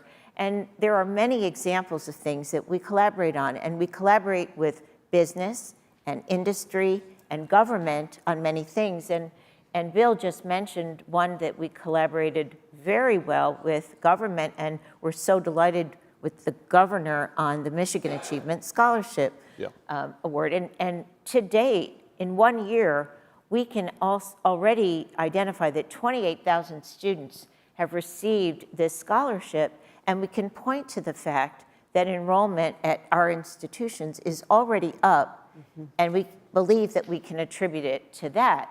And I think we should really give ourselves and the governor and the state a round of applause for that. That's right. Because it's significant. That's right. Just taking off what Dr. Peskovich just said, I think, again, talking about change and what's different today, many of us in the room here today probably graduated from college with a single major, with very little experiential education alongside that. That's what I think is a big difference today and what's needed so that we're preparing students as we bridge and move forward together. It's exposing students to the breadth across multiple disciplines. College should be about exploring and not locking in on a set major or any one major when you enter college. And I'm proud that we're really pushing that along at Michigan State. It's about graduating with a double major and a minor. Entrepreneurship, one of our fastest growing and most popular minors at Michigan State is our entrepreneurship and innovation minor, the Burgess Institute for Innovation Entrepreneurship. And 800 students now graduating with that minor. You can be a double major in engineering and music with a minor in entrepreneurship. We couldn't do that when most of us were in college. And then it's about the experiential education opportunities, study abroad.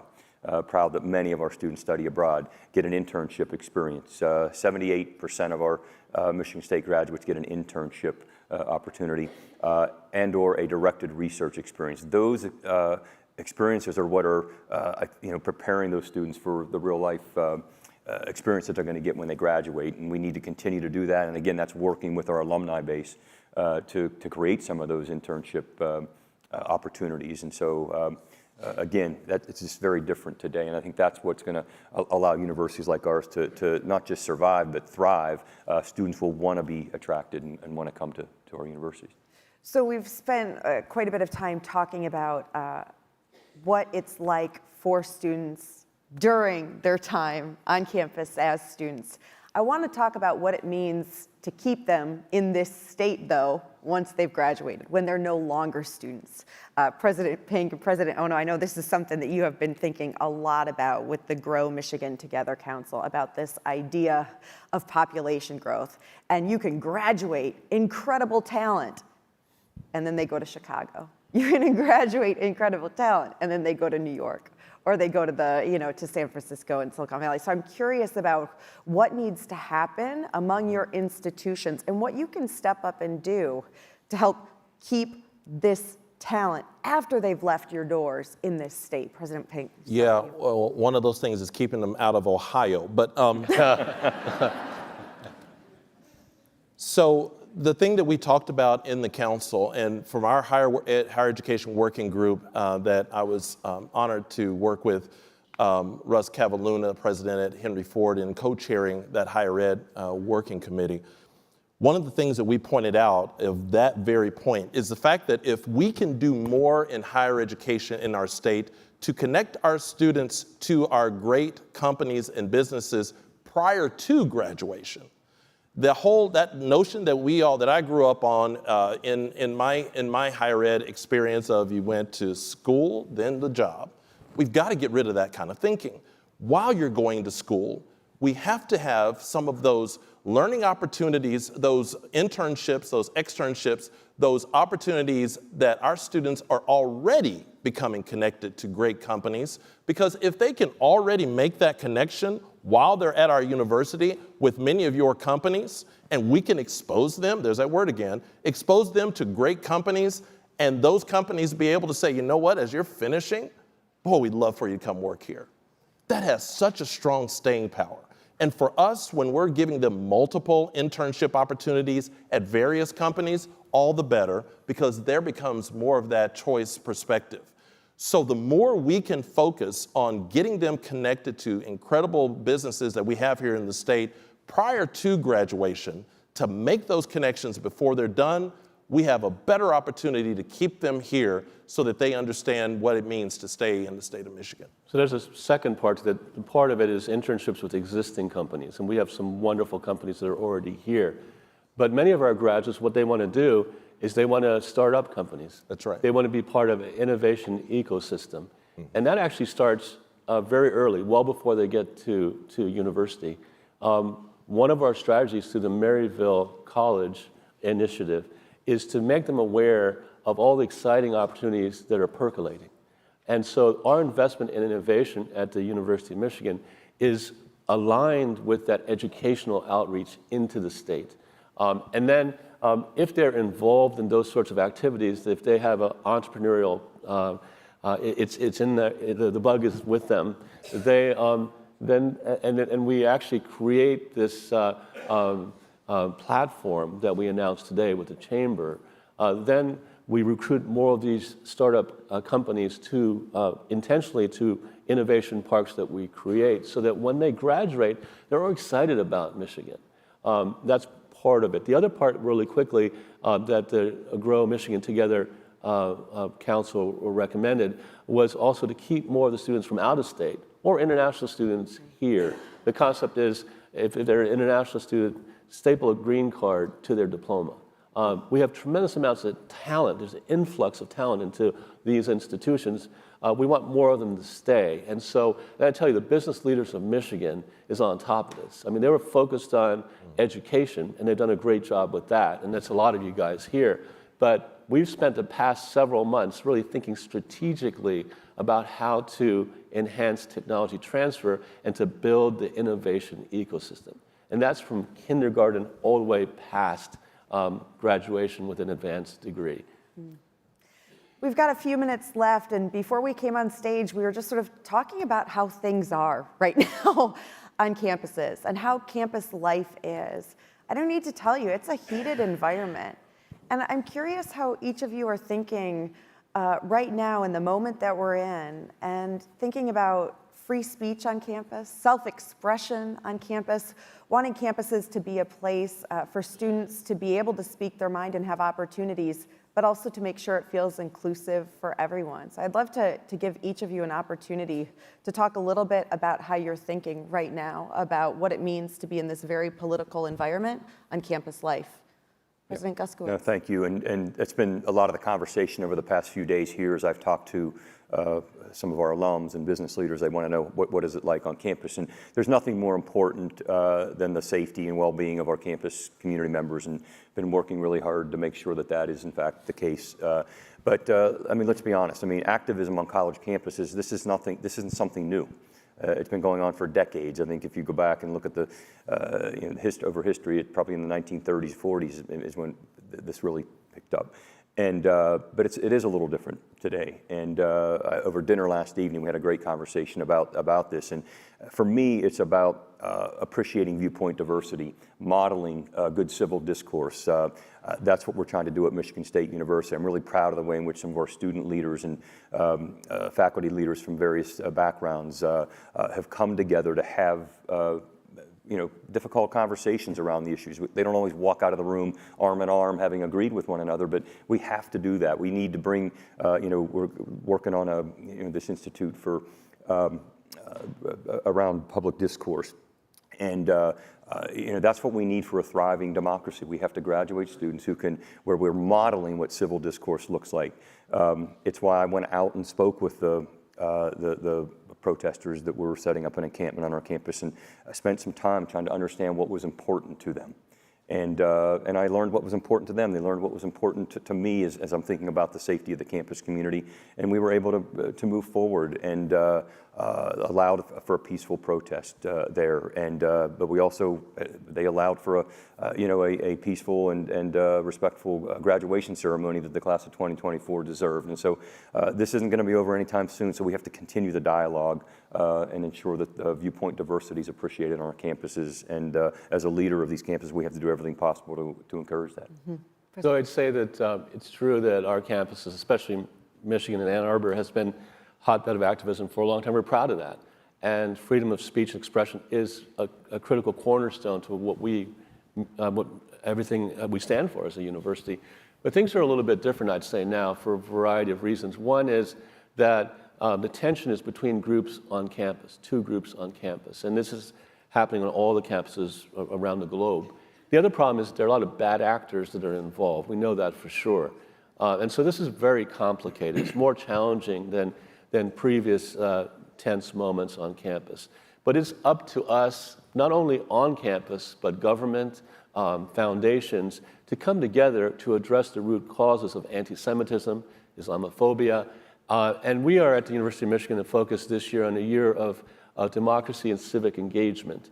But it's going to require more than what happens on our campuses. I think the art of civil discourse is a lost art. It's something that we used to have in our schools with debate clubs and things like that. We have to enforce that. We have to reinforce and support that in our schools, in addition to our institutions.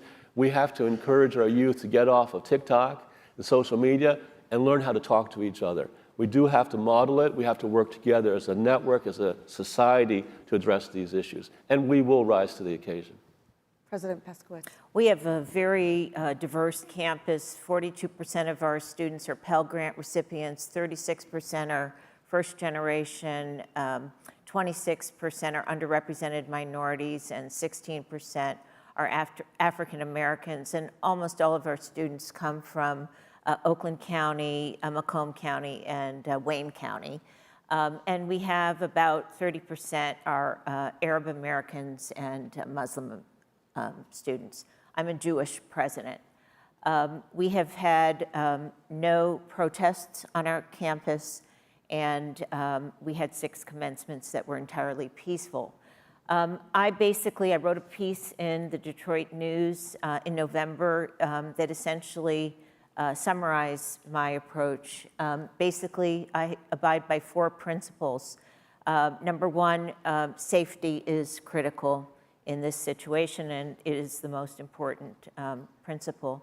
Second, I'm a strong proponent of free speech, unless that speech crosses the line into unlawful harassment, violence, and one person's speech imposes on another's speech, and then it becomes improper. But finally, I also believe that I have a right to free speech too. And as a leader of the institution, even though people have a right to say hateful things, I have a responsibility and a right to condemn speech that is hateful. And I have an obligation to speak against it. Mm-hmm. And it's important for me to speak up when speech is hateful. Mm. And therefore, I feel that I must speak forcefully. And I believe that having done that, when it begins to become hateful, and I have done that, has helped to keep the temperature down on my campus. Yeah. And President Pink, we're going to end with you. You've got about 30 seconds. Your final message to these folks. Yeah. Institutions of higher education should always be, and have been for so long, one of those spaces where civil discourse ought to be able to happen. We ought to always have that avenue for folks to be able to come together in a civil manner and discuss and talk about and disagree and have all the things that happen, then get up and go to the cafeteria and have dinner together as students That's what happened at Ferris State when this first started. We had two groups that protested, and then many of them decided after it was over with, they went to the quad, out of the quad to the Quad Cafe and had dinner together. Civil discourse. We have to have that space where we have that happen in a great way. To a person on this stage, that number one thing that we are always focused on is safety on our campus. Nothing good happens on our campus. Learning can't happen well if our students don't feel safe. That combination of that for us is paramount, and that's what the focus has been. I know beyond these protests, that's what our focus always has to be. Okay. Thank you, you four, for the time and for the thoughts and bridging this future together. Thank you.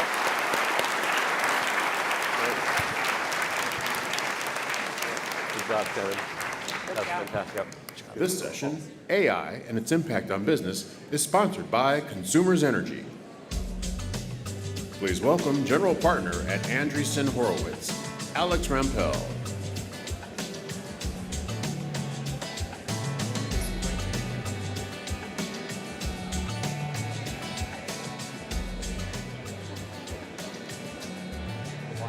And we call it a super cycle because if you think about the three, not to be guilty of hyperbole, arguably the two biggest changes for all of mankind were first the agricultural revolution, where people went from hunter-gatherers to now having farms and being a lot more efficient by farming. And then the one that really changed human standards of living for a very long time was the Industrial Revolution, starting in the mid-1700s. And we think as a firm, and we're investing a lot of money behind this thesis, that AI is going to be the third, and we're very excited about it. So I'm going to start off with a little clip from a movie from the 1980s that many of you might recognize, and I'll explain why this makes sense. Why am I quoting a supervillain of Gordon Gekko here? But let's play this clip, and then I'll explain a little bit more. Our paper has 33 different vice presidents, each earning over $200,000 a year. Now, I have spent the last 2 months analyzing what all these guys do, and I still can't figure it out. One thing I do know is that our paper company lost $110 million last year, and I'll bet that half of that was spent in all the paperwork going back and forth between all these vice presidents. So, this obviously was from the 1980s, which was not really an era of building new things. In many cases, it was taking companies that weren't being run very efficiently and trying to make them more efficient, just by getting rid of sclerotic processes and whatnot, such as at Teldar Paper. And the really exciting thing about AI is that it's not that at all. It's really, the history of AI, and this is not a new term, of artificial intelligence, ML is machine learning, is not new. Like I started a company that was bought by Visa. We used machine learning all the time to identify fraud. Like, is this transaction real or not real? And you can't have a human look at that at all times. You would have this done in the machine implemented way. Or anybody here who's used Amazon, when it says people who bought this also bought that, that's a form of machine learning. If Starbucks is opening a new location, they want to ingest in all sorts of foot traffic and map data to figure out where to open the new location. They're not just using human intelligence. That is where AI and machine learning historically, until about 2 years ago, if you said, I'm using AI or machine learning, like that's probably what you meant, something like one of these four things. And what's exciting right now is that what I would call this, anything involving bit manipulation can be automated. And what does bit manipulation mean? Like, if I need to move a couch from this side of the room to that side of the room, that's not manipulating bits, that's manipulating atoms. That I have to physically lift something, that's hard. But if I need to, if I need to change my flight at United Airlines and talk to a customer support representative who's just answering questions back and forth, again, that's actually bit manipulation. Or if I want to buy a product and I have a lot of questions for a salesperson and the salesperson's answering questions back and forth over email, that's bit manipulation. If I have a question, if I'm the CEO of a big company and I want to know, how many units of this did I sell last year? And I ask somebody who works for me and that person asks somebody else, all of that is bit manipulation. And this is what AI means today. We call this generative AI because it's actually generating responses. It's figuring out what should I tell you based on all of this information that I've ingested. And it's really, this is kind of the limit of this technology, is it's not about, do I stop fraud? Do I allow this transaction? It's anything involving bit manipulation. And consequently, the way that we think about this is in terms of where the business impact will be. You can kind of broadly think of it as two different types of businesses. There are atoms businesses like Lockheed Martin. I think this is the F-17 or F-18 or something. It's some very complicated, expensive plane. Lockheed Martin assembles atoms. Like they have to buy titanium, aluminum, weld them together, and they have a 13% gross margin. Salesforce is a $200 billion plus public company, and they make software. So almost all of their costs are people, engineering, sales, customer experience, customer support, and that's a 73% gross margin business. And what's actually kind of interesting is if you read science fiction from 50 or 100 years ago, the theory was that in the future, the robots will do all the work. Like you won't have to fold laundry, you won't have to clean your house, you won't have to do your dishes. All of that will be done by robots, and I can't wait for that day to happen. That's not what's happening right now. What happened in these science fiction books when the robots were folding your laundry and whatnot is that you would have humans would write poetry, paint, do all sorts of fun, creative things. And actually, that's what this AI is very good at. It's actually good at the creative things. If I say, hey, I want a picture of a vase that looks very pretty and looks like it's from the 18th century, and I give that to an AI thing, boom, I get a picture 2 seconds later, it painted it for me. Whereas, unfortunately for everybody, including myself, folding laundry is still a very human ordeal. So where are the biggest bit industries? And this is a question that we ask ourselves. Again, it's not making planes, but Boeing and Lockheed Martin will not be impacted by AI that much. It's things like financial services. Financial services is about 20% of all GDP. And unless you're sending physical gold in the mail, it's entirely bits. Like you get approved for a loan, you send money, all of this stuff is just bits moving back and forth, in some cases between 20 vice presidents before the actual transaction happens. Education, I mean, obviously education, I'll talk about this a little bit later in the presentation, but education, sometimes if you're 3 years old, a lot of times it's a supervisory thing where somebody actually needs to supervise the kids and make sure that they don't, set things on fire and whatnot. But in terms of learning things, like how do I learn something? How do I have an individualized instructor? I'm very confused about quantum mechanics and how this works and how that works. Can you explain it to me? And again, this is bit manipulation, and AI does a great job of this. Translation, there are hundreds of languages on Earth, and it's really amazing. There's a company called 11 Labs that does real-time voice translation in your own voice. So I can make myself, we could record this presentation and out the other end comes me, Alex, with my lips moving, speaking fluent German. It's really incredible.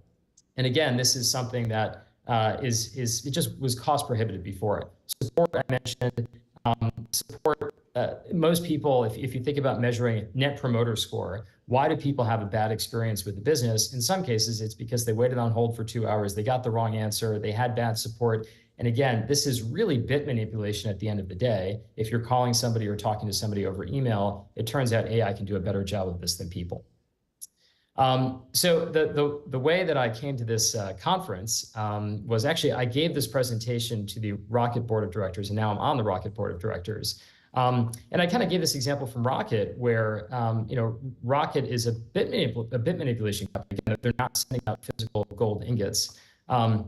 The biggest cost is salaries, commissions, team member benefits, G&A expenses. And actually, it's kind of useful to talk about something that people worry about, which is like, oh, AI is going to replace all the jobs, which is not true at all. I mean, like when the United States was founded, 99% of people in the US worked in agriculture, and now that number is not 99%. The key thing is actually AI makes people more productive. We recently invested in a company that does AI nurses. And what does an AI nurse do? It's not the phlebotomist who's taking your blood. It's, I have a colonoscopy tomorrow and somebody needs to call me at 10 p.m. to remind me not to eat food, which is very important to do. Don't eat food if you have a colonoscopy. And they actually do call you. The problem is there's a nursing shortage. You can't hire, there aren't enough trained nurses. Like if rates go down for Rocket, they need to hire a ton of people that they can't hire in 24 hours. And it turns out that AI can make people much, much more productive. Or here's another company. This is a title insurance company, again, a bit manipulation company, if you will. The majority of costs are personnel, premiums retained by agents. And again, this doesn't mean that these people go away. It actually means that they can be augmented and be so much more productive, like what the tractor did for agriculture or what what the mill did for clothing manufacturing. I mean, this is a lot of what AI will do for businesses. And again, like we think the enterprise implications here really are massive. It's everything from content creation, like I need a website tomorrow that has lots of content that customers will like, because if I'm a business, I can't just write buy this and then call it a day with a period. I need to have lots of content there. There are lots of teams that do that. It takes months sometimes, and now boom, you can do it immediately. Task acceleration is kind of a catch-all, but if you think about what a lot of white-collar workers do, they paste something from Microsoft Excel into an email, they send it to their boss, they get a response 2 weeks later, then they paste it back into Excel, they send it to a customer. There's all sorts of stuff that actually is very, very manual, very boring, not fun for humans to do. You can probably speed this up by giving it to AI. Customer support I've talked about, we think this is going to be huge. IT and engineering, like if you are a software engineer, a lot of what you do if you have a problem that you don't know how to solve is you go to Google, you type in the particular thing that you're trying to solve. You probably go to a website called Stack Overflow that has a lot of engineers talking about other problems that they can't solve. You find the code sample that you were looking for, you copy it, and then boom, you paste it into your code editor. And there's a tool called Copilot, which is part of GitHub, which is one of, it's owned by Microsoft. It's a big kind of code repository. People just don't do that process anymore. They no longer go from Google to Stack Overflow. It's just like, boom, the code shows up and it saves you hours as an engineer. It's amazing. Legal, like the job of paralegals will change and become a lot easier. And this will, again, like manifest in cheaper rates for customers. So pretty much anything involving bit manipulation, not atom manipulation, but bit manipulation will be dramatically changed. The way that we think about this as a firm is, to quote the late great Donald Rumsfeld, there are the known knowns, the things that we know, the known unknowns, the things that we know that we don't know, and I'll explain what each one of these means. And then the unknown unknowns, it's like you just can't predict these things. You can only observe them, but you can't predict them. This is how we think about our investing is, take Rocket Mortgage as the example that I gave. There are kind of three things that, and obviously I'm very bullish on Rocket, that's why I'm on the board. But there are three things that are kind of AI opportunities. One is there will be net new companies that sell software to firms like Rocket Mortgage that make all of this, the kind of manual processes become more AI first. There will probably be net new companies that try to compete with Rocket Mortgage. And then the reason why I started off with the Gordon Gekko quote is I think there will be, this is probably a new era of private equity as well, where people will start buying companies that aren't very efficiently run. They won't go like corporate raider style like Gordon Gekko or Ivan Boesky or whoever actually did that back in the 1980s. They won't do that. It will be, how do I inject real technology or better technology to take a company that isn't doing great, that maybe has slowing growth, that can't operate profitably, and then inject AI and make it more profitable. So it's kind of, I wrote a blog post about this and I called it Barbarians at the Gate, but with an AI instead of B-A-R, talking about this. And just kind of a couple, like we think of the known knowns as very obvious areas. Like Harvey is a company that does AI for law firms. So I'm sure everybody here has heard of or used ChatGPT.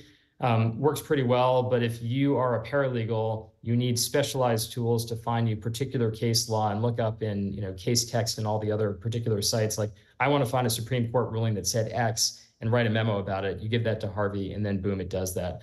Photo Room, now this is a company that has $100 million in revenue, up from zero a couple of years ago. It removes shadows from photos. And this is a task that would take humans hours to do in Photoshop, and now it happens instantly. Jasper is one of the companies in content creation. So we're seeing these companies pop up that go from, in many cases, $0 to $100 million of revenue very, very quickly. Kind of obvious ideas. These are obvious ideas in that, humans already do this thing. It takes them a lot of time, and this does it more productively and more quickly. You already have businesses like this, but it just, again, does it more productively and quickly. The area that we think is most interesting as a venture capital firm, in terms of like where a lot of the returns will be, is what I call the known unknowns. And anybody who's studied economics probably recognizes this slide. You have the downward facing demand curve, which means that the quantity increases as the price goes down. And then you have the upward facing supply curve, which means that as the price goes up, more people want to supply.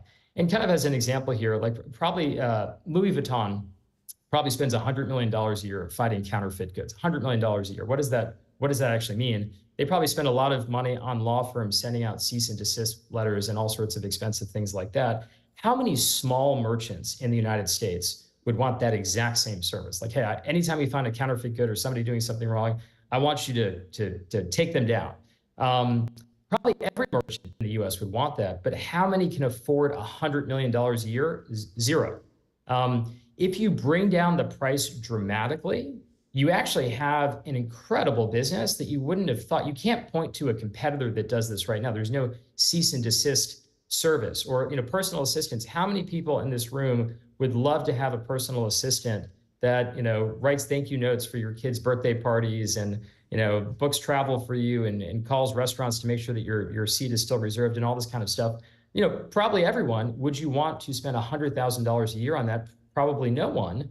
If it's $10 a month, it might turn out that everybody wants that. And that's kind of how we think about this category of known unknowns. And to give an example here, there are two websites, these are public companies actually, Upwork and Fiverr. They both have graphics design marketplaces where you can hire a graphics designer for $15 to $35 an hour. And probably collectively, they do about $100 million in revenue finding you graphics designers for $15 to $35 an hour.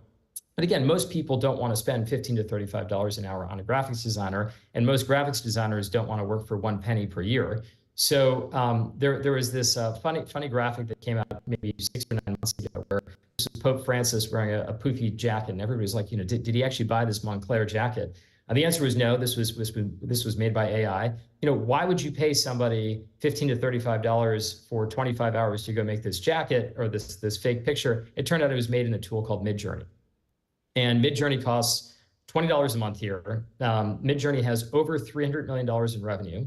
It's a brand new company. It's incredible. I would highly recommend everybody check this out. It's not an investment of ours, so it's not self-promotional. It's incredible. Like I say, I want a picture of Winston Churchill playing golf on Mars with FDR, with a lemon in the background. And then boom, 5 seconds later, you've got that. And it's $20 a month. And it doesn't mean that these custom graphics designers are out of a job. It actually means if you talk to many of them, they now use this tool to be able to serve more clients, and then clients that could never afford them before, not even clients, but people can go to Midjourney. Again, this is why we think of this as a known unknown. We know that the market is much, much bigger if we lower the price dramatically.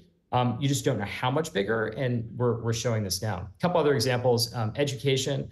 There was a famous education researcher. He was a professor at University of Chicago. His name was Benjamin Bloom. And he wrote a paper, I encourage everybody to look this up, called the 2 sigma problem, which is basically if you give somebody individualized instruction, they perform 2 standard deviations better. So if you have like the bottom section, the middle section, the top section, you take an average student in the bottom section, you give them one-on-one tutoring, they will perform just as well as an average student in the top section. But it's called the 2 sigma problem because it's too expensive to do this. And what Benjamin Bloom ends his paper with is like, well, this is great that I showed this, I'm summarizing, but it's way too expensive. This is 1984. Now you can do it. You can actually give people individualized instruction, and it's really remarkable. I have a 15-year-old and a 12-year-old, and these kids, much to the disappointment, I think, of many of their teachers, are using ChatGPT all the time, but they're actually, some of them are using it to cheat. I know this for a fact. It's the killer app of AI. It's cheating. But many of them are actually using it to learn. Like, hey, I'm really confused by this. Can you explain it to me? I'm still confused. Can you give me a few examples? My son was preparing for a math test today, and he used ChatGPT to say, hey, I did all 8 problems that were sample problems. Can you make me another 10 problems that are pretty similar to these? And then boom, it gave him another 10 problems. He worked on all of them. He was able to figure out what he got wrong, and hopefully he'll, knock on wood, do well on the test today. Translation, I bought a new car, I bought a BMW, and I was confused about how to use the self-driving thing. So I looked up the video on YouTube, and I noticed that the video was in one language and one language only, English. Should BMW translate this into Mongolian and Estonian and all sorts of other languages that not very many people speak? The answer is no, because just the cost benefit isn't there. If it cost BMW $2 million a year to translate everything into 400 human languages, would they do it? And it automatically got updated. Everything was correct. They never had to find, translators and, punish translators if they broke some HR rule or whatever. Yes, they would do it. And again, this is another area where we're seeing massive unlocks in real-time translation. So, I mentioned there's another company called HeyGen that does a version of this, which is very, very cool. But translation is another area of this known unknowns where we'll see a lot more of it as the price goes down dramatically. Or support, United Airlines and Southwest both had very bad problems about a year and a half ago. Southwest, I think the hold times to rebook your flight in December of 2022 were like 24 hours. And the problem is, it's not entirely Southwest's fault because they know that bad weather is coming. That is not their fault. They know they probably should hire some more people. They can't hire 20,000 people and train them on the Southwest system in 14 minutes. That takes 6 months. And then what if the weather is good? Do they fire these people? Like, what do they do? If you can actually have support systems that know everything about your system and have no training time, it allows you to flex up and down so much more quickly. And these support tools, it's not like the old, IVR, the interactive, voice system where it's like, press 1 for this, press 2 for this. And then you're like, agent, this sucks. These tools are very, very good. And in many cases, they answer questions better than humans. And then lastly, I mentioned unknown unknowns. This is kind of the aliens invade. We can't predict this. We're seeing lots of strange things that don't have any kind of economic model, but I'll give you an example. The virtual, PG, virtual boyfriend, girlfriend space doesn't make any sense to me. I'm married with kids. But like, this is a thing that's growing dramatically. Or there are a couple tools that let you talk to a dead relative. If you ingest all of their writings, you have some recordings, so it can actually talk in their voice. Now you can talk to your grandfather who passed away, which again, I find somewhat strange and a little creepy, but you're seeing some things like this where there's not really an economic model. It's not like to the right of that supply-demand equilibrium point, but you kind of know it when you see it. And there's a tool called Character AI, which I would put in this category, where Character has probably tens of millions of users where they just like talking to like virtual friends all day long. It's like, I don't like my friends at school. I want to talk to somebody, some anime character for hours, and now I can. And again, you can't really predict it, but you can observe it. So we think AI is going to be a big deal. Thank you very much for your time. Sorry for running a few minutes over, and great meeting you all.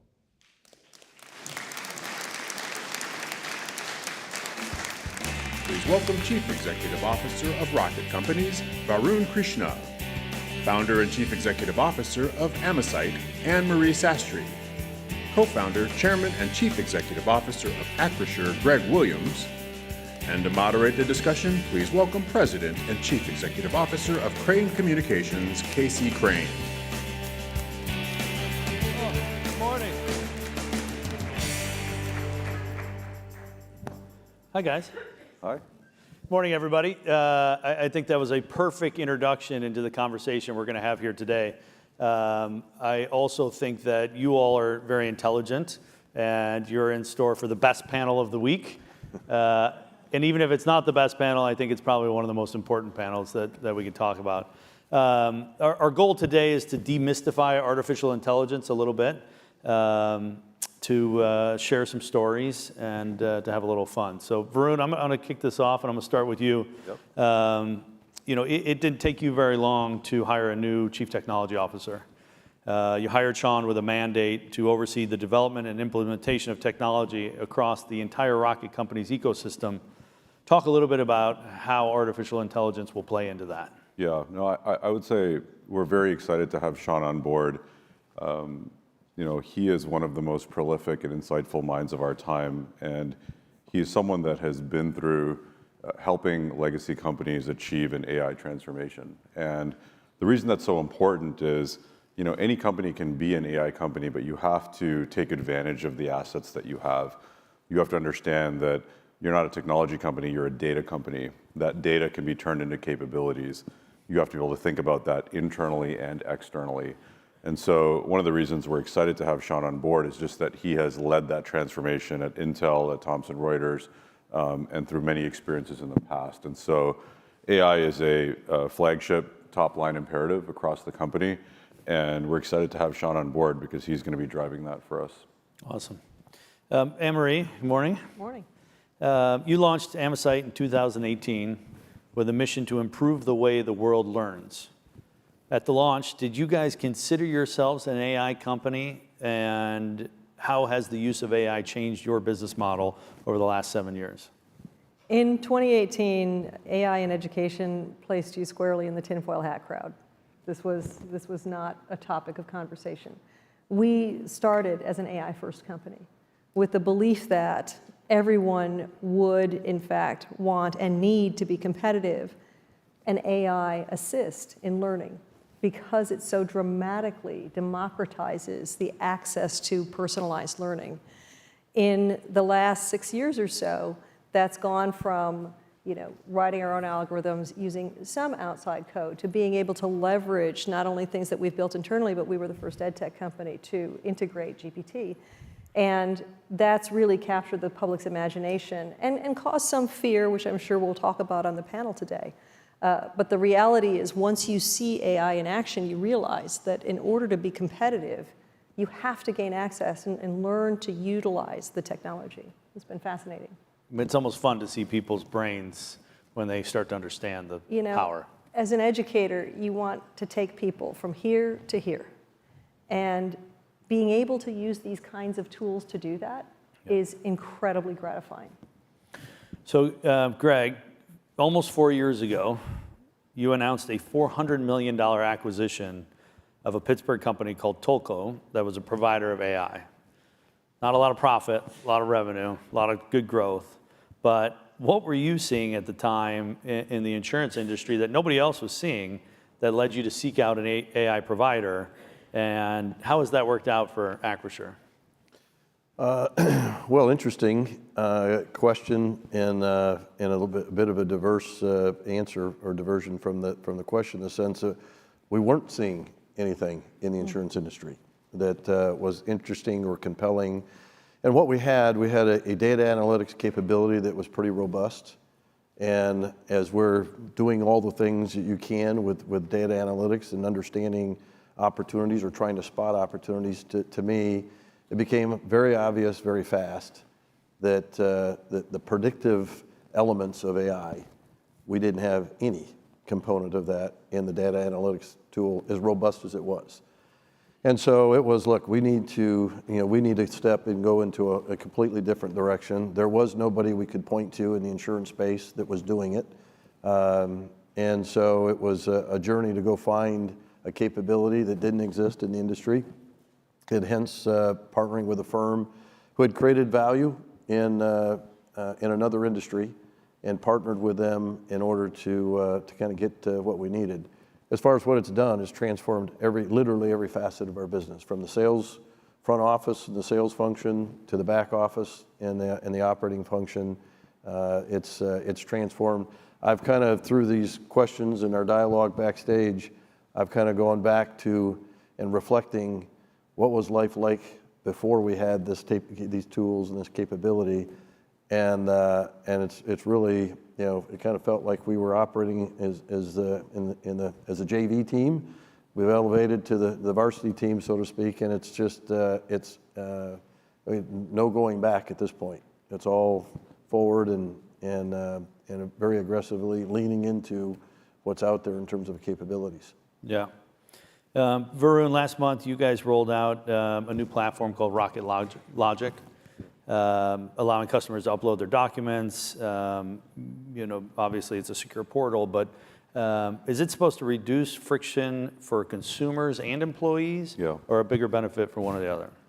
The Rocket Logic platform is sort of our big bet on AI. And so the way you can think about that is it's like a platform that stretches across every part of the experience, the digital experience that our clients interact with when they come to rocketmortgage.com, the experience that powers the phone conversations that they have with our mortgage bankers to collect data, the experience that powers our underwriting, title, appraisal, and ultimately closing. So it stretches across the entire platform.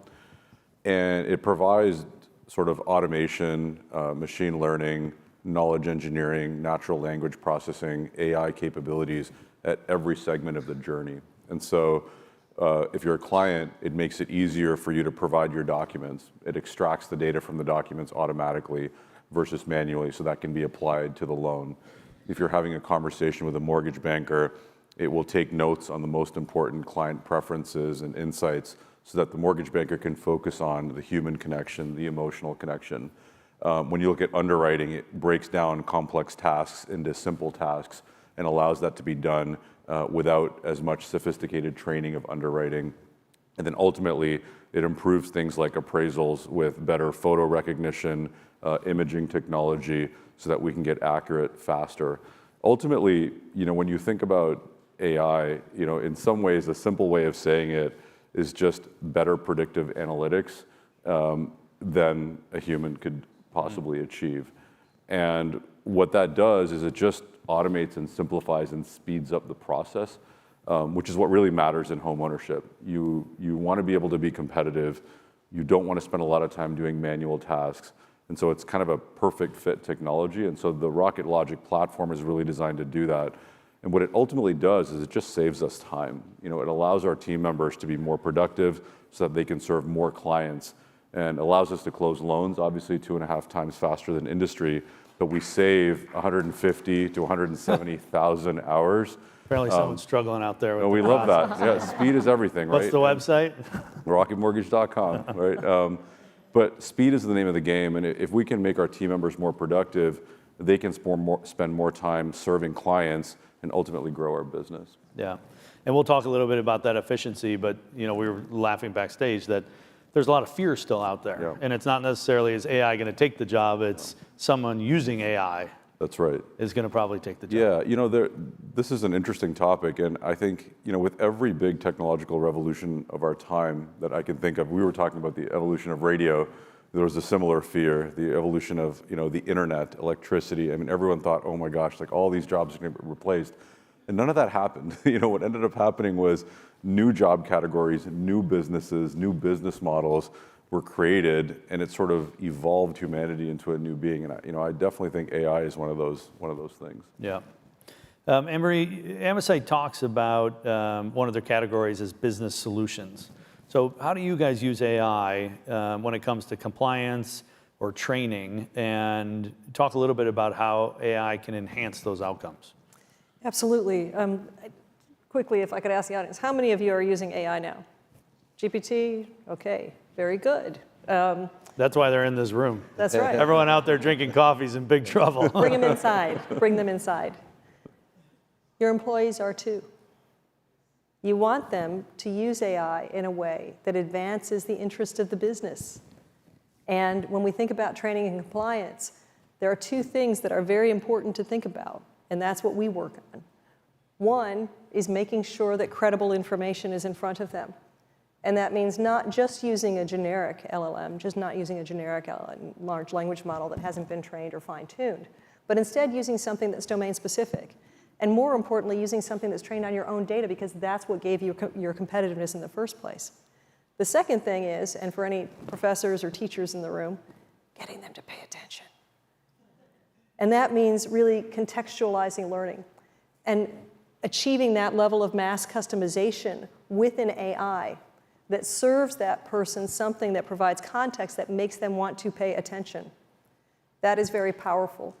So in business solutions, we're providing, of course, compliance training, of course. We're in 11 countries now and all sorts of subject matters, everybody from frontline folks in manufacturing facilities all the way up to executives.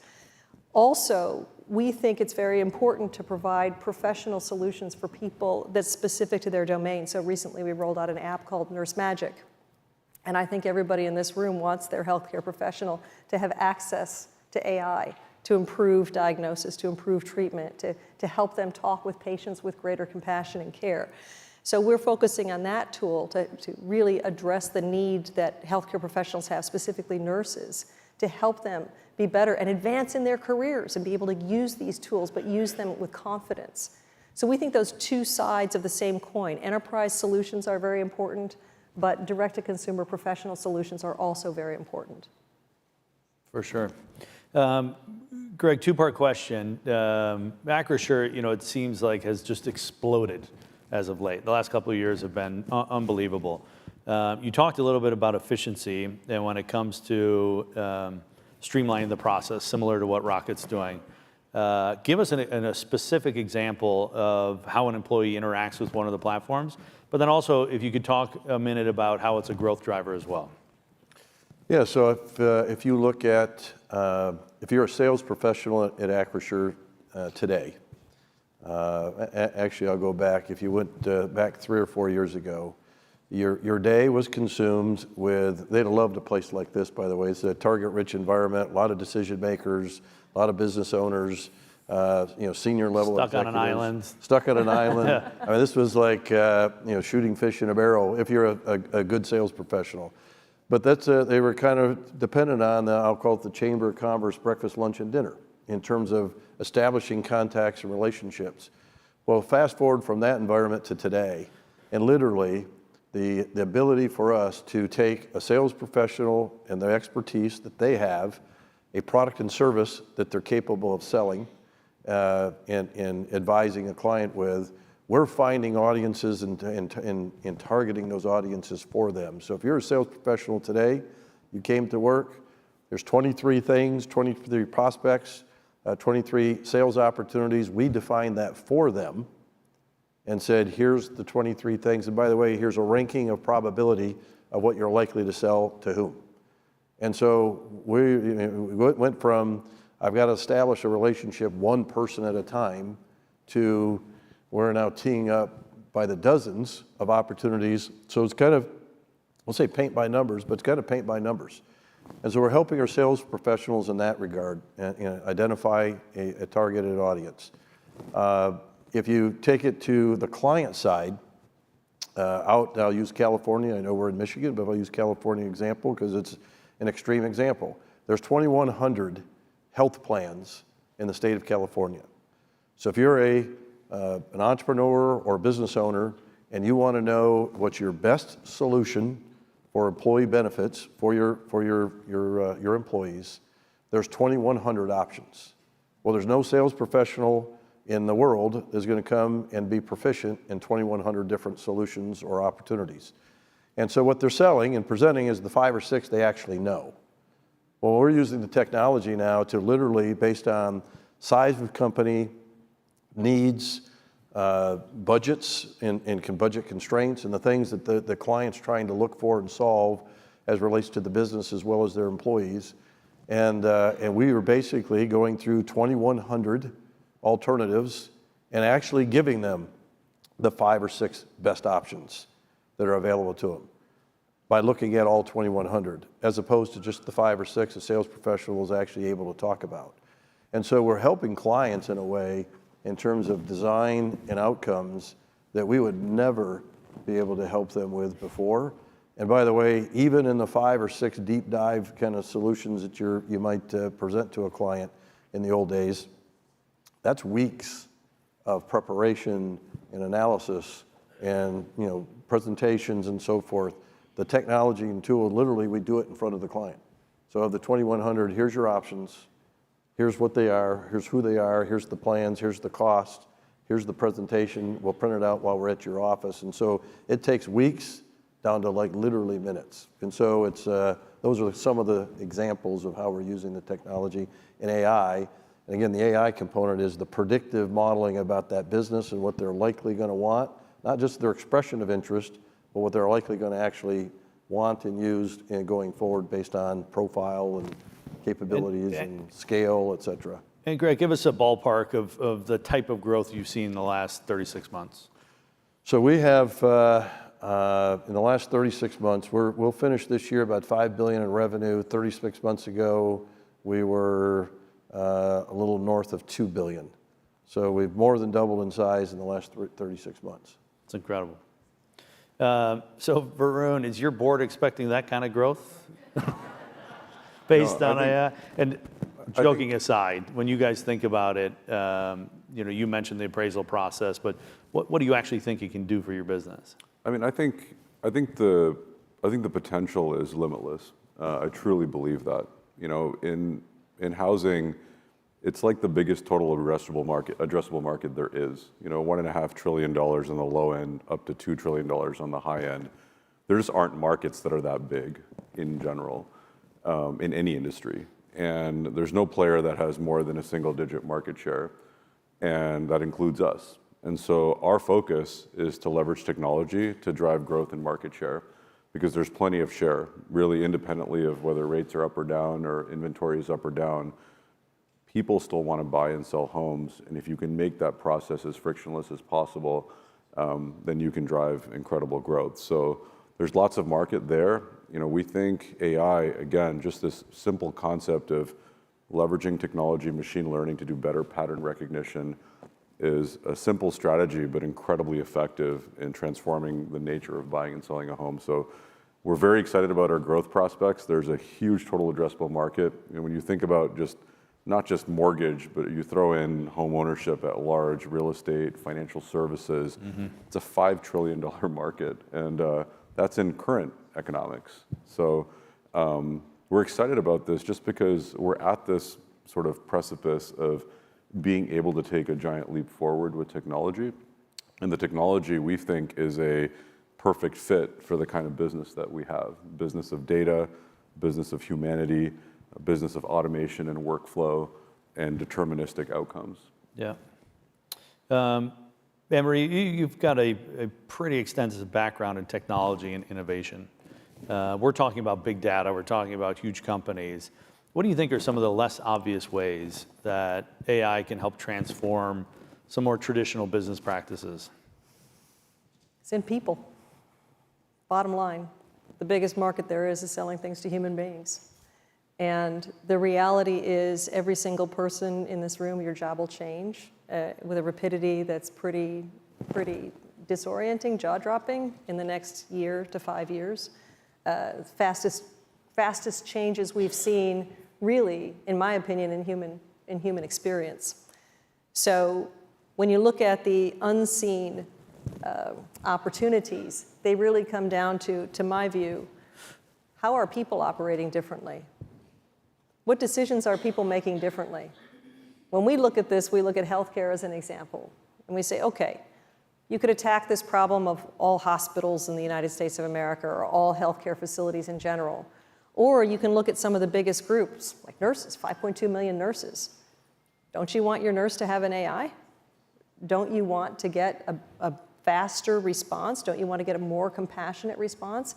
Do you really want to force your healthcare professional to be on the job mentored by multiple people in order to deliver a good response or give that person a head start in delivering a good response?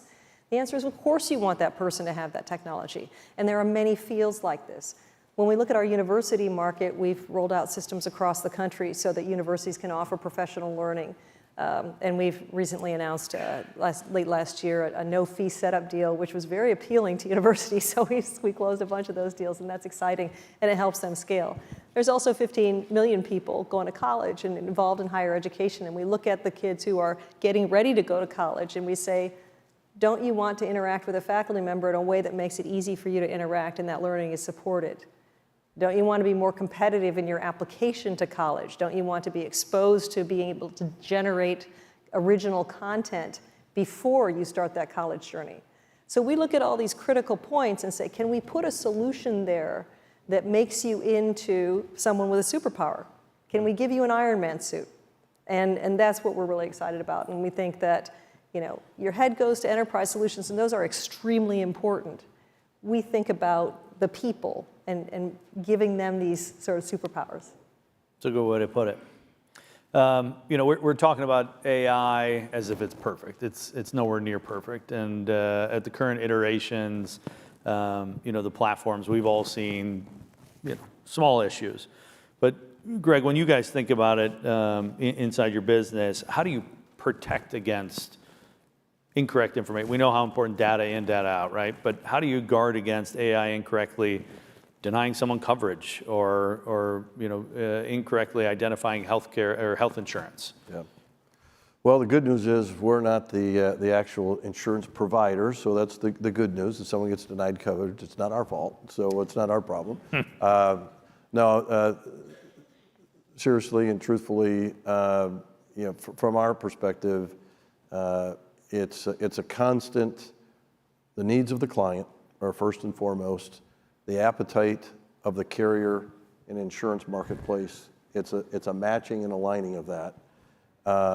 And so that's how we've focused on how we bring technology to the fore in an efficient way to do the most good, recognizing that there are risks in using powerful tools Bad actors will do bad things, but at the end of the day, there's some nobility, not to elevate it too much, but there's some nobility in what we're doing, that we're helping people, and for us, it's being very monitored and controlled about how tools and languages, large language models, how they're being trained and how they're being used, so that we ensure that it's always good, and in terms of what the intent is and what the outcome is. And so, just as a few words, you have to be aware, and understand the risks and the downside, and just make sure you have a culture that has no tolerance for anything that even comes close to towing the line of impropriety or something that's going to be harmful. Sure. Varun, we're up on an island in northern Michigan. This conference is about Michigan and business. You've got a background in Silicon Valley. When you think about what Rocket needs to do specifically in Michigan, and what Michigan companies more broadly need to do when it comes to AI, does it feel like Michigan is a bit behind? And is there an opportunity or a shift in order for all of us to catch up? Yeah, I think. And if you were watching that video before, I think the answer is clearly yes. Yeah. Well, I think what's interesting is, in some ways, it's not about Michigan versus any other part of the state or the country or the world. I think everyone's a little bit behind. And I think the good news is this AI revolution in some ways is a bit of an equalizer. And I think what it will do is it will allow the barrier to entry to become lower, which means it's going to become easier to catch up and to be able to grow and accelerate. And the pace of change and the pace of specifically nonlinear growth, in my opinion, is going to accelerate. And I think the key to that is just a couple of things. I think the first thing is just continuing to be outside in. I mean, you heard it from Dan, you heard it from Alex, and from many of the other panelists, is that just keep learning from the outside world. Like, let's focus on bringing talent to our great state, and let's continue, which is now my new home. And let's also focus on nurturing talent within our state, right? And I'm a product of an internship program that allowed me to get my first job, and that entry point is so important. And if we can cultivate technology programs for early career entry-level roles in technology, I mean, to me, that's a flywheel that will continue to be perpetually self-rewarding. But I don't believe that we're behind at all. I just think that we have all the ingredients to not just catch up, but everyone else isn't playing the same game of catch-up, including Silicon Valley. And so building a technology-centric culture, investing in a startup-centric environment, investing in early career talent, investing in building solid programs for interns to be able to transition into tech companies. As Dan likes to say, keeping folks in this state, attracting talent. I think just simple recipes for how we're going to catch up and then how we're going to grow. But I think the potential is all there. And I think we heard from the panel before that that's what these kids are looking for. Very quickly, we're out of time, but I want to touch on these last two questions. Anne-Marie, when you think about ethical considerations, Greg touched on it a little bit. You've got to have a balance between innovation and responsibility. As you guys look at it from your business, how do you approach it? It's core to our business because we're about cultivation of talent. And intrinsic in that is the responsibility to deliver good information, to deliver deliver solutions that come from ratified sources, that are trained on ratified sources. So you're sitting next to somebody at a ball game, it's fine if they have an opinion. Not so good if they're a healthcare professional. Not so good if they're a professional that is doing something that has a high consequence to your health and safety. And definitely not good if you're nurturing someone to become a professional or even to get into college. So really thinking about the sources of information that we use to curate data. And this is an example of where capitalism and ethics are highly aligned, because you can't be competitive if you're using sources of information that don't differentiate you, that don't give you some substantial advantage in understanding your sector. So it's not opposed to what we need to do to grow businesses, to get information that's highly qualified, and that's where we really have to think. In terms of how we deploy the technology, we made some big mistakes in social media. Yeah. We made some very big mistakes. And the way to avoid those now is to think about rules about how we deploy the technology and what the purposes are. And I think we see some good progress there in government. For sure. And then Greg, finally, very quickly, what advice would you give to other business leaders considering the adoption of AI tech within their own companies? Get started. Like, you can't start fast enough. In this world, if you're behind today, you're going to be really behind tomorrow. And so that would be my advice, is you just can't wait to get in the game. The rate and the pace of acceleration and growth and capability, once you have data and information and an AI tool, large language models, et cetera, the rate at which it learns is so rapid that if you're waiting to get started, you're already way behind and probably not going to catch up, frankly. And so when I say that, the urgency, like, don't leave the island without figuring out how am I going to invest in this. When we made our investment in 2019, it was a joint venture with an AI firm that we ended up buying out in 2020. It was a $400 million investment. We had no EBITDA. We acquired a company that had no earnings. Everyone thought I was nuts. We had people questioning the wisdom of investing in a capability that has no profits for a company like us that had leverage and so forth that rating agencies and others were weighing in on. They literally, we had people, on the board, we actually had 2 board members abstained, didn't vote yes or no, they abstained. They thought, look, this is nuts. 4 years later, no one thinks we were nuts. In fact, they're thankful that we got started 4 years ago. So that'd be my advice, get started. Well, I hope they'll have us back next year, because the world will have changed a hell of a lot by the time we're sitting here a year from now. Ladies and gentlemen, how about a round of applause for our great panel? Thanks, guys. Conversation about AI and the future of Michigan here at the 2024 Mackinac Policy Conference. You are watching live coverage on this beautiful day. The sun is shining. The horses are out.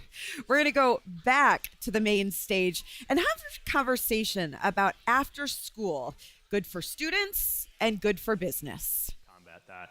There's stats that say for, a higher income, lower income kid, the difference in amount of time put into their development and learning is dramatic, but that can be equalized with after school and has been. But as you said, for every one kid in a program, there's 4 waiting to get into Michigan.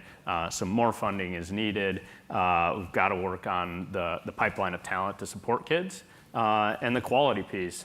One of the things that we're working on is a program called Mizzen, and it's an after-school app for after-school providers, not for kids, because we don't want more screen time for kids. And right now, it's a free after-school app. It's like Masterclass, if you've heard of that. So we have playlists. Governor Gilchrist did a playlist on entrepreneurship. And so if you're an after-school provider, you can go in there, you get it for free, you get all of these amazing content pieces, a couple thousand pieces, and it shows you what you can do and how it can roll out. And so the idea is to kind of standardize after-school without standardizing.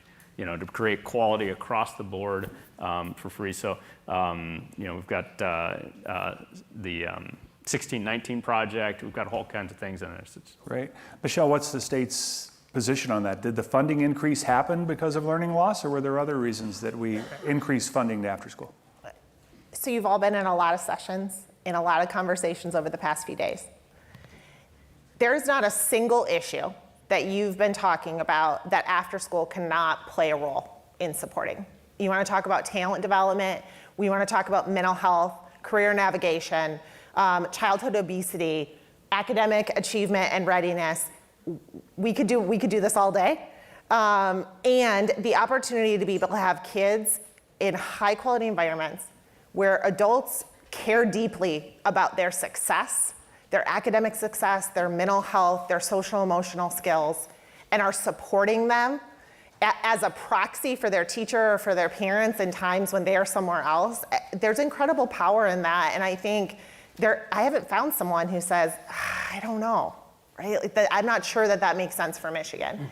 And so it feels like we are in a moment where we're trying to say, how do we align, accelerate, amplify the work that's happening in schools, in communities, and make sure that we are giving our kids as much momentum as possible. I have a 6 and 8-year-old. We play with those cars that you pull back when you let them go, they fly. We're thinking a lot about that, of how when we're supporting our kids, how are we giving them together, big we, how are we giving them as much momentum as possible to support them to succeed, but also to make sure that our communities, our state, our employers, our businesses that don't exist yet, that they are really set to thrive, and after school has to be a foundational piece of that, and not for some kids, but an option for all of our kids, and I'm sure we'll talk about that more. Great. We have a question in the back. Hi, Diallo Smith from Life Remodeled. I'll address this question to Kim. You mentioned that you have 1,000 students that you're serving now, which is incredible. I wanted to hear your story of where you started and how you got to be able to serve 1,000 people, specifically through funding. And then secondarily, I know that you're working on a great project that's going to be able to help serve more children. And just talk about the challenges of receiving funding to support the physical spaces that these after-school programs can take place in. That's a loaded question, but I'll take it. For you. Did you plant that question? No, I did not plant that. It was too well stated.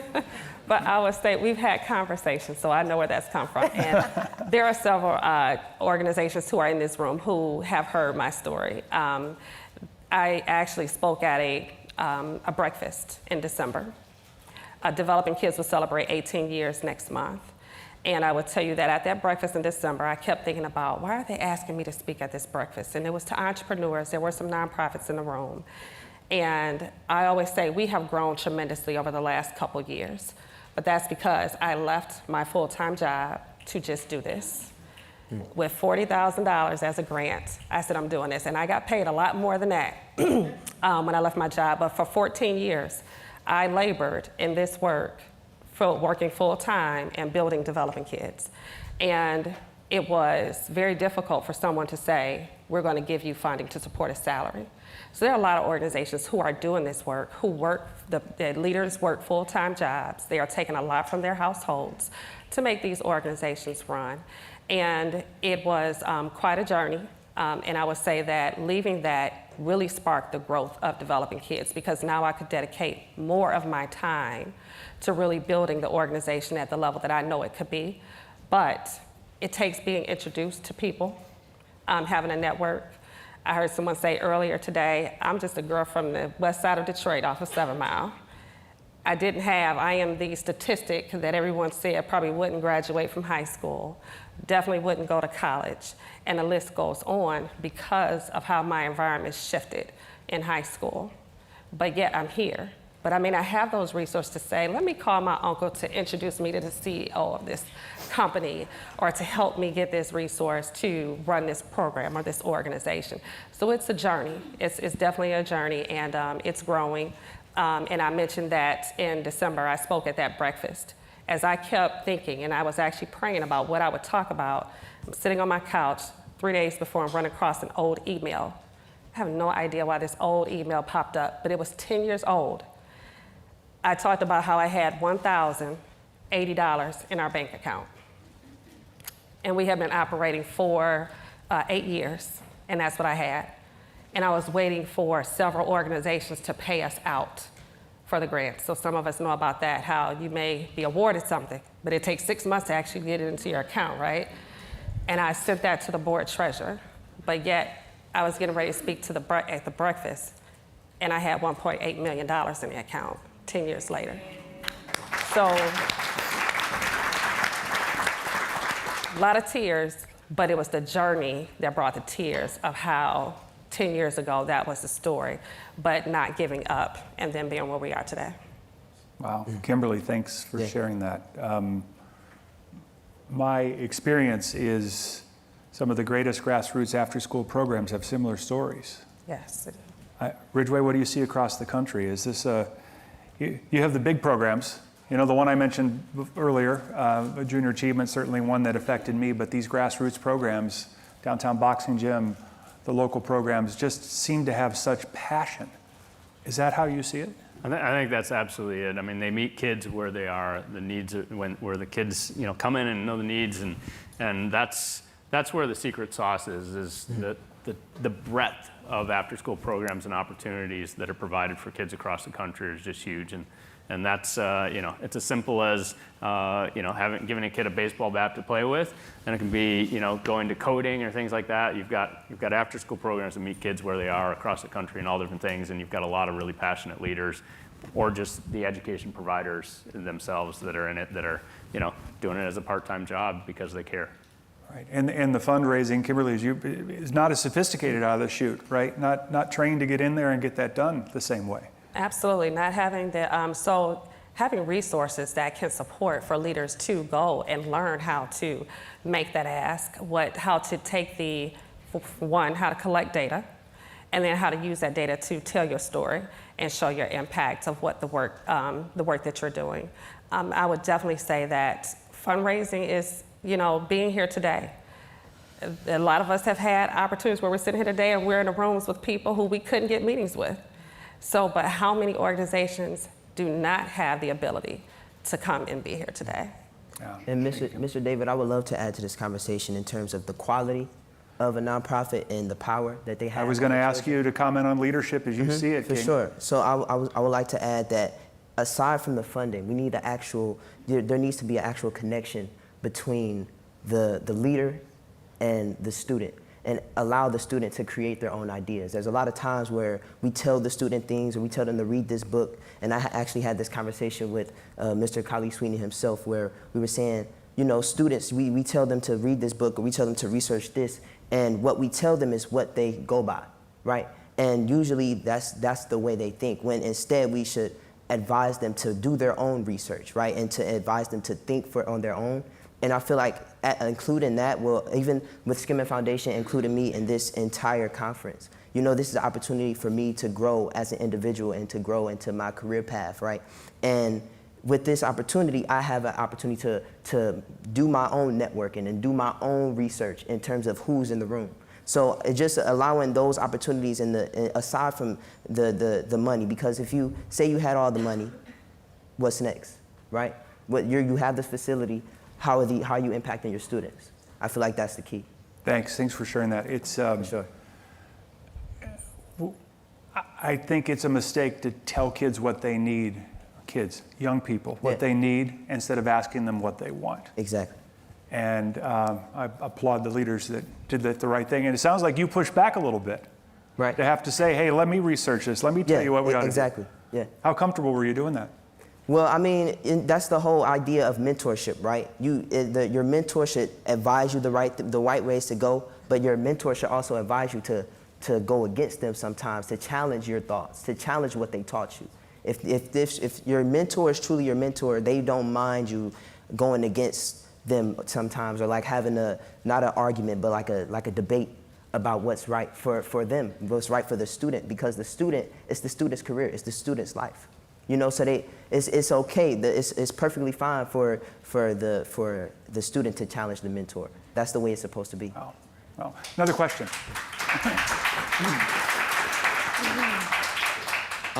Hello, everyone. My name is Mohammed Muntakim, trustee with the Skillman Foundation. And on the note of developmental skills, my question's for King. As a youth leader and an activist in Detroit, which we have seen on display at the President's Youth Council, what would you say has impacted, in terms of after-school programming, impacted your developmental skills, not only so far in your journey, but continues to drive you forward in your future endeavors as well? Mm-hmm. Thank you. That's an excellent question. Thank you so much. In terms of building my leadership, in 2020, I, along with other youth, led a youth march where I spoke, and the youth march was called One Nation Under a Groove Youth March, right? And it was only youth led the march, and I was a keynote speaker for the march.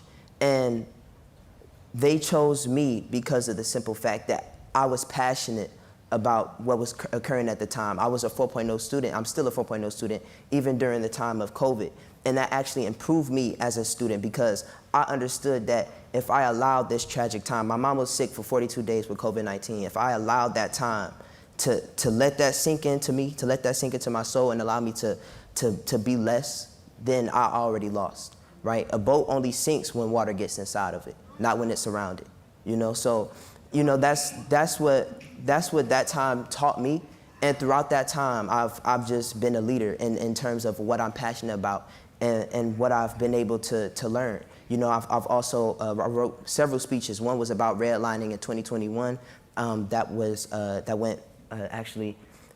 was for the MICFA Challenge, and I was one of 12 finalists of that would have said their speech in Washington, D.C. It was in 2021, so we couldn't do it in person, right? And also the very next year, the following year, I wrote a speech about how us in the Black community, we should first care about our community and what we do before we ask the politics to do stuff for us. Because if we don't care for what we see in our communities, if we don't care for what we see in our backyards, if we throwing cups in our backyards, then why would anybody want to help us out if we're not helping ourselves first? So thank you so much. It's a plethora of things that I've done after school, and I don't just retain it. I actually give it back to the people at my school. I'm actually class president of my class as well. You know, I'm salutatorian of my class. So it's like I'm pushing to be a leader all the time, you know, regardless of anything that I do in school or out of school. But I want to make sure that whatever I'm passionate about is always being heard. Terrific. Question in the back. Nancy Windsor, City of Port Huron. First of all, thank you for all the work that you guys are doing with kids, and big shout out to Downtown Boxing Gym. I think their program's awesome. But my question is really around kind of off what the last guy said about the capacity for dollars for, you know, infrastructure to build these programs out. And I know everyone's fighting for that, and we appreciate that. But like even safe outdoor spaces, looking at mental health, obesity, all the things that we're talking about here. Has there been anything at the state level, or can we start talking about that, where we start making these spaces, you know, for kids to play outside after school programs or at schools where they feel safe, you know, because like you just said, like structured play is great, but also it's nice to let kids play, right? And I don't believe that there's a lot of money that's allocated to those things at the schools right now. Is that something that people are looking at for the future, Michigan? Michelle? I want to start by just clarifying some language. So when we think about the goals of after school, safe places for kids to spend their time, we call that a lot of things. We call that childcare. We call that pre-K. I call that second grade for my family at 12:44 on a Thursday. We call it latchkey. We call it summer camp. All of those places, when we think about positioning this conversation in Lansing, for example, I think are having a moment where we're shifting the discussion from, oh, that's a family responsibility, oh, that's a community-only responsibility, to saying, actually, this is infrastructure that matters intensely for the goals that we have as a state. For our talent goals, if we want to recruit people to Michigan, if we want to keep people in Michigan, we have to get all of those spaces right, no matter what we call them. And that includes making sure we can operate. I heard your general operation shout out there. It includes facilities and spaces, and we have, I think, good breadcrumbs when it comes to the work that we're doing at a state level, where we are taking some really important first steps, and we're hearing from legislators, we're seeing leadership from the governor that says, yes, we have to be making a state investment here. And when all of you go to your next meetings and the next meetings after that, having your voice continue to say, how are we thinking about the infrastructure of our childcare, after school, out of school time spaces, so that these aren't opportunities that just are available to families who are in the know, but they're available to every single family and every single student who needs and wants them. And a couple of the stats, I mean, for every $1 invested after school, there's a $3 return on investment. And we know that, like, worrying about where your kids are costs the economy $300 billion a year of kids, you know, our parents wondering about childcare or inconsistent childcare. I can't go to work today. And this isn't someone else's problem. I mean, we are in the best resource room in the state of Michigan right now. And you don't have to raise your hand but how many of you know someone who like set an alarm on their phone for summer camp sign up, sort of like concert tickets, right? How many of you have someone in your family who are on a wait list because they can't get into childcare? How many of you signed up for those programs? You know, I signed up for childcare before I told my mother I was having a baby. Right? Those experiences, no matter how old your child is, which I took a quick straw poll, I asked everyone, I said, my kids are 6 and 8, they cannot stay home alone. 15 minutes max. At what age, right? Where is the line? 12? How many programs, when you think about the opportunities that are available in your community, are really targeted towards 10, 11, 12-year-olds? Not enough of them. And yet those are children that no one would say, yes, let's leave a 10-year-old home alone 50 hours a week because their parents are gonna go kick butt and take names at their job, which is what we want them to be able to do. And so if this room can't do it, no one can, right? It's an accident of luck, which is certainly not what we want for an infrastructure that's so critical for the goals that we have as a state. Ridgeway, Mott's looking across the country. How's Michigan stack up? So Michigan's actually third in state funding, which is good. But if you look at number one, which is California, they're about $4 billion per year in after-school funding, and Michigan's proposing about $50 million in the government. Wow, it's budget. a big drop between 1 and 4. So if Michigan were in proportion to California, it would be about $1.3 billion a year in funding for after-school and out-of-school time. Wow. So we've got ways to go. Wow. But we've made the first step, and I appreciate it. Yeah, you gotta get started. Great. It's a question here. From Merritt, there we go. Hi, good afternoon. My name is Kuhusa from Merritt in Detroit. In the lens of high quality and to King's point about asking young people in general, the questions. King, any advice? You have a funder, someone from the state, and an after-school provider on what high quality is to you, and any burning questions from the other three panelists while having King on stage. High quality, great question, thank you. High quality is trust. I trust that every day when I go to any after school program, when I go home and I leave my phone somewhere, I know it's gonna be there. When I go to school and I leave my phone somewhere, I'm not so sure, right? And high quality, it comes with trust. It comes with, when I go to this place, do I feel comfortable? Do I feel safe, right? And also, do I feel like I'm gonna gain something from this experience? Do I feel like I'm gonna learn something, right? Students, we don't know anything about funding. We don't know what funding you're getting. We don't know what you're doing. We just know the impact that you're having on us, right? And if that's the case, then we should focus a lot about the connection, right? And we, of course, focus on funding. You know, we need that to keep it, to sustain it. But if the mission is the students, and we're focusing more so on funding, then you know it's not going to work, because at the end of the day, the mission is not getting done. Wow. Kimberly. Yes. How would you respond to that, and how do you think students in your program would define quality? I agree. I love the comment about trust. So in developing kids, it's been criticized that our team operates as a family, but we do. Sometimes you get along, sometimes you don't. But it's the same way with the young people. So there's a lot of intergenerational relationships that happen. We have alumni who come back. The young ones who are in high school and college mentor those who are in K through 8th grade. And I do leave my purse in the room, and there's young people in the room. And I know I shouldn't do that, but I do. You better not. Just leave it at that. Leave it at that. But I tell my team, you need to put your things away, because we do have some young people who are surviving, and it can look appealing. However, there are a lot of relationships, so I agree with that. On the funding piece, I know a gentleman who could not run his program because he didn't have funding at the last minute, because I think we're doing better, but for a long time, you wouldn't find out you had summer programming until June, right? So how do you run a quality program when you have 2 weeks to train, hire, and implement these activities? So he found out very late. He did not run his summer camp. young man who was very active, who had come to him like, man, I was looking forward to participate, was killed that summer. And he took it very hard because he said if he would have been in my program, maybe that wouldn't have happened.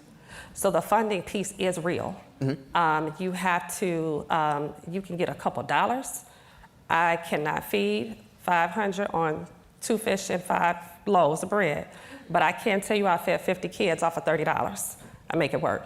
But when we talk about quality, how do we make sure that the kids have the supplies that they need, the team has the training that they need, that you can hire them not just to run the program, but to actually go to training for high quality standards to implement the programming. So all of that ties into funding. So it is a great piece, but the relationships matter. Right. Definitely. Michelle, you want to jump in here? We've heard in both of their answers the importance of people, and we've heard words like passion for this work, but I just want to be clear, we can't count on passionate people who are willing to work for really crummy wages if we want to sustain this system. And it's difficult to ask the field to advocate in that way. They do, and I really admire that, but it's a whole lot easier to come and have a conversation about expanding access to kids than it is to come and say, our child care system, I don't have the data at my fingertips for our after school, but there's a lot of overlap in the job classifications between folks in our economy who work in a child care position and folks in our economy who work in an after school position, and they are among the lowest paid people in the economy, period.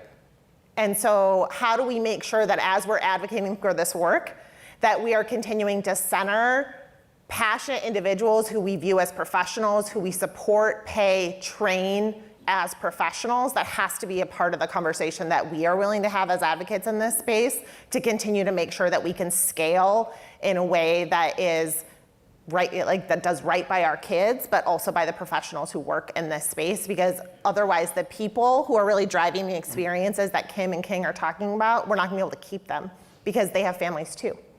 And we need to be able to support them in those aspirations in a field that they have a lot of passion in. Wow. Another question.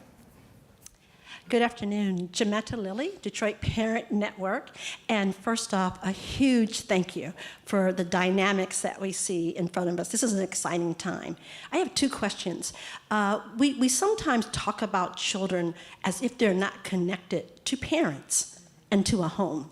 So as we're looking at OST in a much more holistic way, in what ways can we be much more intentional, not only in the design and having partnerships with parents of all generations, whether they're foster parents, whether they're older siblings, whether they are birth parents. So that's one question. I'd like to kind of hear your thoughts on that. The other is, as we talk about design and being holistic, so much of the funding is child-centric. And there are many people in this room, certainly we are focused on how do we power up parents to really be a partner for the growth and development that we want for young people, and at the same time have programming that gives them access and equity to the things that they need.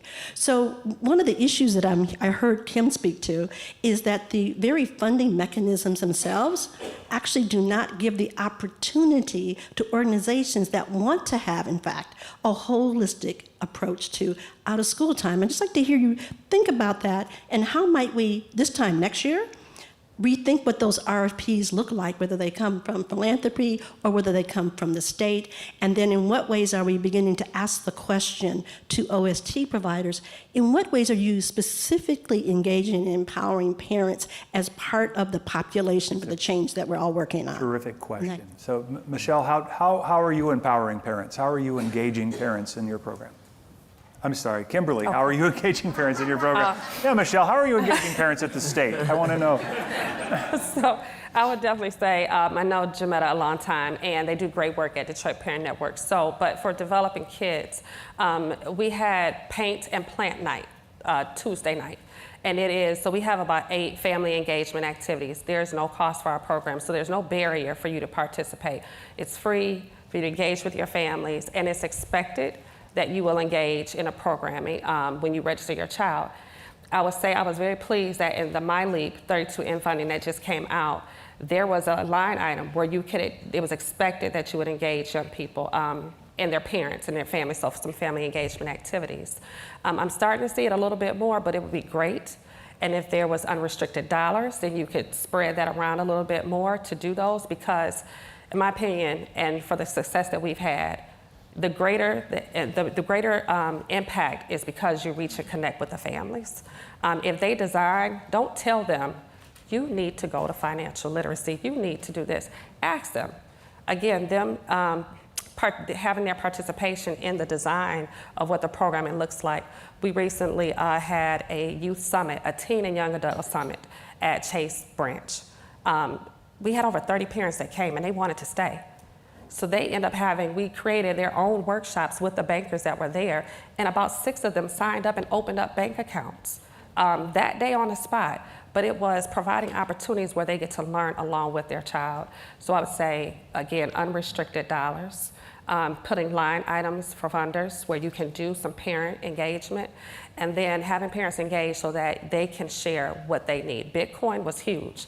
Parents wanted to know, should I invest in that? Is that something I should look at? There are a lot of schemes happening right now. And parents want the best for their children. They're trying to figure out how to do that. So if we can help them, again, as community, if they trust us, because they do, they trust the programs that their children are participating in, they will listen, they will take that advice. Right. Michelle, does the state have a position on that, and its applications, its RFP? Are you asking that question? Absolutely. So something that we've worked really hard with, frankly, a lot of people in this room, is to be able to say, how can we make $50 million of current investment go as far as possible? And how are we structuring an application that is really picky about where those dollars go, so frankly that we can come back here and make a case that we should continue to invest. And MyLeap has been incredibly proud to partner with Aaron and the after-school partnership on something we call the MOST committee, the Michigan Out of School Time Committee. Thank you, Aaron. I was like, where are the letters? But to be able to say, how do we structure together grant criteria that align with what you're trying to do, so that we're not asking you to take on a bunch of responsibilities. Now we're giving you money and asking you to do things that aren't the heartbeat of what you do, but that recognize that there are things that you're doing that are blurry. People's lives are blurry. It's not that they're coming to you and getting one transaction. They're coming to you and getting advice about supporting a behavior challenge with their child. They're getting recommendations for what you're watching on TV at night, right? What time bedtime is, connections to community resources. How do we recognize that in a grant application? And how do we honor that in the investments that you're making in your budget? And so we haven't, from a state perspective, said, here's the application, hope you apply. We've said, let's design an application together that lets you showcase the very best parts of your program, highlight places where we need to continue to grow as a sector, and continue to fund opportunities that we know are really critical for kids. And what I'll say is that we get far more applications than we can fund. So we have a $50 million investment. It's a very competitive application. And we have gone back to the legislature and been able to say, here's how many quality applications we could fund next if there were additional state resources to do that. And excited to continue, like I said, to work with all of you to tell that story. And Aaron has fact sheets that we can help circulate about what that looks like and what kind of impact we've been able to have so far. Parent engagement is a huge part of that, but it's one of many. I personally would say parents are always engaged. It's their kids we're talking about. Like if the parents trust this place, right? If the parents trust this nonprofit with their children, and the children are coming back, hey, I love this place. This is really. Why should the parent be like, oh no, I'm going to take you somewhere else if your child is really loving this place? The parent is naturally engaged because that is their child. And I also want us to think about the fact that, have you had alumni from your program? Yes.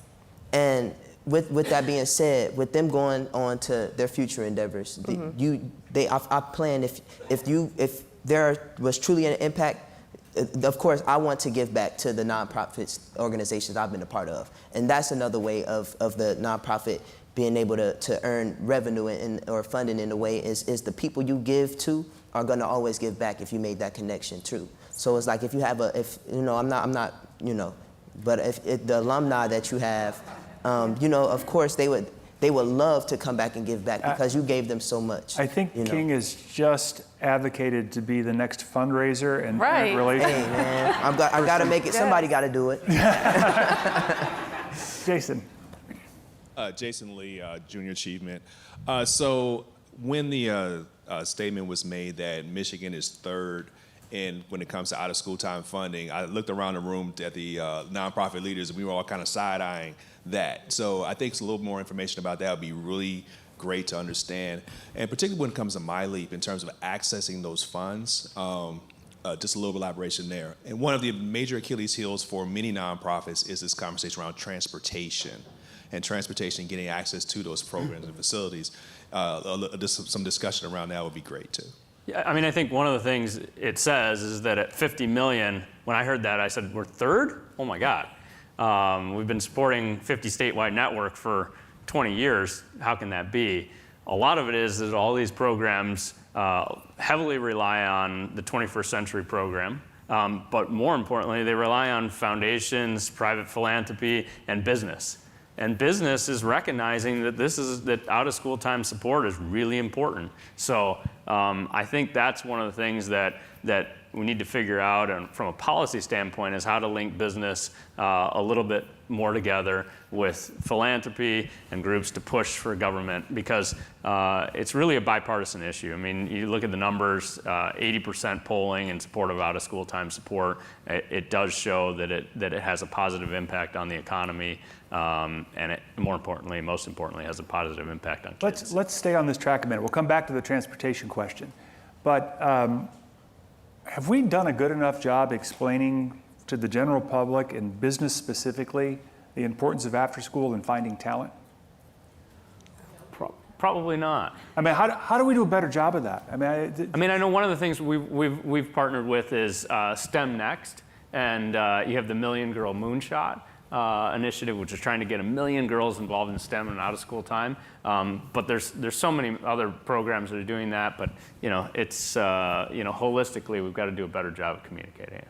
Yeah, Michelle, how do we get at that? I think one of the challenges right now is it's so relationship based. It's a person who meets a person at a conference who says, I have an opportunity, and they connect. And that's fantastic in the community, in the sector where they're working together. And how do we systematize that? So when people say, I have something to offer from an employer perspective, or I have a need from a provider perspective, how do you do some matchmaking to support that work? And I think that's a challenge we have in the education space more broadly. I just left the conversation with our higher education presidents talking about creating those same connections for internships for students who are in our 2- and 4-year degree programs. What does it look like? That's what conferences like this are all about. How do we break down silos where we have different sectors working on the exact same challenges, but not always with an aligned agenda, with maybe an adjacent or a tangential agenda? I think that's a problem we have to continue to work on. It's something that is really built into the DNA of what MyLeap is charged to do. How we get there, that's a question we're going to have to continue working through with all of you, and would love to, after this panel, through this week, and when we're back in our respective home bases, to say, what does it look like to be able to strengthen that, not count on charismatic leaders who are making it happen. Again, that's great. But to make sure that when they're getting pulled in a whole lot of directions, Kim told me she was looking at construction plans that weren't being built per the plans today, right? It's like one of 6,000 things on a list that ultimately is about delivering for kids. How can we make that job just a little bit easier on all sides so that we can have programs that really benefit kids? We've got to work on that together. Kimberly, are you working with businesses at all and communicating this importance? Are they seeing it? Absolutely. One, we're a lead agency for the Grow Detroit Young Talent. So we have 200 young people that will be with us, 14 to 24 for the summer, those ages. We have placed 100 with us, but we're also sending 75 out to different companies. They're at law offices, they're at popcorn shops, they're at Focus Hope, they're at stores, local businesses. In addition to that, we've helped young people earn national and international fellowships that were in fields that they were interested in. We've supported them to apply for youth advisory boards with an MBA team. And now the young lady has received a full ride to go to school for broadcast journalism and sports. We have partnerships with a couple different companies. One of them is Kelly Services, and reaching out to them saying, what you do, we need to make sure our young people have the skills they need, not just to get a job, but to keep a job. How do they manage conflict and on the job? How do they communicate well? We need your support with that. So we started a partnership where every summer we take those young people out to their location. They create workshops all throughout the day. Interviewing skills, how your digital footprint, what that means, which then created a scholarship fund specifically for our participants, a renewable scholarship for 4 years. And just proud that this year we have our first set of interns who are there, interning with them, a remote work opportunity in their fields that they're looking to go into. So again, it's creating those pathways, but I'll go back to, as Michelle just said, you heard me say I've only been doing this full time for 4 years now, not even a full 4 years.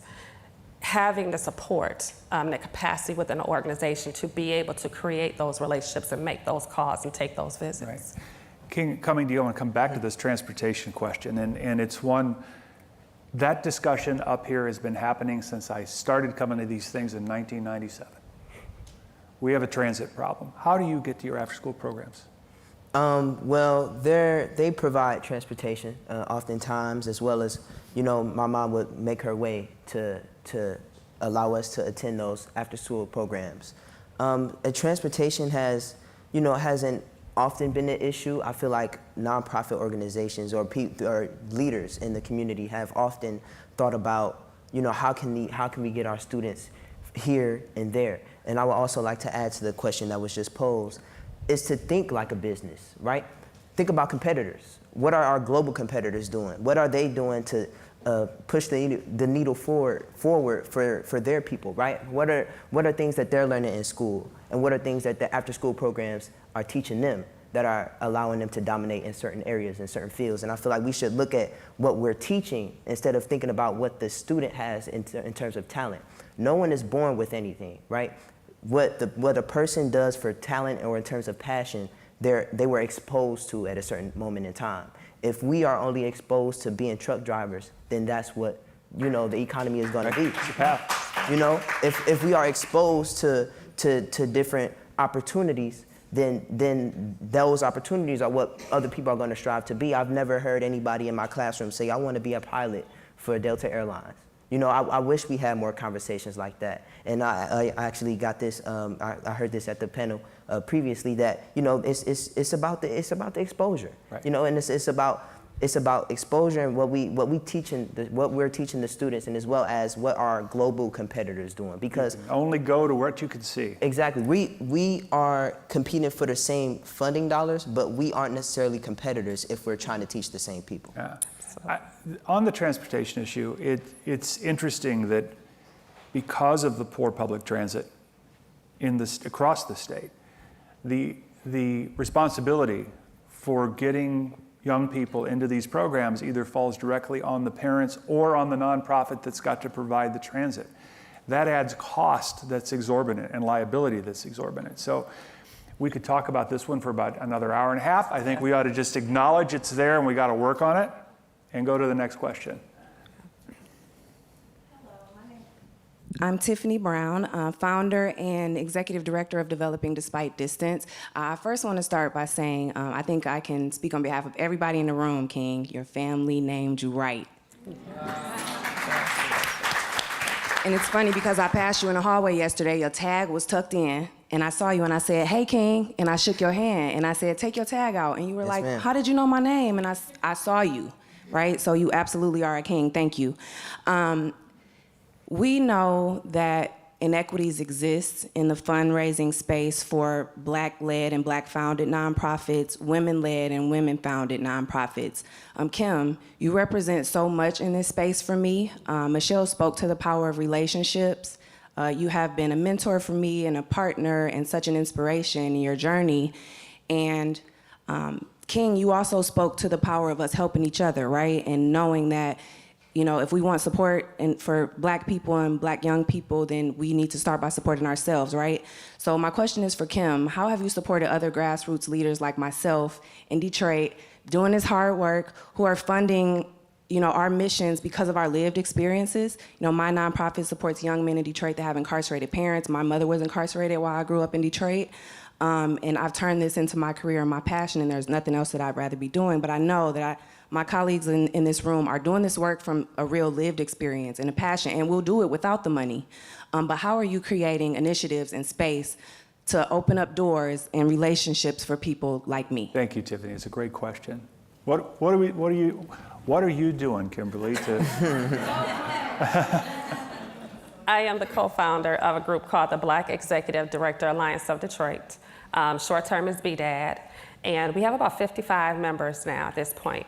It is open to youth serving nonprofits who are Black leaders in the city of Detroit, working with young people again. That's your focus. And it is open.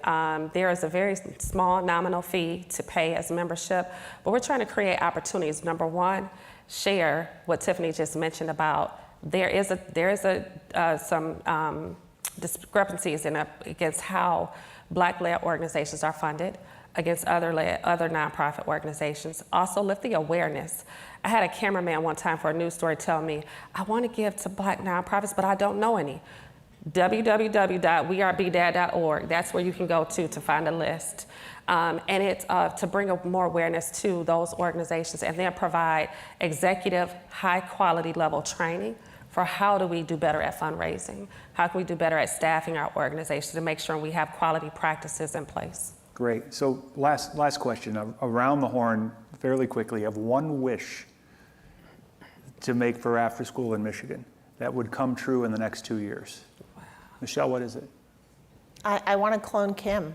How do we have more? There's so many, insert so many of you in this room right here. How do we create more space for leaders who are showing up every day for our kids? That's the space that government can work in. How can we support what you're doing? How can we continue to advocate for funding so that there are more Kims supporting our kids? Ridgeway?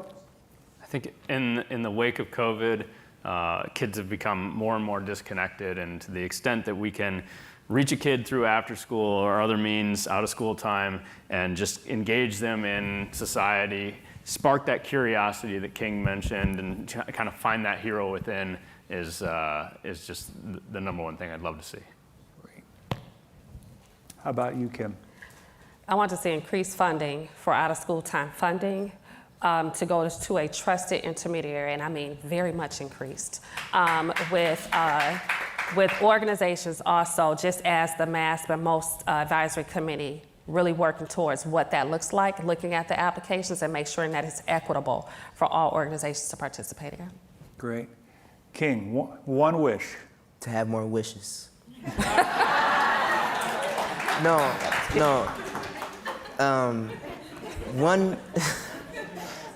One wish, I would personally say I wish more nonprofit organizations would want to come together in terms of thinking of each other as competitors, because of the simple fact, to your testimony, Ms. Kimberly, of your friend who had a nonprofit and he didn't have the funding dollars. If there was a nonprofit he was partnered with, or at least he had a friendship with someone, and he didn't have the funding dollars, he could have took those students and put them somewhere else. You know, he could have looked at the students who he said, I wish that was my student because he got shot. He could have took that student and took him somewhere else if he didn't have that, a nonprofit for himself. We have all these nonprofits in the city, and to say that I wish he was a part of mine, I feel like that's kind of selfish, because there's too many out here to say that I wish he was a part of mine, where we can take him somewhere else or we can take her somewhere else. I wish there were more nonprofits thinking of each other as a unit instead of thinking of each other as competitors. Okay. So you want to fix the talent gap in Michigan? You want to make sure we're dealing with daycare, safety, the right way? We want to make sure we're getting STEM in systems. You want to make sure that you're finding a way for employers to be a partner with young people and expose them to career opportunities. Find a way to support after school. Find a way to replicate this guy over and over and over again. Help me thank the panel. Thank you. Thank you. Enjoy the rest of your day. You are watching live coverage of the Mackinac Policy Conference provided by One Detroit on Detroit PBS. Let's take you to the next session of the day, Shaping Michigan's Future. It's musical chairs. Wow, what a crowd. We might have mixed him up a little bit, but that's okay. We're here.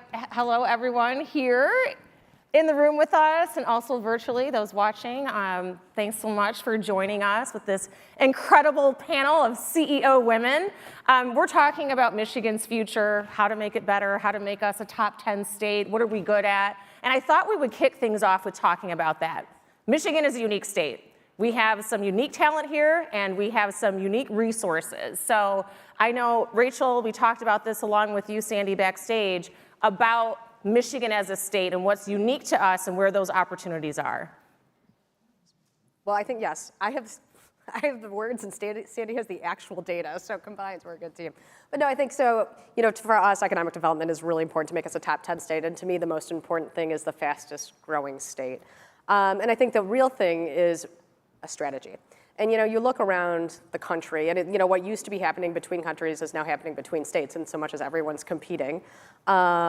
But like everything, I think if we're going to compete to win. And it seems almost every state has a nearly indistinguishable economic development strategy. Like we're going to go deep on semiconductors because that's the future. We're going to go deep on AI because that's the future. And all of these things are true, but not all these things are necessarily Michigan's core strength. So to me, as we move forward, it really seems to be like what is going to happen here that's unique and nowhere else. So again, this I'm about to say something about which I know zero, other than I can read an export table. But Michigan's biggest export remains agriculture. This is a unique thing. There's a ton of innovation happening there with climate change and water, and something conveniently we have. This seems like a core strength to me. Partly now, thanks to Elon Musk, love him or hate him, everyone's talking about co-locating R&D and manufacturing. Now, this is something that most states haven't done. Actually, that is Michigan's DNA. So to the extent there's a strategy there, that makes a ton of sense. So I really, to me, I think if we try to do everything, we're gonna do nothing. And I can give one example, and people who know me are probably sick of me doing this, but in a past life before I was a furniture retailer, I was in the solar R&D space. And one example I've seen when it really works when you focus and really laser focus with collaboration amongst all the sectors was this great example called Sematech. I got to know Sematech because we're sitting there at the Department of Energy getting all these great grant applications from SUNY Albany. Awesome, what a nice change from Stanford and Berkeley. What's going on there? Well, what was going on is in the 80s when we, the US, was really concerned that the Japanese at the time were gonna clean our clocks on semiconductor manufacturing.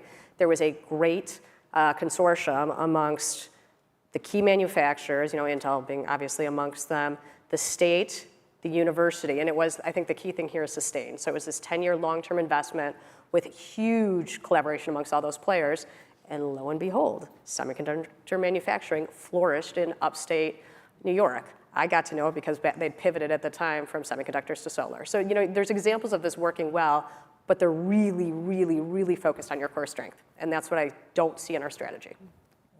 Sandy? Let me just give a few statistics. Please. All right. So Rachel is right, and so are you, Rhonda. When you think about Michigan, we have so much to offer. Everyone knows that we have still the most renowned engineering talent in this country. Everyone knows that we have natural resources. I said earlier, we have 11,000 inland lakes. We have 19 million acres of trees. We control 30% of the Great Lakes surface water. Water is important in this country. We have world-class universities. You heard so many of them on the stage this morning. And why do we want to be a top 10 state? We want to be a top 10 state. It's more income per household. It's more people working, and it's more people moving to Michigan annually. Top 10 states get the size of St. Clair Shores in terms of population moving to their state. 58,000 people if you're in the top 10. Ladies and gentlemen, we are number 31 out of 50. That's a fact. We don't have the 23 results yet, but we haven't leapfrogged other states. And other states are making investments just like we are. I give a lot of credit to our governor and the legislature. Billions of dollars are being invested. We don't have the impact of those investments yet, but we're not leapfrogging other states because they are spending money too. And so we have a lot of work to do to move up to top 10. And there's economic reasons for wanting to move up. And I know that my other panelists will talk about some of these issues, but to me, we do not have an economic toolbox that will take us to a top 10 state. And what do you mean by an economic toolbox? What do we need to have in it? Okay. The governor's not here, right? Okay, so okay, can I just give a few statistics? We do not have a research and development tax credit. We are one of only 13 states in this country without a tool for research and development, one of 13. We do not have a payroll tax credit. We're one of 8 without a payroll tax credit. We don't have enough site-ready investments. I mean, one of the reasons Ohio got Intel and so many suppliers surrounding them is because they had a site-ready with water in the middle of Columbus. And we do not really have the innovation and entrepreneurial support that we need. That's the tools, and we're working hard. The MEDC is working hard. We have to do more. Christina, why don't you jump in and talk about what is working when we're talking about this talent gap and luring people to our state? Yeah, so I think talent is definitely a key issue that we need to continue to address. We are not a net growing country or net growing state. If you look at the folks that talked about the education panel that was up here, 50% of the people that we're educating are leaving our state. Many of them are staying, but it's not nearly enough. We also, in manufacturing, we rank dead last in terms of what high schoolers want to go into. So there's a talent gap in the state and also in the manufacturing and more specifically. And so some of the things that I think could be successful and that we have seen as being successful are related to, we've got looking at different pools. So when we look at the pools of talent, people are typically looking at different areas. We should look at maybe boomerangs. So rather than trying to keep them, we can keep as many as we can, but some people are gonna go, let's get them when they come back. And so when they come back and start a family, we've got some really great assets, quality of life, some of the natural resources that were talked about, other types of things. But we need to make sure that we've got world-class childcare, that we've got good educational resources, educational outcomes from K through 12, so that parents feel comfortable locating here. We also need affordable housing. So making sure that we've got the right assets to attract boomerangs. And then the other pool that we have looked at Cascade Engineering is really looking at returning citizens as a population and people who have been formerly incarcerated or people who are coming from poverty. The stat is 41% of Michiganders are at ALICE or below, which is the asset limited, income constrained yet employed. And so looking at that pool, how can we move people from that pool into jobs? I think manufacturing has a unique opportunity to have a lot of starter level jobs that people can get their feet under them.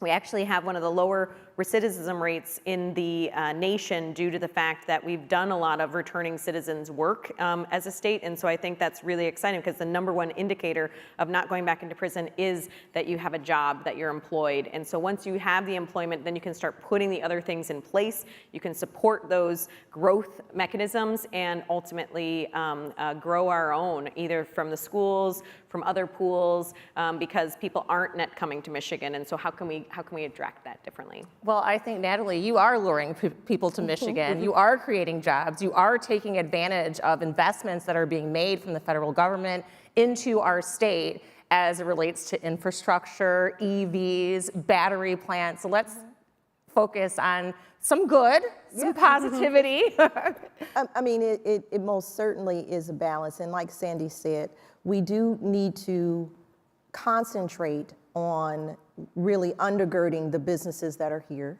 We need to be on the cusp of innovation, so R&D investment is extremely important.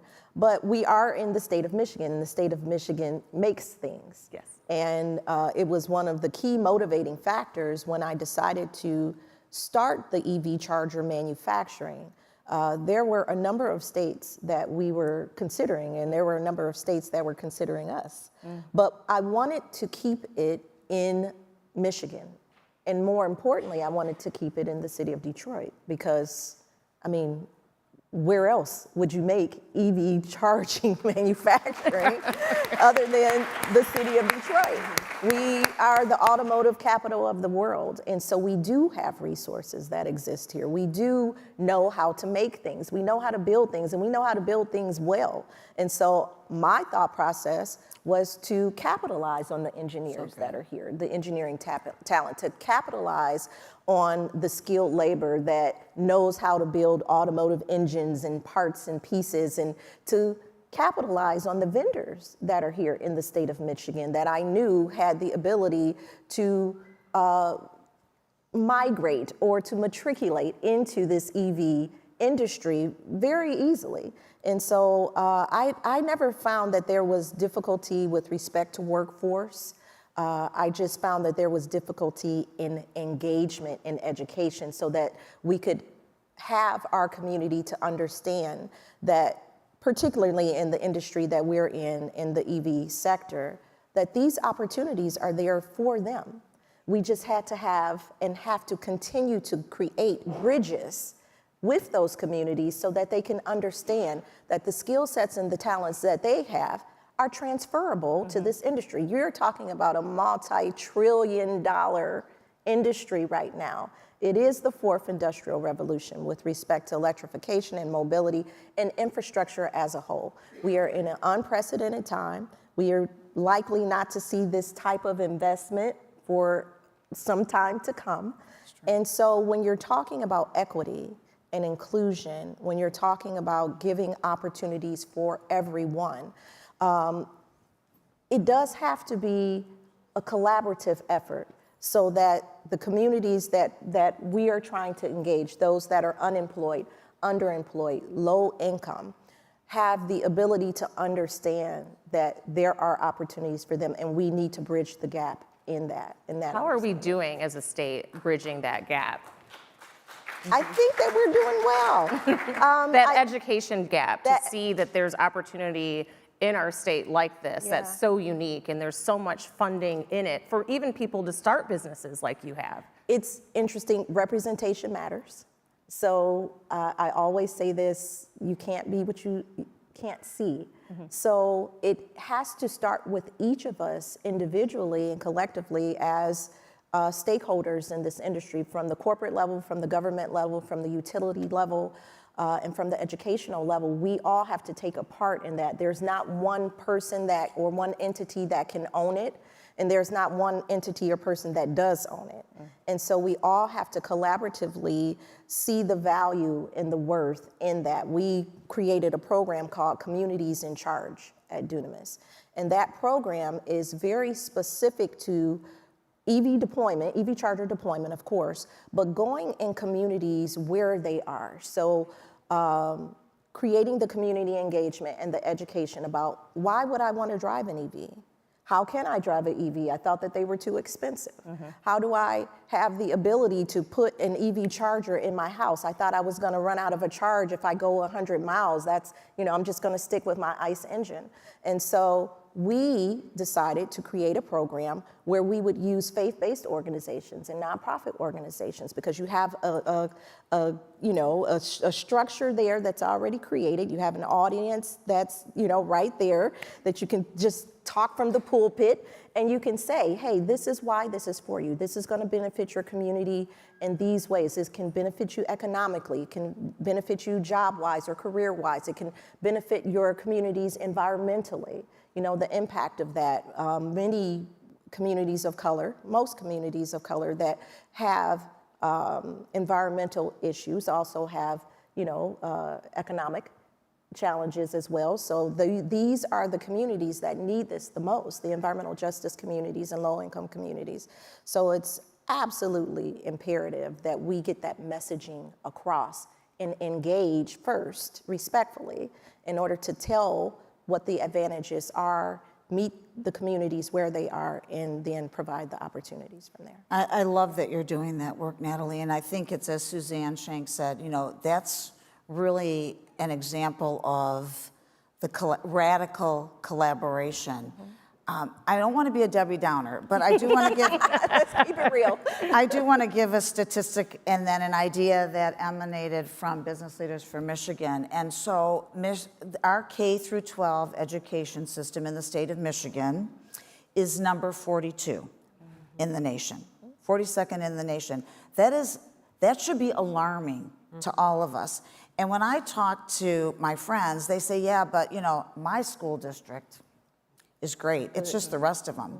So what I do with those friends is I send them to launchmichigan.org, which shows you how your school district is doing compared to your peers in the country for your size. So if you think your school district is doing great and you're not part of the 42nd out of 50, go to launchmichigan.org. Our system is failing, and we have to make radical change because no one's in charge. There's no accountability. There's no authority to improve. Kudos to the governor and the legislature. They actually gave $240 million to the Michigan Department of Education to gain efficiencies in the school system and drive more dollars in the classroom. You know how much has been spent so far? Zero. Michigan is only one of 6 states in this country that does not place the governor in charge of the leadership of its education system. That takes a ballot vote. That's a big change. It's a lot of work. We have to get there. We have to change how we educate our children, and we have to put more dollars in the classroom to get them ready for the future.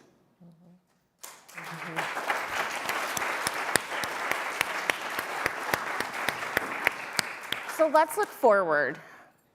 Christina, talk about where you see us as a state, maybe the next 5 years, 10 years, if we begin to implement some of the things that we're talking about that will help take us to that top 10 level.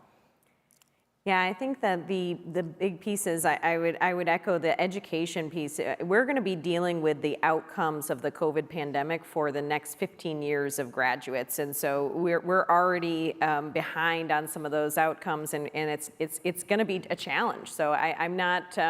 I don't think it's going to be an overnight thing. I think a lot of reinvestment in the K through 12 education that will also help with the boomerang folks that are coming back because they feel comfortable that they can bring their kids into our schools. So I think the school system needs to be addressed, as well as more STEM education. I think that having more of the STEM skill sets of science and math, and then exposure to manufacturing and other types of roles. The Gallup poll says that manufacturing ranks dead last in terms of what they want to go into when they come out of high school, but if they have exposure, it goes to like 3 out of 10. So we've been working with GVSU on a talent link. So we have the co-op program is our typical program, how we get young students, engineers and other folks in, and that's been working for a number of years, but they have this new talent link where they're getting liberal arts students as well, exposure to careers while they're in school, so that they're more likely to get that exposure, to get engaged, to jump into the role. So I think it's really, we've got to address education, we've got to address talent, and then the other support services, childcare, and other types of support services. I think about them as almost infrastructure. Absolutely. You know, we've got to have the infrastructure here so that businesses can locate and they can say, I'm going to get good talent, I'm going to have the right support for those talent resources, and I want to continue to grow. And you've had some great success stories, Natalie, just in the manufacturing space and getting into it, having never worked in that arena before, and also the excitement that you're seeing of the people you're hiring. Absolutely. I'm a lawyer by trade, by the way. I have no technical background whatsoever, but definitely a passion and a vision for this industry and using clean energy technology to empower our communities, using power to empower. And in that, I think we talked about, again, representation. It matters, and the exposure matters. And so to be able to support businesses through the educational system, to be able to attract the talent is absolutely essential. We do an intern program every summer, and we work with local nonprofit organizations. There's a nonprofit organization called The Union that we work with, and they place students with us that are 11th grade, 10th grade, 11th grade. And I have this great story. This one kid had never seen an EV before, more or less knowing about an EV charger. He came to work with us. At the end of the internship, he did a presentation. He brought his entire family with him. Our entire executive team sat around a boardroom, and he created a PowerPoint presentation. And he did such a wonderful job in articulating what he had learned that summer. And he really is representative of exactly what you just talked about, Christina, because the exposure made him think, this is exactly what I want to do now. Whereas before he knew nothing about it. And he, but the coolest part about that, because he said, oh, I want to come back and I want to work for Dunamis. I want to get an EV when I get my first car. But the coolest part about it was that his mother, his father, his grandmother, and his sister came. And all four of them said, we're going to get an EV. We didn't even know that this existed. We know nothing about this industry. This is so wonderful. It's so wonderful that you're here and your team is here. And this is a great representation for us in this community. We're located on the east side of Detroit, in the deep east. I know I have some east siders out there. So we're in the deep east, in the hood. And so, I mean, it was phenomenal. And I believe that, we are hiring from the homeless communities. We are hiring from, young people with GEDs on the line, now making these EV chargers in this emerging technology. It's a phenomenal opportunity, but as Christina said, we also need assistance in eliminating the barriers. Childcare is extremely important. And when you are targeting this type of talent force or workforce, you also have to create opportunities for them to succeed. Mental health opportunities, healthcare, those are the things that and exposure, we really need assistance there. And I think that the state and educational partnerships can really assist there. So as we're trying to bridge and work together and make these radical changes, when we look at this audience here and watching virtually, what's the charge? What's the message? Well, let's go back to education. I mean, I think we all believe in it. I don't think there's a person in this room, but I think it's incumbent upon us. I mean, I think we've seen, as Sandy was alluding, there potentially isn't the political will to do the really hard things. And I think if we're going to be willing to make changes and get through ballot initiatives, these are hard and very expensive things to do. So I think it's incumbent upon us. I mean, I don't see how education gets to the forefront unless people, the population of the state of Michigan, gets it to the forefront. And I think that's going to take every single person in this room to make happen, because these are really not simple changes. There's a few potentially obvious changes, but it's not like it's, the state of Massachusetts doing some interesting things, other states doing some interesting things. But it's not like, it's an easy hit the button and go. This is 10, 20 years of real change and real investment in a system that was designed for a state economy that doesn't exist today. I mean, it's just, you go, Launch Michigan has better history than I do, but you go back to it really supported a state agricultural system that looks very different than today. So I think, we all have to work with leaders at the local level, leaders at the state level, education, I don't need to tell anyone, is so decentralized, and everyone in between to make this a priority for voters. I think it's recognizing the great assets that we have in this state and the reasons we all call this our home and raised our families here. That all still exists. And I believe that this community is more collaborative in terms of wanting to get things done than anywhere else I've traveled in this country. So I'm really happy about that. But we have to move forward and we have to face the facts. And that's hard to do.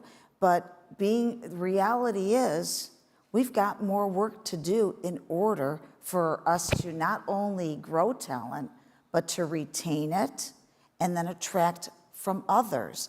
I mean, half of the people that we lose in the state of Michigan every year are under 35 years old. You can lose a 66-year-old, and it doesn't hurt.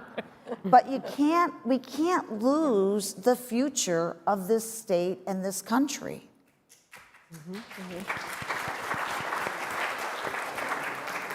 I've certainly seen a transformation. I work in downtown Detroit at Channel 4 every single day. I've been there for 21 years downtown. She gets up at 2 a.m. And I wake up at 2 a.m. But I have watched the transformation in front of my eyes of more young people. Like just the downtown space, who's there out and about at 2 o'clock in the morning? It's a different place. So we have found a way to bring young talent here and keep them. I mean, I look at rocket companies, we've heard from them on the stage throughout the last couple of days. They are doing a phenomenal job. You have a different space. You're in Grand Rapids. What successes are you seeing there? I think Grand Rapids has been pretty exciting to see. I often say that West Michigan is large enough to have examples of all the national problems, but small enough and cohesive enough to be a model of how to solve some of those problems. And I think there are some incredible, exciting things happening in the arts and culture space with the opera and the symphony and the ballet and all of the different resources. People really love the quality of life, but I think educational outcomes and especially K through 12 and childcare. We lost 1 in 4 daycare providers in Kent County during the pandemic, but we do have a millage, and there's some other things that we're working on trying to build those up. And so there's a lot of examples of people working collaboratively to try to address the concerns. Something that we've had that's been successful is the Source, which is an employee resource network, because there are often a lot of services that are available to support our employees, but they may not know how to access them. And so having a social worker on site that can help with different things that they might be having issues related to. We started a housing opportunity fund at the Source, which helps with down payment assistance for first homes and some other areas. And so I think there's a lot to be excited about, but I think making sure that we've got good education, childcare, transportation, and housing. That's the infrastructure that's needed to supercharge the engine of innovation and excellence that we have in West Michigan and in Michigan in general. So I had an opportunity to tour Huntington downtown. Beautiful, multi-level building right across the street from Comerica Park, windows all around the building with views of the Ambassador Bridge and all the way to the east, the west, the north, the south. And it's empty. There's not a lot of people that are there every single day. It's not empty. It's not totally empty, but I saw a great office that I could use and a rooftop I could throw a party. But we are facing these beautiful structures, this beautiful corporations that have all of this space and getting our talent back in the buildings. This hybrid and remote work and even buying furniture to fill these buildings. There has been an impact with this desire to work remote. But then you still want the investment and the people to be in these spaces like downtown Detroit, like in Grand Rapids. How are we luring them back? You have to insist that they come back. You just, period. You know, it's pretty easy. You're coming back to the office. And see that? I'll say, okay, so. It's pretty easy. Like everything in business, I think it comes down to culture. So I think ours was easy, you know. If you do not see the vision that the people that do the actual hard work of selling and delivering furniture can't work remote, then the Gardner White is really not the place for you. And I think, you know, we say we're sales support culture. if you want to be on our leadership team, you better really believe it. So I think, you know, That's a nicer way of saying it's it. right? But do you feel like you're risking losing great talent? Don't care. They're not going to be a good fit if they don't understand their role in the organization. So there's that, I guess, some of the younger people that have had this benefit of remote work and are rolling into it believing like this is the way to do it. I can be on the beach in Cancun and get my work done. Well, I'll give you some data. I mean, like, so, you know, it sounds cute, but we've really spent a lot of time. We grew fast. We've spent a lot of the past year solidifying our core and really attracting, like, the top team, not I think, but I think the top team in the furniture industry. No questions asked. In doing so, we have recruited people from Washington State, Florida, Austin, New York, where am I missing some? So, and these are all young people with a ton of opportunities, including the opportunity to work remote, and they never considered it for a second. So I do think it comes down to a culture, and they feel, you know, one of them drives like so far every day, but he does it because he says, you know, I feel like I'm missing something when I'm not there. That's the culture, right? And I think it does work, and those are the right people, and if they're going to be a fit in your organization, they're going to come in. Obviously, manufacturing, you've got Totally to be different. in the building. We've been in person. We were essential, and we've been in person the whole time. Yeah, but you know, for me, I have a little differing view on that. Of course, for manufacturing, you know, you have to be there, but for our executive team, especially in the industry that we're in, it's extremely competitive right now. And so, because you know, it's not like EV is rampant in Michigan, but you know, the core talent has been outside of the state as it relates to engineering, as it relates to you know, sales and marketing and software design. And so we've had to go outside of the state to recruit. And in that, we've also had to adjust as it relates to our desire for them to be present versus their desire to maintain some form of, you know, virtual presence. And so it's a give and a take there. So while I would love for them to be, you know, we've had to kind of compromise on that a bit. We're actually out of time. And I don't know when we hit zero, but we talked before we started, how are these four ladies gonna talk in 30 minutes? So I know we could probably extend the conversation. Sorry to cut us off so quickly, but I swear I had 14 minutes a minute ago and now we're down to zero. So any quick, like 15-second final thoughts on how we make Michigan a top 10 state? My 10 seconds is, invest in Michigan. Michigan, invest in Michigan. We have great companies here. And I know that there's you know, it's attractive to bring companies from outside of the state, but we have some phenomenal talent here. Invest in those that are here. Yeah, I would say just make sure that we've got the infrastructure to support the talent growth and keeping the talent here, because we've got a lot of great momentum. Yeah. Radical collaboration. Let's build the future together. I don't know, it's America's greatest state. Tell everyone the story. Yeah. Absolutely. Ladies, thank you so much. Please remain seated for a special recognition. And Please now welcome it's Chairman of Sandy the Board time. of Directors for Huntington love it. National Bank, Gary Torgo. And welcome back to the stage, Sandy Barua. That was amazing. That was amazing. Excellent. Outstanding. Hi, Sandy. That was great. I love it. Sandy Pierce, will you please join us? Okay. All right.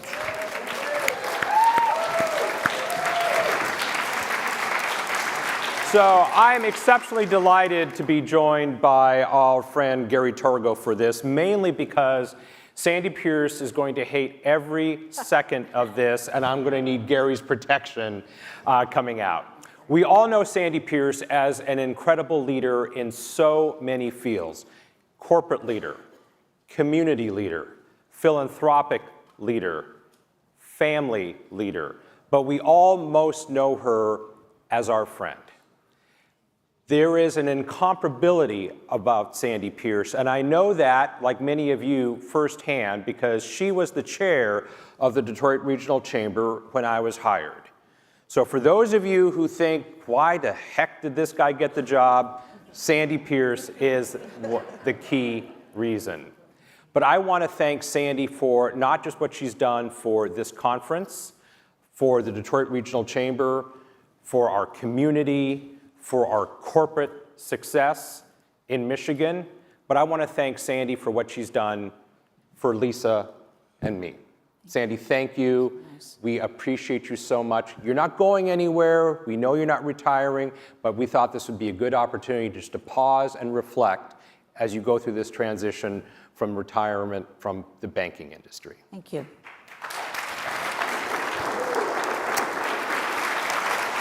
I'm afraid Gary? of you. You know too much. She says, I know too much. Sandy Pierce.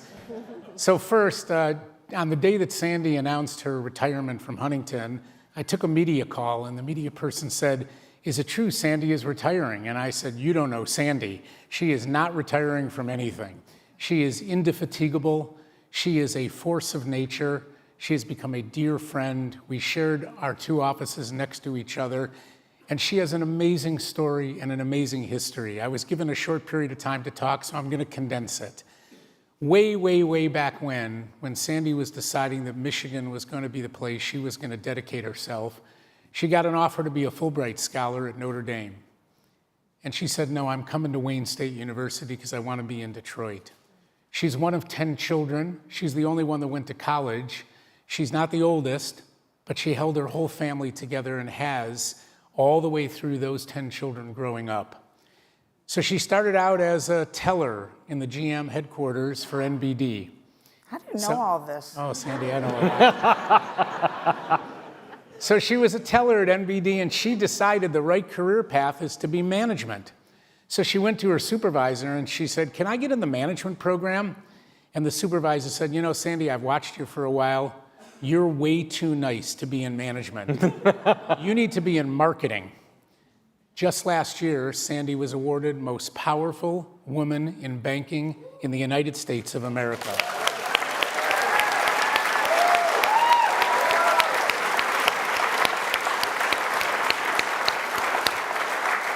I was at the event in New York City when they awarded her the Most Powerful Woman, and there are women from all over the world, and there are literally tremendous talent. But Sandy was chosen to give the keynote address at that amazing event because she is truly an amazing person. She's kind, she's friendly, she's loving, she cares. Her entire career has been built on doing really good things for people. And as she got more powerful, she became more humble, and she became more willing to do for other people. She went to NBD, she went to First Chicago, she went to Bank One, she went to Chase, she went to First Merit, and finally, thankfully, Steve Steinauer had the good sense to bring her to Huntington. And she was literally the social director of Huntington, the top banker, and a person who we all looked at as the leader of the bank. Sandy Pierce is a remarkable person who is doing for everybody all the time. It's rare that we get the chance to say thank you to her. Sandy, thank you for this opportunity. This is really well-deserved. It's not big enough and it's not important enough, but everything that anybody could say in this audience about Sandy Pierce would be minimal compared to who and what she really is. Sandy, we think the world of you. Wow.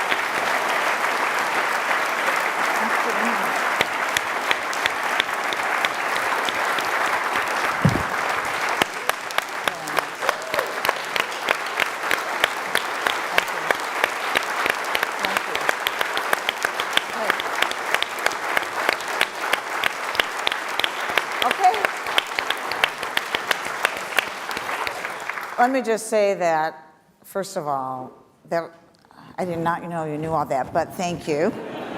And Sandy and Gary have become really, really close friends over the years, as most of you in this room have. I just want to say that I'm going to thank everybody that voted for me.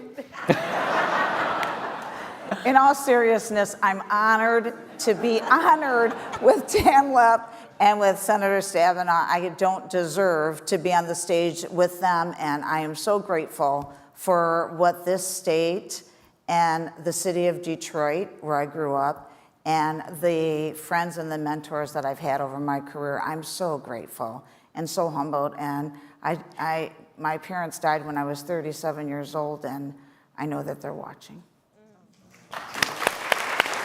Thank you, everyone. Thank you, panel. Thank you.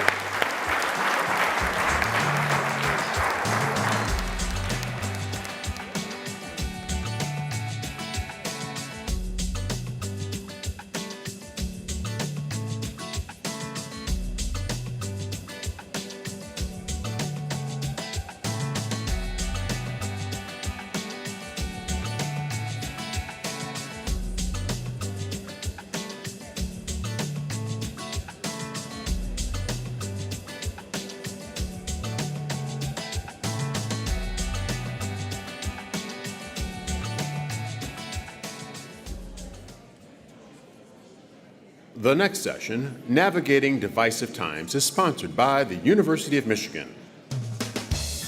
Please welcome U.S. Senator Gary Peters, U.S. Senator Debbie Stabenow, U.S. Representative Lisa McClain, U.S. Representative Tim Walberg, and to moderate the discussion, editorial page editor for the Detroit News and contributor for One Detroit on Detroit PBS, Nolan Finley. All right, look at this.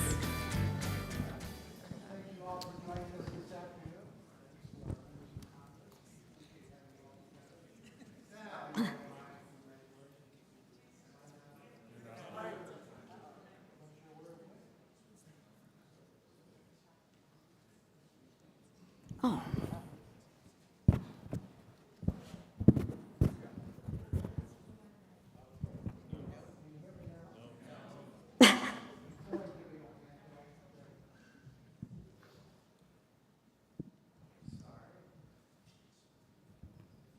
Is this better? Okay, yeah. Thanks to you all. Thanks to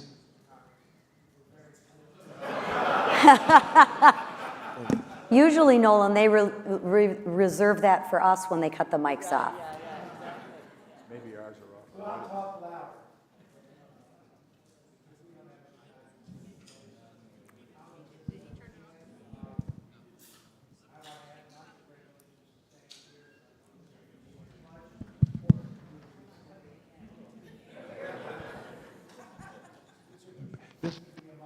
our community.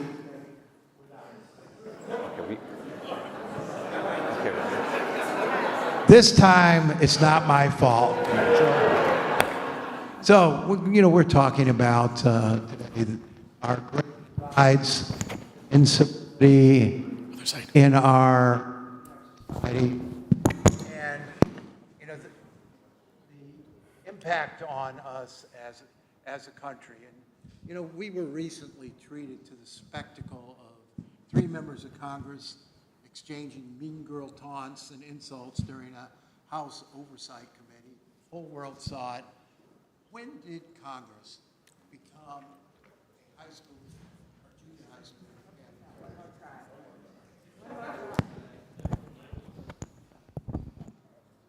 Okay, there we go.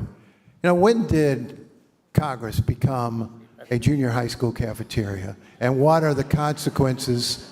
What are the consequences on good government? That's it. You want me to start? You could. Oh, sorry. Maybe I shouldn't. Go ahead. No. I think it started by he who controls the narrative wins, right? You want to talk about social media. You want to talk about media coverage. In my extensive 3.5 years in Congress, I say that jokingly, I don't know any different. But here is what I do know. When the cameras are gone, when the microphones are out of your face, it's a totally different environment. The best way to change that, and I know this isn't a positive thing to say, but quite frankly, stop covering it. I mean, I'll give a great example. And Debbie, I want to commend you on your years of service. My first year when I got in, Debbie and I worked very hard on an estate tax issue. Anybody here know about that? Oh no, well, that's odd. I invited all the media to show up. They didn't show up. But ironically, that same week, I got into an a cat fight with Nancy Pelosi on the floor. She called me that woman. Let me tell you, every news media in the world wanted to talk to me. CNN, Fox News, News Nation, Detroit Free Press. Nobody wanted to talk to me about the good work that Debbie and I did, or Gary and I have done on the NDAA. But I'll share with you, every single news media wanted to talk to me about the 30-second exchange that Nancy Pelosi and I had. If we want to get back to civility, we all have a role to play in it. And I understand why we do it, because it sells. It sells. You know, I have 35 years in business. It's marketing. You put out there what people want to buy. It's sad, and we need to change that. I figured it was our fault. Always. But, Senator, you had something to add, Senator Peters. Just to pick up on the selling part. Oh, this is another one? Okay. Just to pick up on Lisa's point about selling is that basically what happens is that bad behavior is rewarded. And that's what happens. So this is performative politics. You do that on what happened at the House or any other things that happen. And, you know, big part of right now campaigning, you need to raise money for fundraising. And I guarantee you that each of those individuals raised a ton of money when they went out there and said, look at this, I fought this person, we're out here attacking each other, and people are giving their $20 or $25. And so what do? You get more bad behavior. And even if the media doesn't cover it, although they do, you're right, it's still the social media, it's the emails that are out there. And to Lisa's point, we have to stop doing that. And it's up to all of us to say we are not going to reward bad behavior, and instead good behavior, passing a bipartisan bill. We've all worked together and passed bipartisan bills. That doesn't get covered. I remember I talked to one of, not your paper, Nolan, but another newspaper, and said, why aren't you covering more of these bipartisan bills that we're working on? And they basically said, well, our readers aren't interested in that. Our readers are interested in controversy and the whatever the topic of the day is, and they want to see some outrage and some fight. Well, guess what? You get more and more of that when you reward that. And we all have a responsibility to stop that. And until that happens, you're going to continue to see this, I'm afraid. I want to jump in as well, because I totally agree with this. I have been here a long time, Lisa, you know. With all due respect. So I've seen things change over the years. And there's always partisanship. There's always, when it bleeds, it leads. I mean, always. What has made it so much more complicated really is the capacity on social media now. What happened in that committee room was embarrassing. It was embarrassing. But folks got their clicks, put it up on social media, used it for whatever, fundraising or whatever, and it got picked up on other ears. So it does get rewarded and amplified. We also had a former president who took it to new heights here in terms of that. And so it's just continued in a way that I worry most about, because now young people don't know what to believe, who to believe, what are facts. Do we have alternative facts? I mean, as a democracy, we have to have some shared sense of what we're about and what the basic facts are and so on. And so I worry about that as well, that it gets exploded up into just who can talk the loudest, who can get the most clicks, who can get the most attention, instead of like, hey, we're governing. In a democracy, we're actually doing things that solve Congressman problems. Walberg. Yeah, I would certainly agree, but give a little different perspective as well. Number one, you need to know that the overwhelming majority of my colleagues in the House, both sides of the aisle, are rational, calm, hardworking people. And I think what my colleagues have said already, it's a few that get that major coverage. I've gone from having an R1 district, which meant it was a swing district. When you surround, as I like to say, I hug Debbie Dingell on three sides, surrounding Ann Arbor. and having East Lansing bedroom community, Ann Arbor bedroom community in my district, along with Hillsdale College. It made a swing district. And so I could talk very clearly about me being one who was willing to work across the aisle, who had Vanderbilt University and University of Virginia list me as most effective because I walked across the aisle. But in my new district that goes from sea to shining sea, Lake Michigan to Lake Erie, very conservative western part, they didn't want to hear about me walking across the aisle. In fact, they wanted me to have somehow a three-letter name, like a person they wanted me to be just like. I think it was MTG or something. I'm not going to be that way, but that is what a lot of the constituents want. And I think probably on both parties. They see that as taking a fight for them to Congress. We have to be effective, and I've spent the last year and a half in this new district trying to describe to my new district why you don't get things done that way. You can raise money, and you can get a lot of publicity, but you don't get things enacted into law, passed out of committee, passed out of the chambers. And gradually over time, they began to understand that. And I think that's the model that we make, and I'm proud as the dean of the Michigan delegation in the House, that we have a respected delegation. And you ought to be proud of that as well. That other members look at this delegation as a delegation that can work together across chambers and across the aisles. Flint, GLRI, the Asian carp issue, the military. Fortunately, we have two people leading military in the military areas, and that's what I think we need to promote back in our individual districts with your employees, with your friends and neighbors, that you want legislators that are serious. So would the rest of you agree that there's a penalty for bipartisanship, for working across the aisle?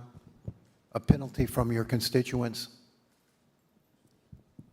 I don't know if I would say well, I don't know, statewide in Michigan, I don't see a penalty from constituents. I think people want us to work together to actually get things done. It's more of within the chamber and the bubble in DC and in all of this. But I think people in Michigan overall want us to get things done.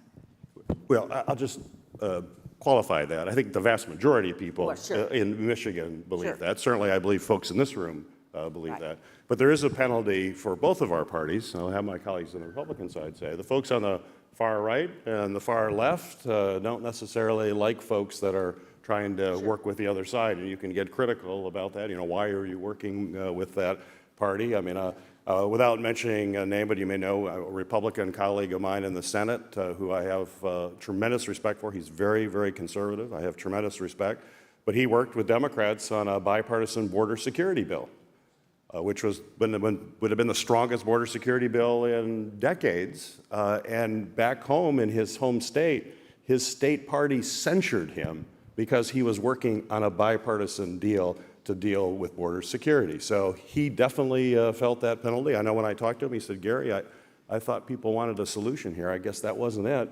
And he's paying a price for that. So you all seem to agree that it's the fringes that are the problems, the fringes on both parties. How did they get so much power and influence? Well, when you have in the House right now one vote majority, that's why Gary and I have the privilege of co-chairing the most powerful caucus in the House and Senate, the Congressional Motorcycle Caucus. Okay, here we go. Here we go. We have to listen to this all the time. We knew this was coming. And we both love Harley motorcycles, and we'll take anything with a motor in between the two wheels. But I'm in a situation where very seldom now do I ride my Harley because I may be that one vote that doesn't show up for work next week, and we lose the majority. But that's how close it is. So what power does the Speaker have? When I first got there and John Boehner became my first Republican Speaker, he could take us off committees. He could spank us pretty hard. And then our district understood that we lost any type of power of representation for them. And that meant something. Now we don't. Lisa came in a time that was abnormal. We had We had that pandemic. We had January 6th. We had proxy voting. We had magnetometers. And then we go into a divided majority situation where we have a 2-seat majority, a 3-seat majority, 1-seat majority, so nothing is normal. You don't have the same punch. So when you have district committees and others that expect us to be the loudest, proudest kid on the block, it makes a challenge. And let me also just jump in, though, because you missed one thing. That was January 6th, which was very real. And we can't avoid what's happening overall with, with those who feel that violence is okay now, political violence, or not recognizing an election, which is also very real. And so I don't want to go down that rabbit hole and have a whole debate on that, but that you is did, part, and you opened the door. But that is I think, part of what happened. I was here for Yeah. 9/11 and saw what happened when our country came together. Right. And in a way, standing on the steps, after that day, and Barbara Mikulski turning to me and say, "Debbie, you know how to sing, and let's start." And we started "God Bless America," and everybody sang it, and it was chills. I will never forget that date. I would love to see that, coming together, regardless of outcome of elections, people coming together and standing on the steps and being able to sing "God Bless America." well, the beauty of this platform, none of us wanted January 6th to happen. Of course. Well, Senator, since you've poked the elephant in the room, Donald Trump seems to have given Republicans permission to behave badly or behave in an uncivil manner, and given Democrats an excuse to. On the other side, if you will, Joe Biden came into office as a uniter, and I don't think anyone would say we're more united today than we were 4 years ago. What role do the people at the very top play in setting the example and the pattern for the rest of us? People at the very top play a huge role. And so let me just say this, in terms of getting things done in bipartisanship. As a member of Senate leadership, I had 3 different opportunities to be in the cabinet room with President Trump talking about Infrastructure Week. And then President Biden came in and worked across the aisle to get it done. We heard this morning from Secretary Raimondo talking about what we are doing on CHIPS and Science to bring jobs home to Michigan. This is a really big deal. It took both parties. We passed a major veterans bill, the PACT Act, for veterans who had been exposed to burn pits in Afghanistan and in Iraq. Bipartisan, has gotten done this year. We did a gun safety bill that has the largest investment in community mental health that we've ever done. And by the way, I want to give a quick shout out to the mayor and Chief White for bringing mental health to us yesterday. And if you were there, wasn't that an incredible presentation?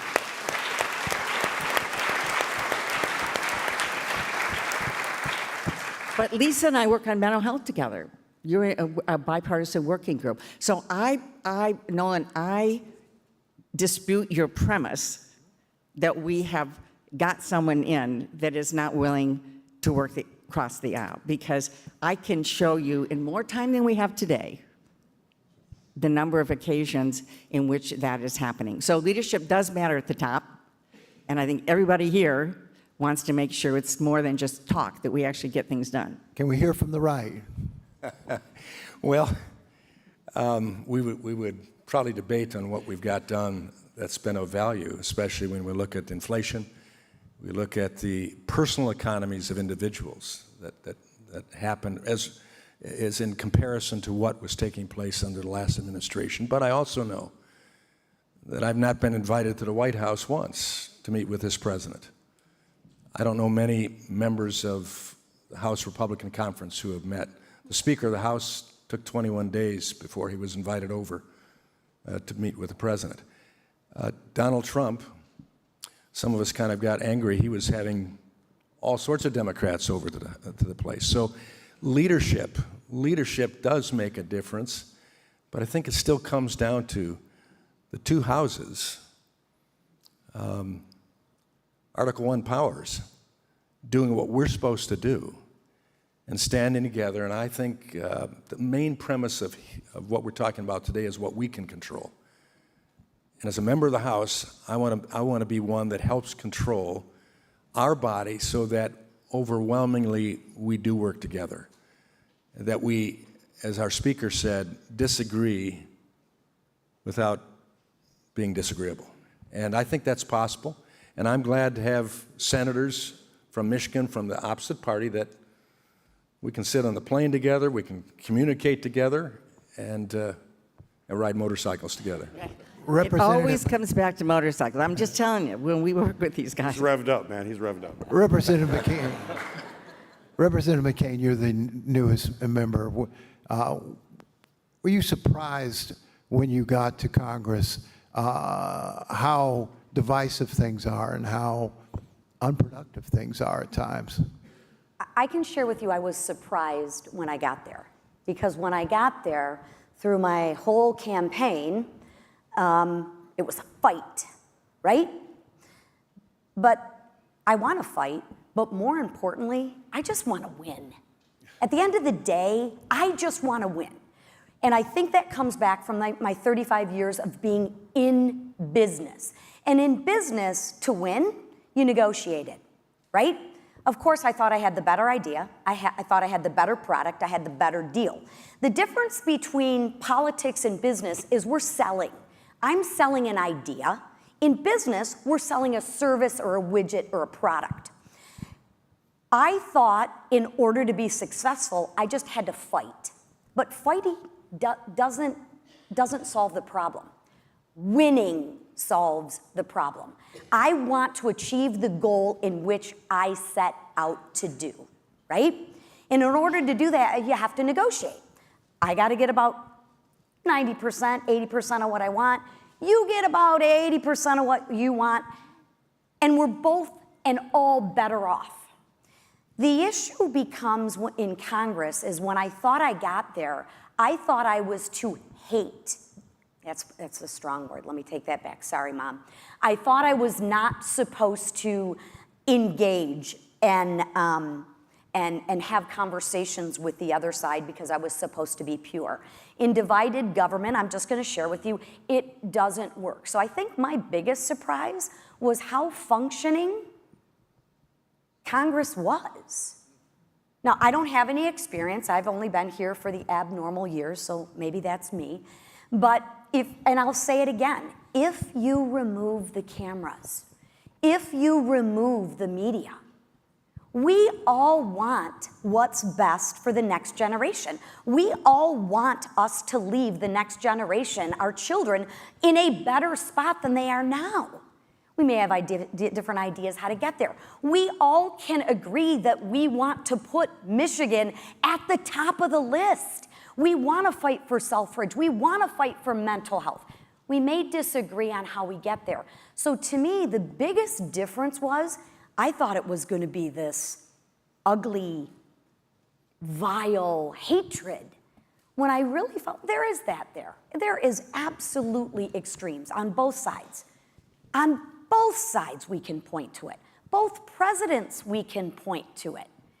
What I would prefer to do is let's focus on the common ground and what we can do to make this our districts, our regions, our state, and our nation back to being respected, admired, and the beacon of freedom that is what the world is truly reliant upon us. And we do that together. That's what I was most surprised I want to about. just jump in for 1 second, because what Lisa's saying, I completely agree with. This is the way I came into Congress, actually, to govern. And what you're saying, we have to admit, though, that we are seeing more people that just want chaos, which is what makes it difficult when we're trying to negotiate, because we get that, trying to negotiate. And then there are people who honestly are coming to Congress opposed to government, and their agenda is to shut it down. Their agenda is to create chaos. That's when it gets tough. And I mean, so that's we have where people we in our really own have to work delegation, together. right? We have people in our own delegation to do that, but we have a choice as leaders. We have a Exactly. choice We have as a leaders. choice And this is what, I'm just reaffirming what Lisa's saying, because we have a choice whether or not to buy into that.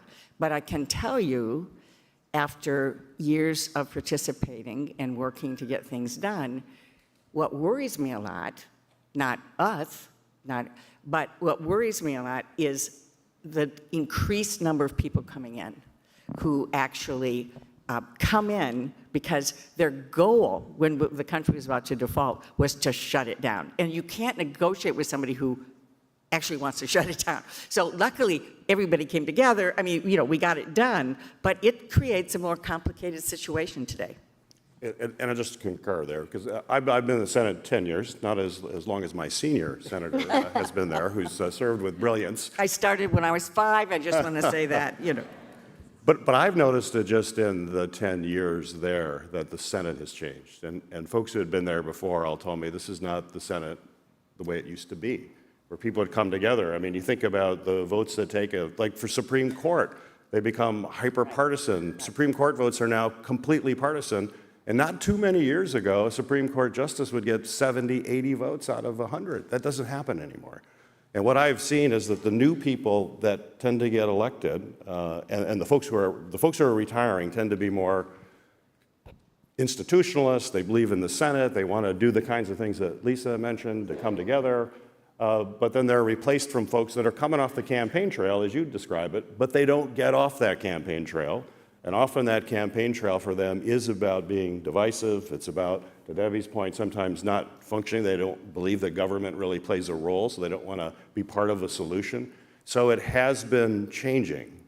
And I think that also reflects what's happening in the whole society. It's not just Congress that looks that way. That's true. We're seeing partisanship and polarization with folks all throughout our society, and we just reflect that. The people who are coming in reflect the folks that send us there. So we do have to redouble our efforts, and I'm going to go back to my theme. That's why we can't reward bad behavior. We have to reward good behavior, and the only people that have the power to reward good behavior and punish bad behavior are the voters in this country. Until voters do that, it's not going to happen. Congressman Walberg, I mean, strong relationships, good relationships, sort of the cornerstone of good policy making. You've been in Congress a while yourself. Is it possible to build the kind of strong, trusting relationships across the aisle necessary to get good, strong policies in place? Absolutely. In the 16 years that I've been there, I've seen the changes, but I've also seen some of the same old things work.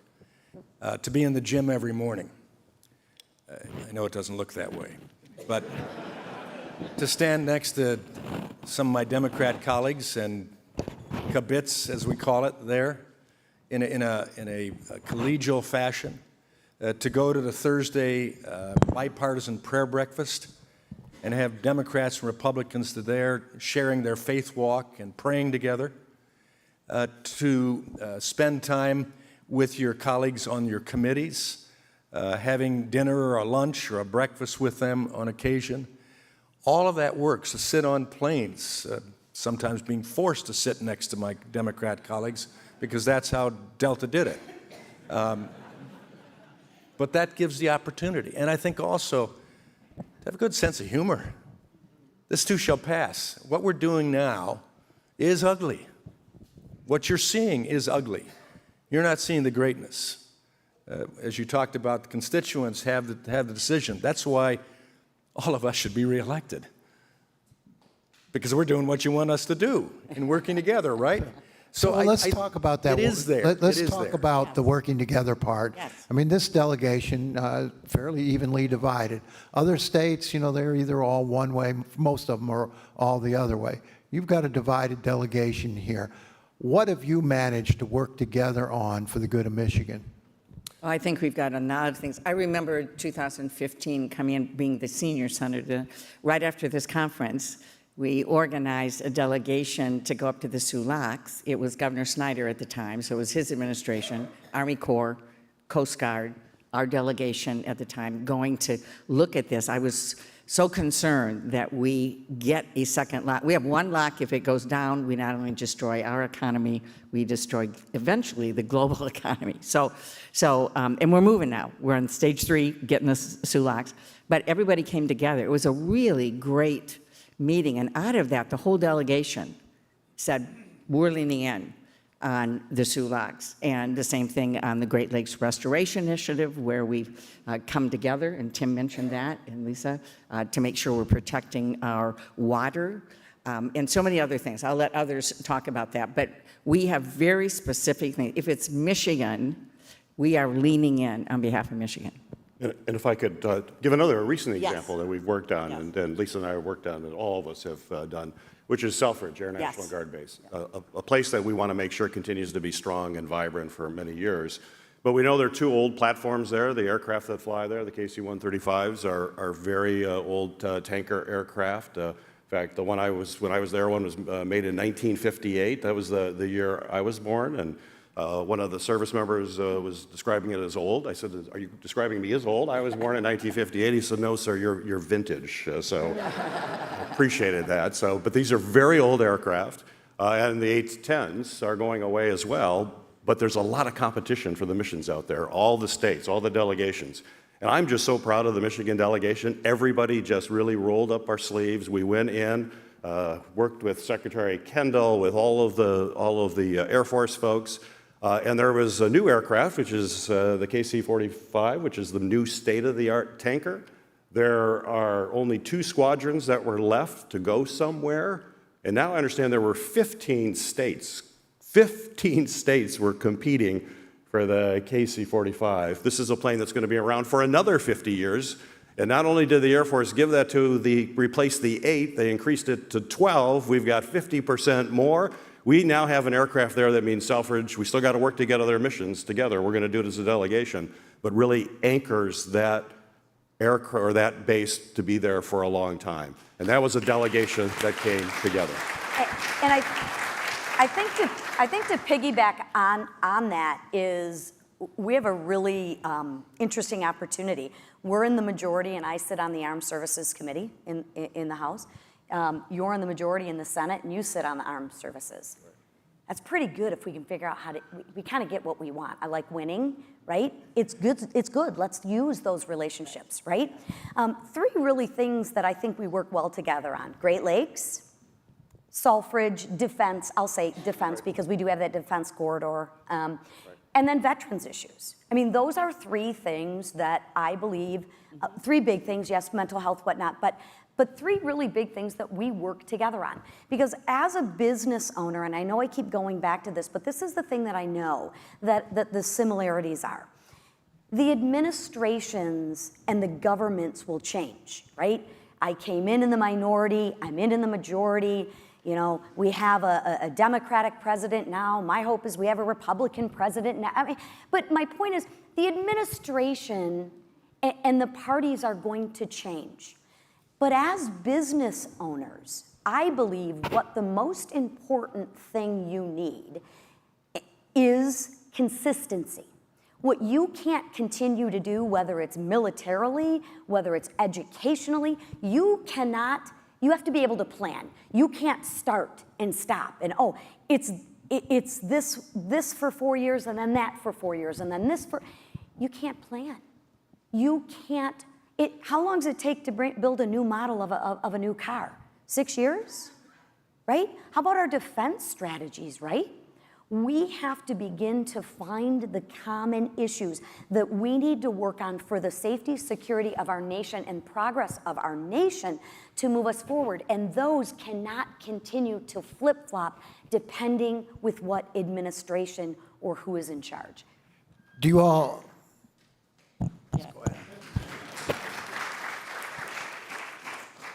Do you all trust each other?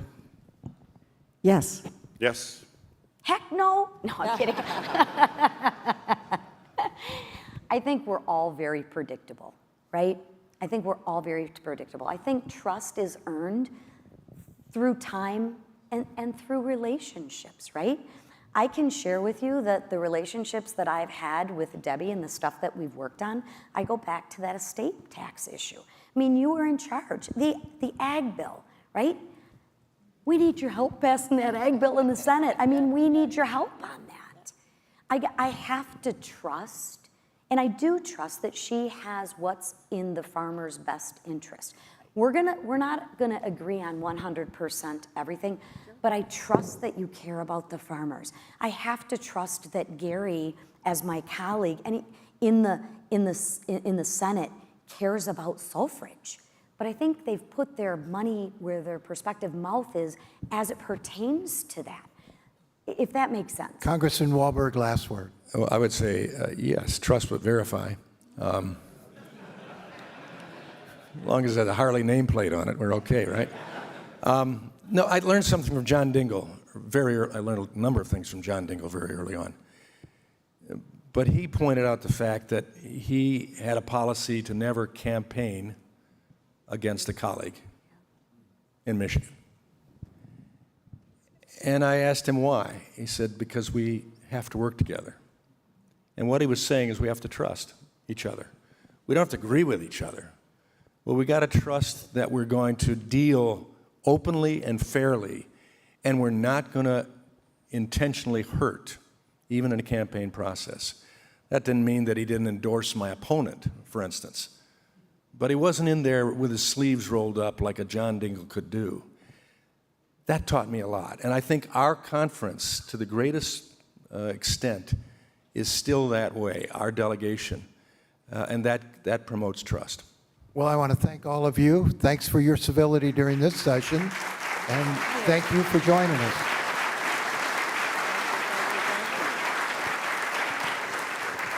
I'd also like to remind everyone of the next opportunity to be civil with each other. 6:30, we're going to be down on the lawn for Bourbon Night, and you don't want to miss that, right, Senator? Don't miss it. Oh, no. Don't miss it. You got a pretty good start on it already, haven't you? Gary never Let's not talk about that, Nolan. So thank you all. Please remain seated for a special recognition. Please welcome the mayor of the city of Detroit, Mike Duggan, and welcome back to the stage, Sandy Barua. All right, yeah. How are you? Good to see you.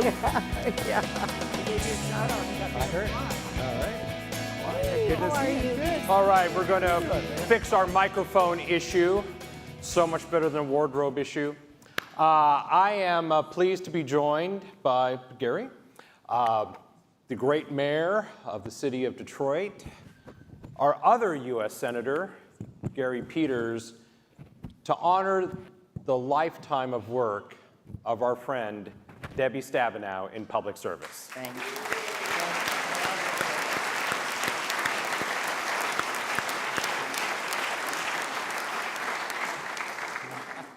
So it's not, really common as we look at national leaders to leave when they're on top. And Debbie is certainly at the top of her influence and power in Washington, but she's chosen to come home. I am personally going to miss Debbie because my relationship with the senator dates back to before I arrived here in Michigan, even before I even had a thought that I might be moving to Michigan someday. As someone who ran 2 federal agencies for President W. Bush, I had many opportunities to interact with Senator Stabenow. And I will tell you that the senator and I didn't always agree. We had different approaches, just like this panel has been talking about, different approaches. But we never had a crossword. In fact, we had a lot of laughs. We had a lot of mutual respect. And Senator, we are going to miss you so very, very much. And you've meant so much to this conference. And I've just so appreciated the opportunity to work on so many issues together in my role today at the Detroit Regional Chamber. So congratulations on an amazing career. Thank you. Thank you.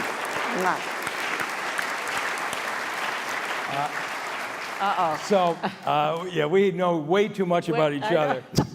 In the 1970s, there was a young woman getting her master's degree at Michigan State. And Go white.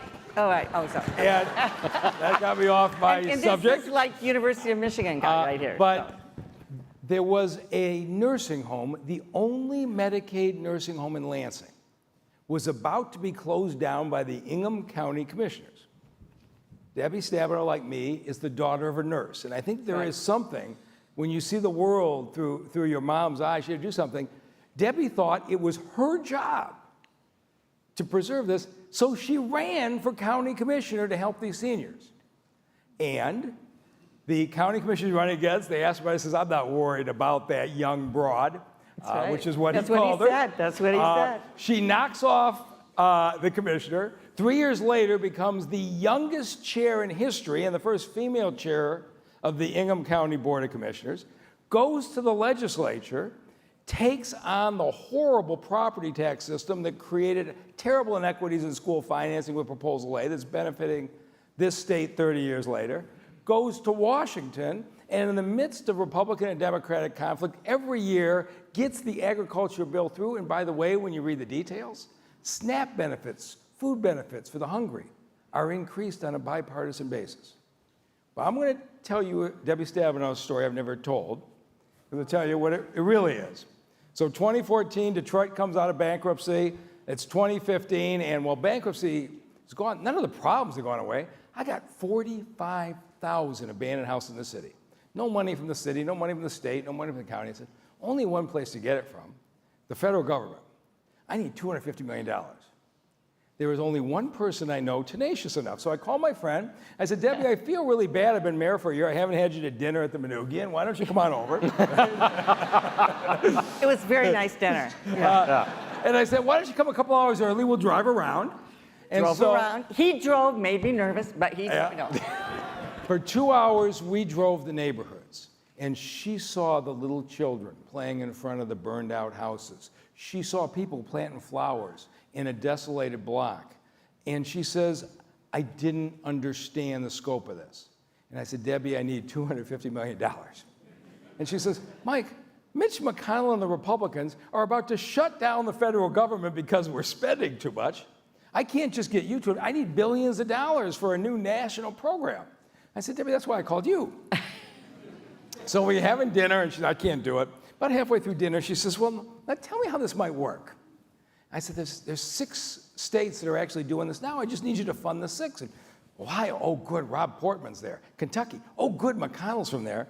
So at dinner, she's got a legal pad. Some people have their staffs write out formulas. She sketches out the bill at the Manugian table, goes to D.C., calls me back 3 days later. Obama's on board, the Senate Democrats on board, and I'm hounding Mitch McConnell every time I see him. And I'm hearing this from staff that McConnell's in the hallway, and Debbie comes up and says, we need a new blight funding bill, $2 billion. McConnell says, you crazy. Then she gets Portman, McConnell's Republican senator from Ohio. They need money for Cleveland and Youngstown. And Debbie calls us, I think we're making progress. I hounded McConnell today, and he says, Debbie, explain this blight bill to me. She says, this is progress. It gets down to December.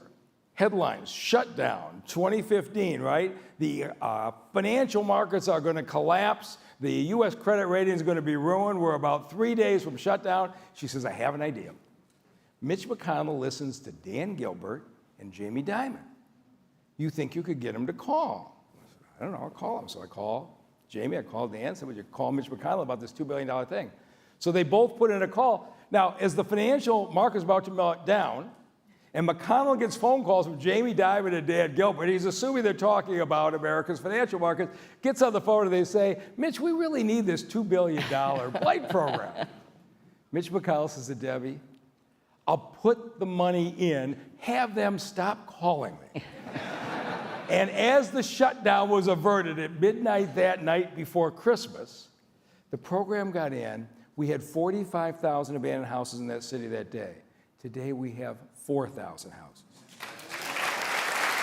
Property values have soared, and we knocked down 25,000 houses. We fixed up 15,000 houses. The reason the population gained for the first time in 60 years was because of what Debbie Stabenow did. She helped bring this city back a decade faster than we would have. That's the kind of tenacity one of the greatest senators Michigan has ever had, and one of the world's great human beings. Thank you. Thank you, Steve.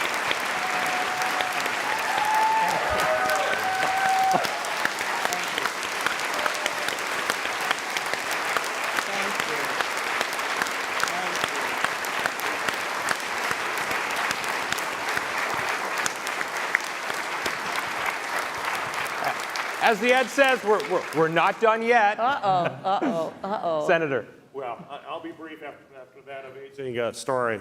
But I've had the privilege to work with Debbie now for 10 years. And I will tell you, coming in as a new senator, a new place, not really knowing my way, having Debbie as my partner was a godsend.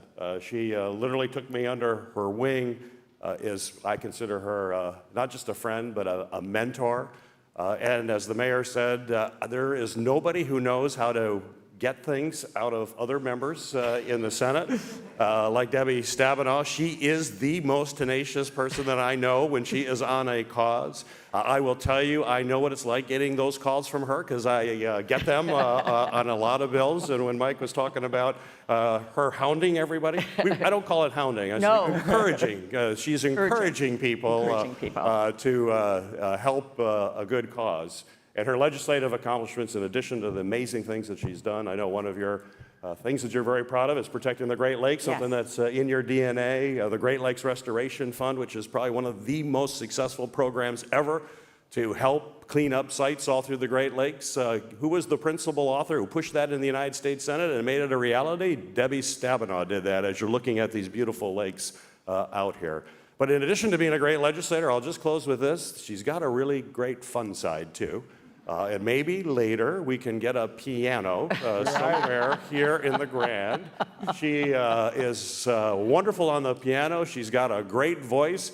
And our caucus, whenever things get tough and when things get tense and we all get together, Debbie lights up the room with her entertainment. We love her. I love Debbie. I'm going to miss you immensely. And you deserve all the credit for all of the amazing things you've done. Thank you so much. Thank you, Senator. Thank you, thank you. Thank you, sweetie. Thank you. Thank you. You're the best. Thank you. Thank you. All right, to our panel, thank you goodness. so very much. Thank you for indulging us. Come back in just a few minutes for our final session in the theater. So thank you all very much. Senator, congratulations and thank you. Thank you, Sandy. Distinguished guests, please enjoy the next Governor Gretchen Whitmer will begin at 3:10 p.m. From Delta faucets to Behr paint, Masco Corporation is proud to deliver products that enhance the way consumers all over the world experience and enjoy their living spaces. Masco, serving Michigan communities since 1929. Support also provided by the Cynthia and Edsel Ford Fund for Journalism at Detroit PBS. DTE Foundation is a proud sponsor of Detroit PBS. Among the state's largest foundations committed to Michigan-focused giving, we support organizations that are doing exceptional work in our state. Learn more at dtefoundation.com. We help organizations find their voices through what they do and who they impact. We are VVK PR and Creative, a Detroit agency telling the stories of critical issues affecting the big picture and the small moments. Stories at Skyline Heights and on-the-ground influence. We lead with relationships first, solutions always, and with diversity as our compass. VVK PR and Creative. Nissan Foundation, and viewers like you.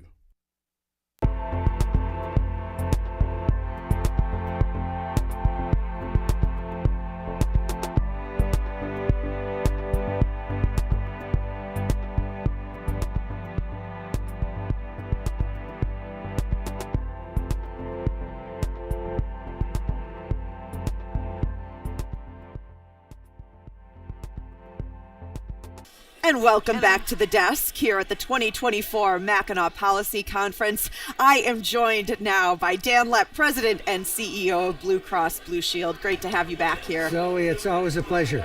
And Tricia Keefe, President and CEO-elect of Blue Cross Blue Shield. It's great to welcome you here to the desk. It's great to be here. Thank you so much. So I say elect, Dan, because this is your last year. It is. Talk to me about what it's been like reflecting at this time. Well, I was fortunate enough.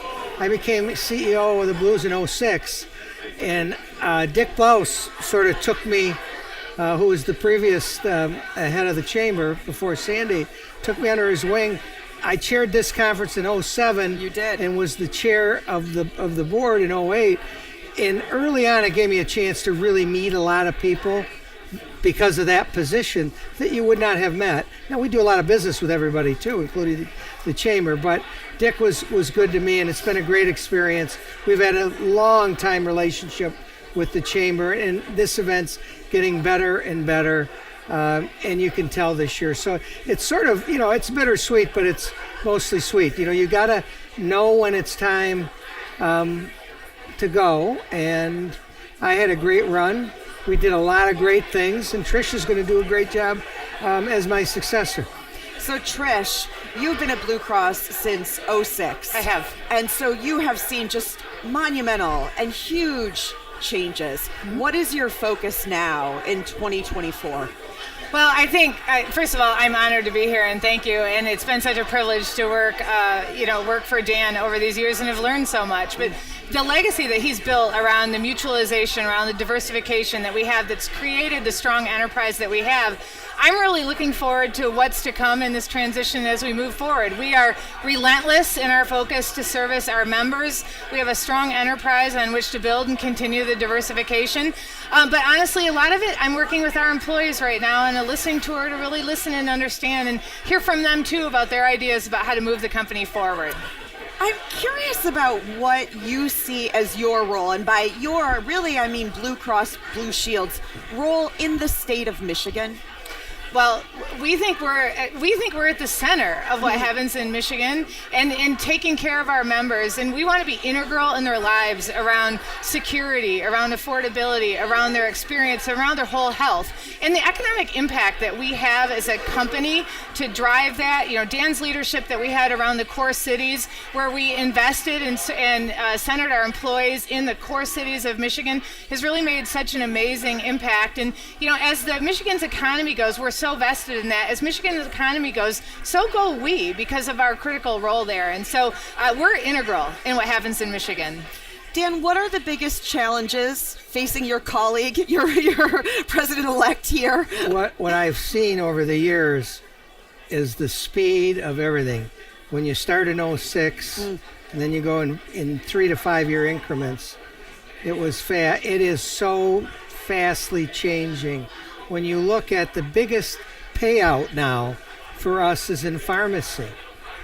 And there are great strides going on in drugs, but there's a huge economic impact that we, collectively, not only us in the business, but government and the private sector haven't figured out what we're going to do. Because, for example, you talk about GLP, the one drugs, the weight loss and A1C drugs. You keep hearing about Ozempic being, what, $6,000? Yeah, it's $1,200 a month. Mm-hmm. And so how do you fit that in? But then you take the step further into cell and gene therapies, where there are going to be, in the next 2 or 3 years, one shot will cure you, but that one shot may cost $400,000.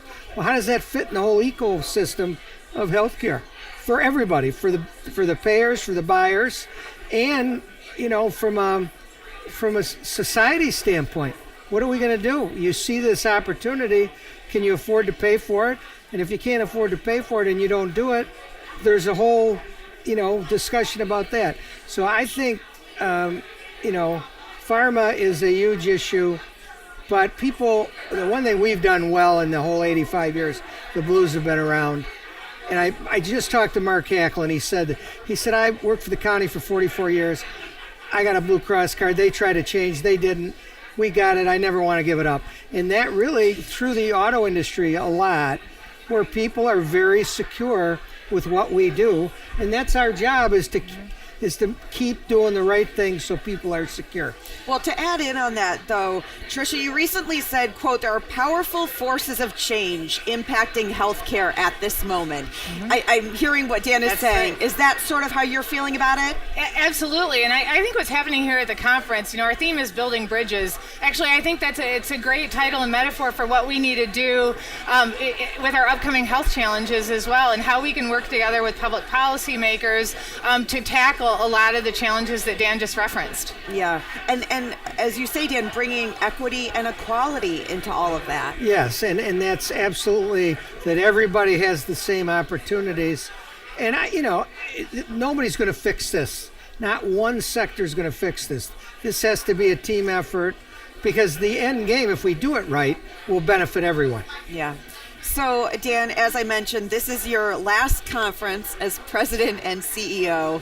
The past years, you've sat down since Governor Whitmer has been governor in these sort of fireside chats with the governor.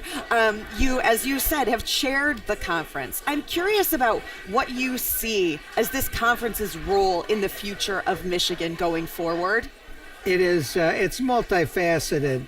But the biggest thing is Sandy has done a great job of making this conference even a bigger convener of ideas and people. And it's the one I remember when I was deeply involved as a leader in the chamber, this theory of, well, we shouldn't go to Mackinac Island, we should keep it in Detroit. I was vehemently opposed to that, because what this island does for 2 days is you are a prisoner, which means it forces all of us, in a good way, it's not so bad, is it? But in a good way, to be with each other and to talk. There's really think of anywhere else, 365, where you can do that with all these people that are decision makers and that can make a difference in making Michigan better. That's how that works. They're conveners and they want to be problem solvers. And I think Sandy has done a great job. And the longer they keep it here so we can keep doing that, the better. Well, Tricia, congratulations. Thank you. I want to just quickly ask, what's the first task ahead on January 1 for you? Well, rolling out a lot of what I hear right now and making sure that we are true to our mission that we've had for 85 years of being our members' trusted advisor and delivering that with innovative products with our provider partners for our members. Tricia Keith, Dan Lepp, Blue Cross Blue Shield, thanks so much for the time. Thanks, Zoe. Thank you. Taking a quick break. We'll be right back. We're devising new plans and new experimental designs in order to get out on the lakes. The climate is changing. It's happening at an alarming rate. I think people are looking at our area as a safe haven to what's happening across the country. It is just an incredible, inspiring place that we've never even realized was sitting at our feet. Watch Great Lakes Now every Monday at 7:30 p.m. Michigan is making investments in the entrepreneurship ecosystem and creating a competitive and sustainable financial network to support startups across the state. Yesterday, I had a conversation with two leaders pushing to make Michigan attractive to small businesses. And I'm joined now by three folks thinking a lot about entrepreneurship and starting up Michigan's economy. Kalia Burt-Gaston is Executive Director of the Song Foundation. Hello. Hi. We have Patty Glaza, Executive Vice President of Venture and Managing Director of ID Ventures. Welcome, welcome. Thank you. And Rishi Maud-Gill, Executive Director of the Michigan Founders Fund. So good to have you here. Thank you for having me. Yeah. So, Kalia, we talked last year. The Song Foundation is relatively new, and it means you can sort of work outside of the boundaries a little bit of some of the ways that institutions can get bogged down. Talk to me a little bit about how you're thinking about entrepreneurship outside of the boundaries of sort of what this has all looked like in Michigan's economy over the past decades. Yeah, so I think since I was here last year, our focus has really been on listening, right, to a broad range of stakeholders to really understand what's needed in the system. So we've been listening to founders themselves all across the state. We hosted the Michigan Innovation Summit, which was a statewide conversation about what will it really take for Michigan to really move forward and create the next economy. We've also kind of placed some bets. We were the first check-in to help create Black Tech Saturdays, which is, blown up and introduced about 4,000 unique visitors to kind of the whole idea of tech and tech-enabled companies. And we are also really excited to be seeding an idea around, what does this look like from a policy standpoint? So it's been a really, really busy year. But we're excited. We've created a lot of momentum with partners like Patty, and now so excited to have Rishi at the Michigan Founders Fund and to build on the work that they've been doing as well. So, let's talk about Rishi. You just started the Michigan Founders Fund. The fund's vision is that, quote, Michigan is the most successful, inclusive, and community-minded ecosystem in the country for high-growth founders, reflective of the state's demographics. How do we get there? Well, a number of ways. So the first thing that's really important for us is creating a space that are founders for founders, right? Mm-hmm. Our entrepreneurs are doing so much in our communities and in business. And so Michigan Founders Fund are focused on both elements. So we're supporting entrepreneurs to be successful in their endeavors, but also be deliberate about their engagement within their communities. So it's a pretty great commitment by our founders. They commit 1% of their businesses to our fund. And then through our fund, we focus on the different issues that affect us throughout the state. So we're really intent on making sure that everyone has an opportunity, all demographics. We're focused on high growth founders. These are ones who are going to launch, grow, build businesses right here in Michigan that drive our economy, that create a lot of jobs, and we want everyone to be part of that. So that's what we're focused on. So I want to dig in again because I really don't want this to get lost. That these are folks who basically, in order to be able to work together with you, have to say 1% of our equity. That's right. That's right. We have a really unique model which says for our founders that to participate directly in our community, that they'll have skin in the game. And they're happy to do that because these are Michigan entrepreneurs who love being here. And we talk about a commitment with purpose.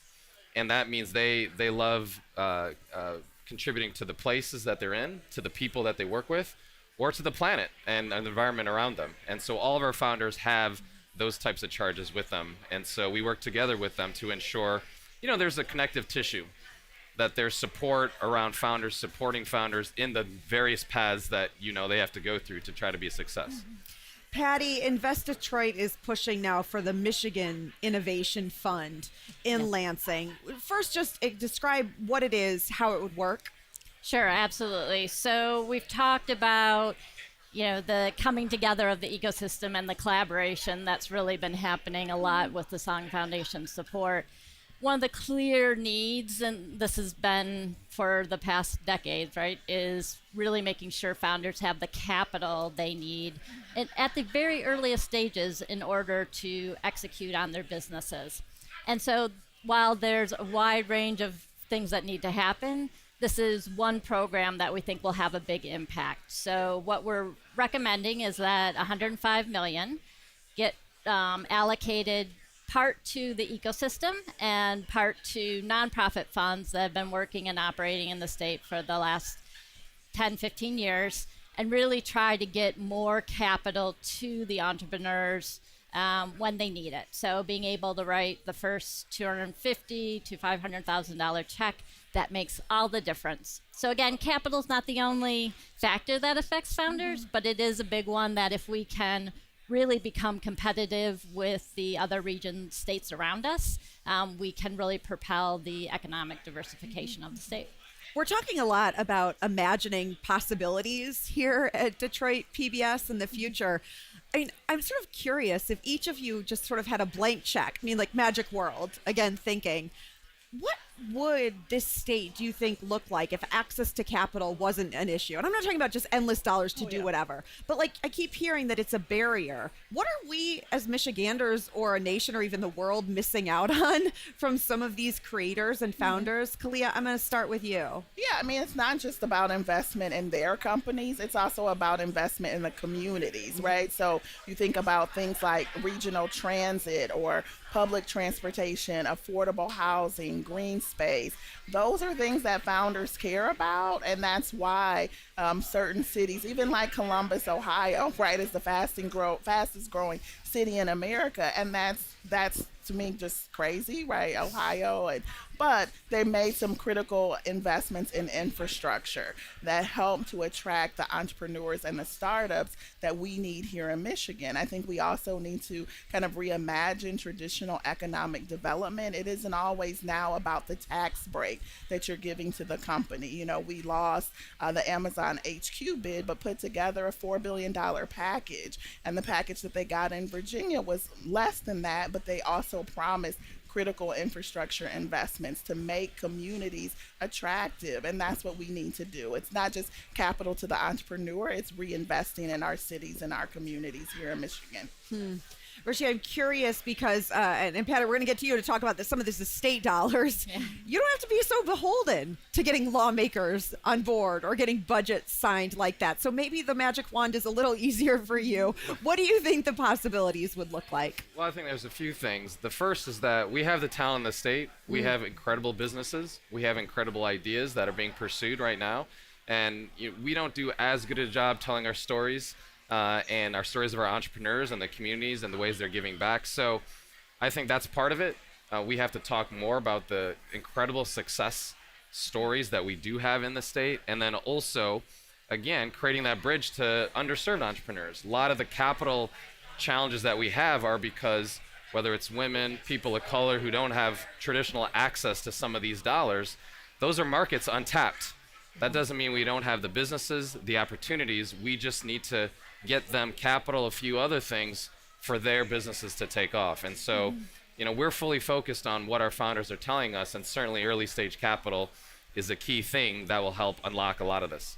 Patty, talk to me about how you're thinking, particularly with the Michigan Innovation Fund, about equality, right? And equity for these businesses. How do you make sure that it's getting to folks who need it, right? And aren't just the loudest at the table?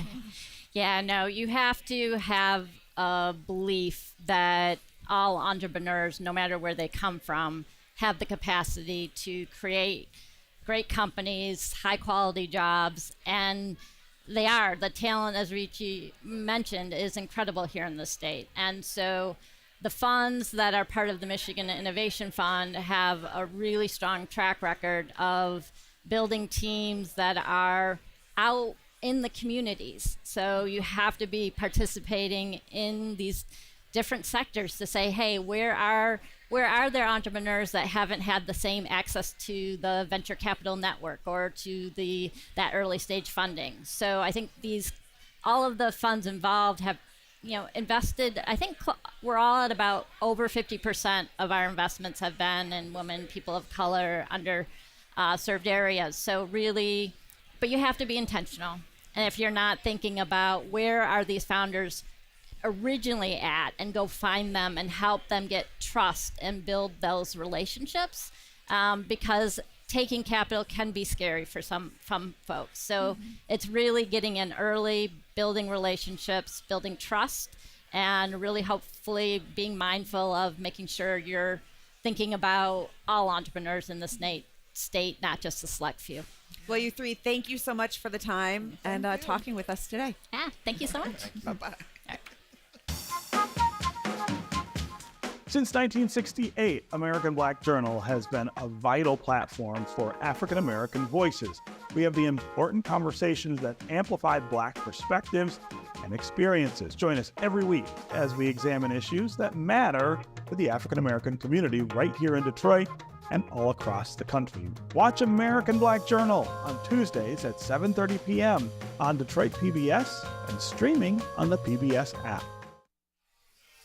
And welcome back to the desk here at the 2024 Mackinac Policy Conference. In a few minutes, we are going to go to the keynote address from Governor Gretchen Whitmer. But first, I am super pleased to welcome Celeste Watkins-Hayes, Dean of the Ford School of Public Policy at the University of Michigan. Welcome. This is also your first Mackinac Policy Conference. It is. Thank you for having me on the show. So excited to be here at the conference. So just your first thoughts for folks who are watching who have never been at the conference.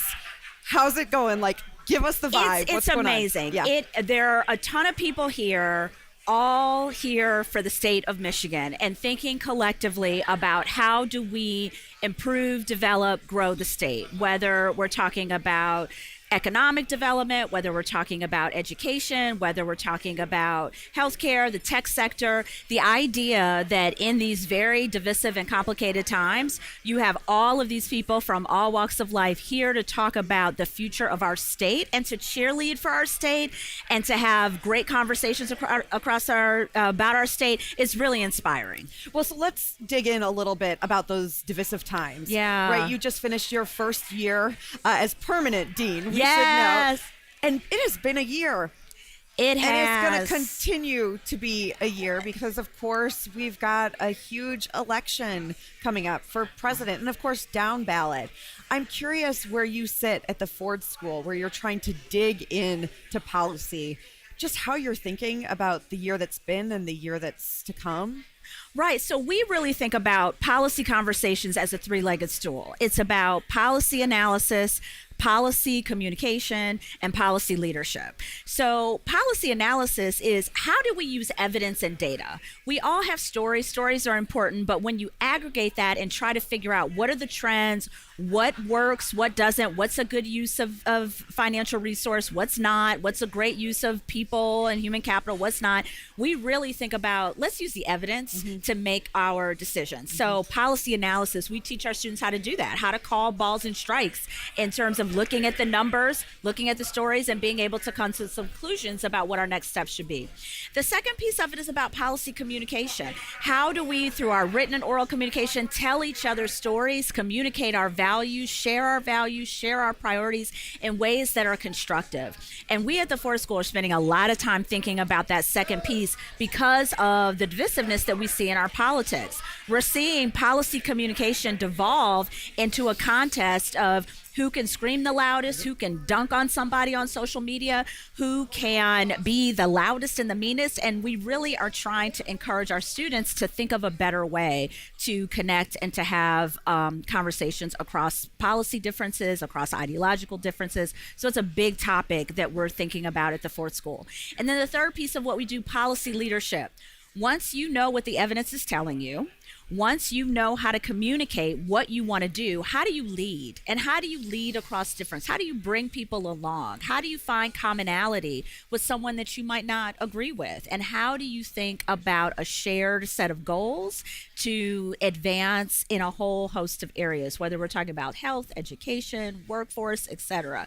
So at the Ford School, you know, we basically live the Mackinac Policy Conference day to day. And we're thinking a lot about this upcoming election and how we're going to use those three-legged stool approach of analysis, communication, and leadership to really model the way for how we think about elections, how we think about voter engagement, how we think about the issues. Yeah. And I find that fascinating because I'm sure you saw the polling that came out from the chamber earlier this week that showed a disconnect between sort of what we know as evidence and reality versus what people may be feeling, which is fair. Everyone can have their feelings, but it feels like it's not sort of driven by actual facts and data. Yeah. I mean, there's not one magic solution, but if you were to offer some advice about what we can all do as society to help fix that and to help us get back into just one set of facts, what do you say?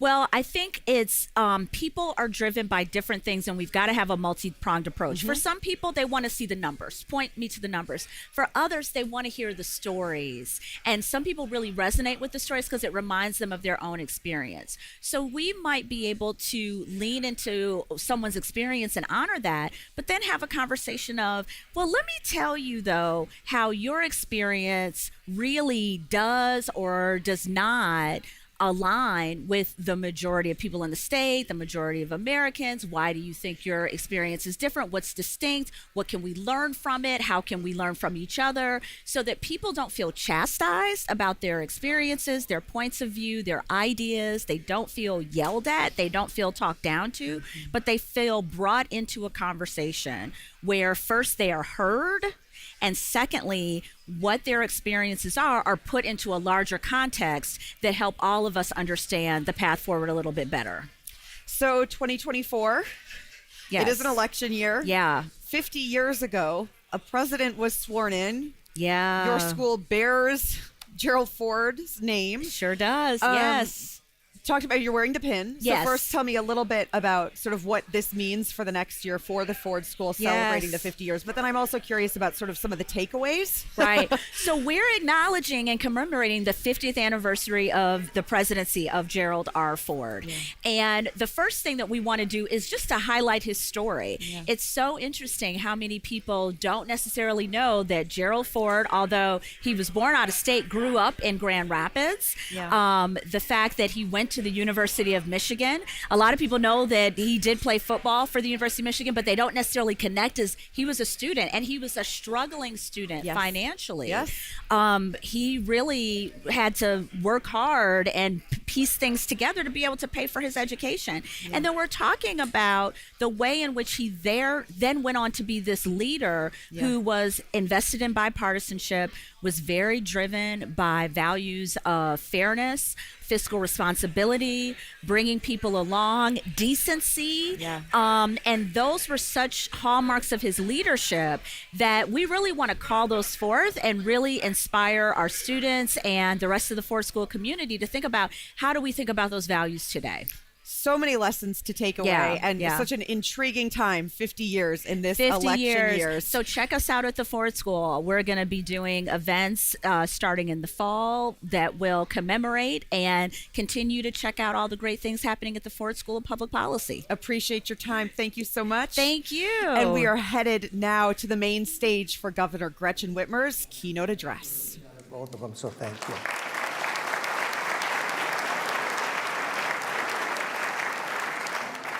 And I don't know where Sandy is, but Sandy, thanks for all that you do. I was Sandy's assistant when we hired Sandy as the CEO.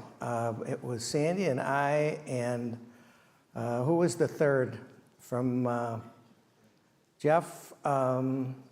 Anyways, see, senior moments. We had we were in the selection committee, and it was a great process, and my leader did a great job, and I like to cast a vote with my leader, so we did, and Sandy's been a terrific leader. And I also want to recognize the staff. What you learn when you do this, when you chair a meeting like this and you chair the board, you really see the professionalism of the staff of the chamber. And what you see about what's really kind of interesting is that it's a lot of the same people that are really been doing this for the last, well, I've been here 24 years in a row, but it is a terrific staff. And to Tammy and Wendy, who sort of makes everything work back there, and a whole bunch of people, and they know who all they are. Thank you for all that you've done over the years as well.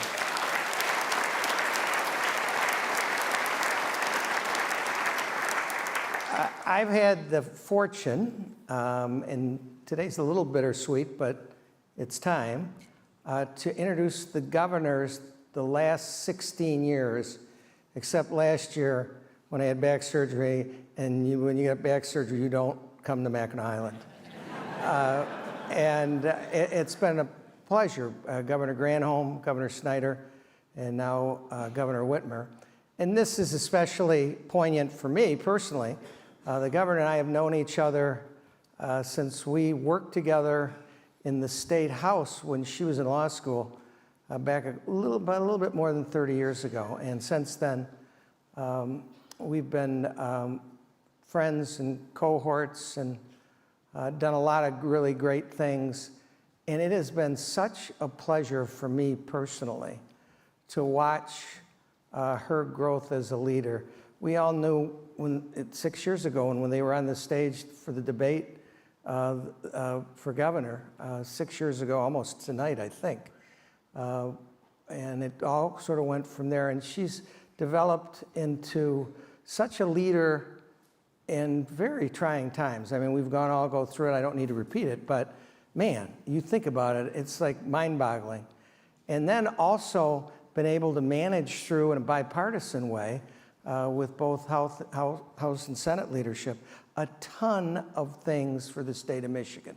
When you think of, I'll give you an example. I'm the chair of the Mackinac Island Park Commission here on the island. there was an appropriations, the water system on Mackinac was breaking down and was going to be done. The legislature in a bipartisan nature and the governor got this done, and fresh water will continue on Mackinac Island. And those kind of infrastructure things are happening all around the state. And whether it's educate, it doesn't matter, pick the subject matter, the governor has led. And so I don't need to continue with the accolades. I think what makes a lot of sense is to introduce the 49th governor of the state of Michigan, Gretchen Whitmer.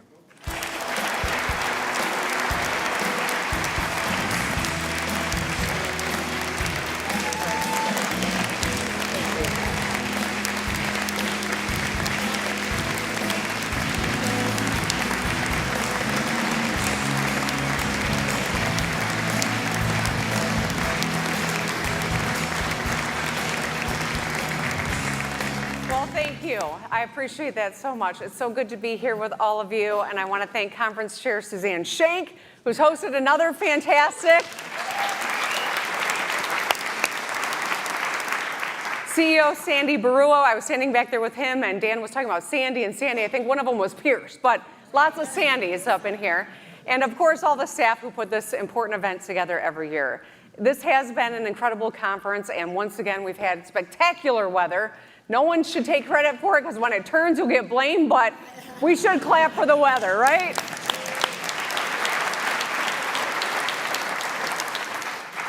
I hope you got to see my good friend Gina Raimondo speak earlier. I think she is just an incredible leader for our country, and as she mentioned, she also is a Michigander by marriage. So that is another thing that we are proud of. As I said yesterday, between her and Secretary Pete Buttigieg, Michigan is slowly marrying our way into the entire cabinet. Of course, I want to thank my partner in governance, our Lieutenant Governor Garland Gilchrist.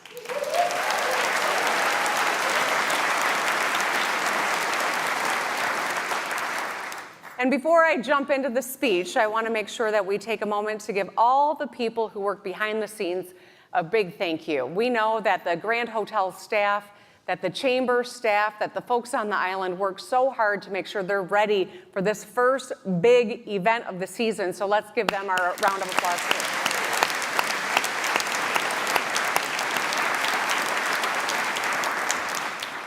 2 years ago on this stage, I talked about Michigan in the year 2100 and what we need to do now to set up future generations for success. Last year, I spoke about how we can strategically grow our economy and our population and establish an aptly named council to create a state strategy to meet our population goals. The theme of this year's conference, thank you, Suzanne, is Bridging the Future Together, which is fitting for an island in the sight of the mighty Mac.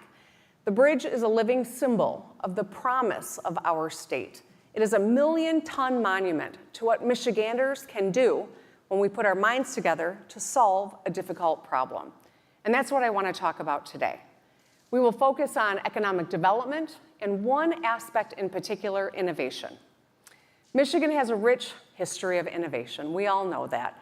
The University of Michigan is the second largest recipient of R&D funding and holds the third most patents of any institution in the nation. Michigan State University's facility for rare isotope beams discovered new isotopes just a few months ago.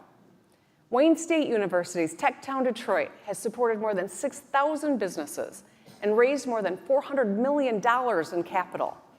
But out of a sample of 231 high-tech startups originally founded in Michigan, just half of them remain, which begs the question, how can we support innovators, grow Michigan's economy, and set our state up for sustained success?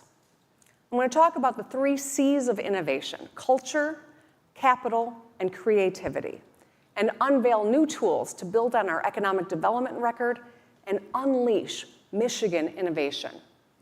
Because we all know Michiganders are innovators. Dr. Homer Stryker from Kalamazoo built a medical tech empire. If you've ever been in a hospital, you've seen the Stryker name on things. Elijah McCoy from Detroit filed 57 patents, including a portable ironing board, a lawn sprinkler, and a device that lubricated train parts as they were running. There's a joke there somewhere, but I still haven't come up with it. Sherman Poppin of Muskegon needed a way to entertain his 2 daughters one snowy Christmas. So he stuck 2 skis together and called this new board the Snurfer. It would later be called the snowboard. Bill Post invented the Pop-Tart, as dramatized in Jerry Seinfeld's new movie. Kids really owe us, and so do dentists. James Berner invented ginger ale. Berner's ginger ale, right? A delicious pop that my Grandma Gretchen and Mom Sherry believed cured literally everything. Anna Bissell sold the sweeper that she and her late husband patented together, and she went on to become the first woman CEO in America.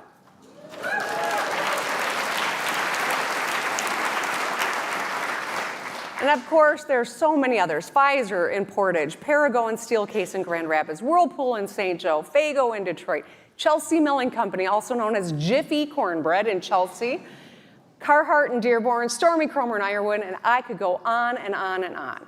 And of course, we all know the most famous Michigan innovation, automobile manufacturing. At the turn of the 20th century, Michigan had some natural advantages: railroads, waterways, timber, and ore. Putting lines on the road and installing the first ever traffic light at the corner of Woodward and Michigan was just step one. Then came the assembly line, the Model T, which took the world by storm. By 1940, 60% of the world's cars were assembled in the great state of Michigan. Aspiring auto innovators flooded Michigan and founded new companies like Chrysler and GM. Michigan was the center of action. For centuries, innovators drove Michigan forward, solved problems, and pushed boundaries in the process. They proved that innovation is infectious. One idea leads to more. And this cycle quickly becomes self-perpetuating. It brings new ideas, people, jobs, and opportunities to our communities. Starting that virtuous cycle comes down to a few things: a skilled workforce, a streamlined process, access to capital, support to test, develop, and commercialize ideas. We've made progress in many of these areas, but today, let's go farther. It starts with the 3 I's I mentioned earlier: culture, capital, and creativity. I think you know by now I love alliteration. 3 C's is great. The truth is, entrepreneurs need all 3 of these things to survive and to thrive. They need to feel represented in the culture, and capital to make audacious bets on their ideas, and fewer barriers to creativity. So first, culture. We must build a culture of innovation and make Michigan a place where innovators and entrepreneurs feel seen and heard. We can't do this alone.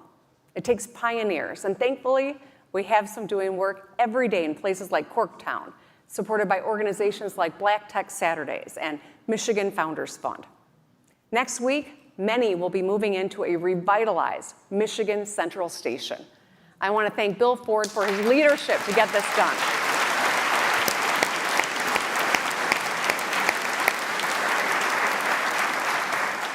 Many of you may know Bill Ford as Sheila's brother, but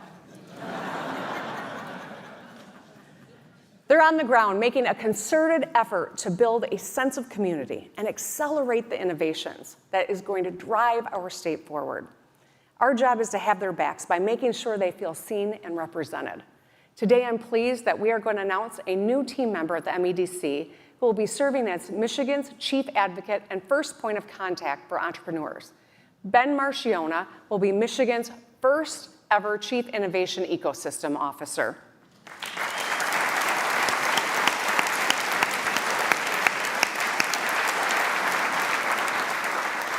Ben's going to help build a community of innovation in Michigan where every founder and dreamer knows they have a voice in state government. Second, capital. Ask any entrepreneur what they would do if money were no object, and you'll get an earful. Every entrepreneur knows their next big idea. but access to capital can spur innovation like nothing else. And that's why last January in the State of the State, I proposed an innovation fund to invest in high-growth startups and create thousands of jobs. Today, I'm excited to announce Pitch Me. Pitch Me will be a statewide Shark Tank-style competition, freshwater style, helping innovators address the biggest problems facing Michigan. Pitch Me will identify a challenge that Michigan innovators will rise to meet. The state, in partnership with leading organizations, will host a public competition to solicit pitches and then invest in the most innovative startup. That startup will then be able to take the capital and make a real difference. Have you heard of Ring doorbells? Kodiak cakes? Okay, come on, it's pancake mix. These companies did not get a deal on Shark Tank, but are raging successes because of the work that they did to pitch. Pitch Me is going to draw attention and exposure for hundreds of promising upstarts, making a difference here in Michigan, even if they don't win. The first Pitch Me topic is very near and dear to my heart. This year, Pitch Me will identify and award $100,000 to the next innovative idea in roads and mobility. Shocker. Wow, she's scary. She looks tough, like a real road worker. All right. We're asking a very simple question. How will you help Michiganders get from point A to point B safely, affordably, and efficiently? Is it a new way to fix the roads? Maybe it's improving the range and efficiency of electric vehicle batteries, connecting public transit systems. To everyone out there who eats, sleeps, and breathes fixing the damn roads, now is your chance. Pitch Me is more than just an opportunity to live out your Shark Tank fantasies. It provides the capital you need to get the great idea off the ground so you can solve problems. And we'll be working with partners. It's really exciting. Finally, creativity. Now, I enjoy watching others express their creativity, like Jameer Gibbs, Sam Laporta, and Jamison Williams, who all drew their own lion logos. I'm glad they're skilled on the gridiron, am I right? I even took a stab at painting the logo myself during the draft last month. That's what this thing is that they're passing out. It's my version of the lion. Creativity is important, but it's impossible to be creative in a vacuum unless you're Anna Bissell. Okay, that was a vacuum joke.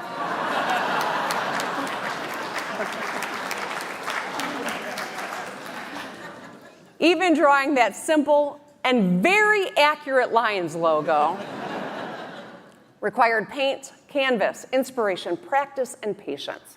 The same is true for the big stuff. To research, test, develop, and commercialize a new idea, you need equipment, facilities, tools, and expertise. Sometimes those fundamentals just cost too much or are completely inaccessible. And while access doesn't guarantee success, lack of access is a complete barrier. Take Remora. They are building next-gen hardware in Wixom to capture semi-truck carbon emissions. But to test wear and tear on their product, they need access to a piece of large, expensive equipment called a chassis dynamometer. All right, for those of you who aren't mechanical engineers like I am, that is a treadmill for a truck.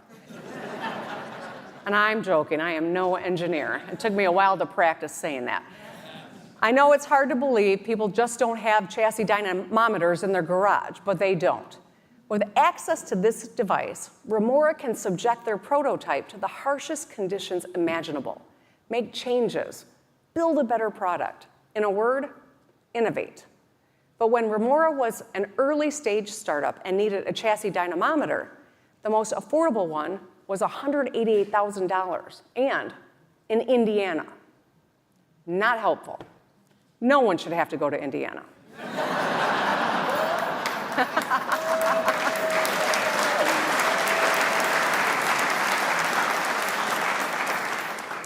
Michigan has exactly what Remora and other startups need. State and local governments, universities, civic organizations, and the military have some of the most cutting-edge equipment and specialized testing facilities. But too often, they're just inaccessible. So today, let's start building out what I'm calling the infrastructure for innovation right here in Michigan. Earlier today, I signed an executive directive instructing state agencies to catalog technology, equipment, and facilities all across our state and work with the owners to make it available to innovators who need it. Just this morning, thanks to the Biden-Harris administration, we announced an expansion of Project Diamond, a partnership between Automation Alley, Oakland, Macomb, and Wayne counties that'll be using federal funding to connect manufacturers with a network of 3D printers. We'll also enter a memorandum of understanding with the Department of Military and Veterans Affairs to make infrastructure like a chassis dynamometer at the U.S. Army Ground Vehicle Systems Center accessible to Michigan innovators. This MOU, the first of many to come, expands access to talent, testing facilities, and equipment. I want to recognize an incredible partner in this work, our Adjutant General, Major General Paul Rogers.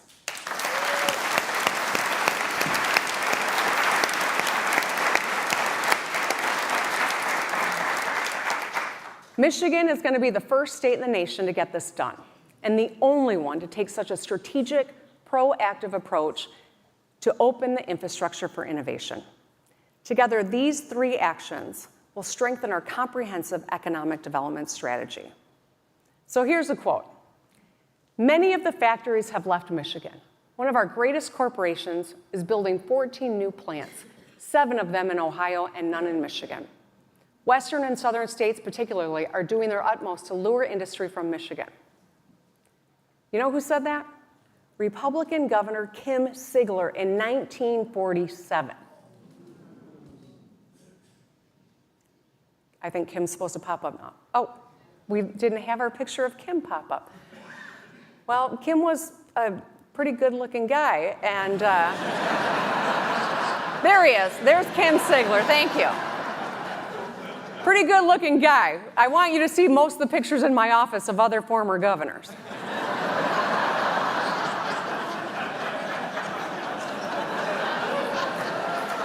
I mean, right?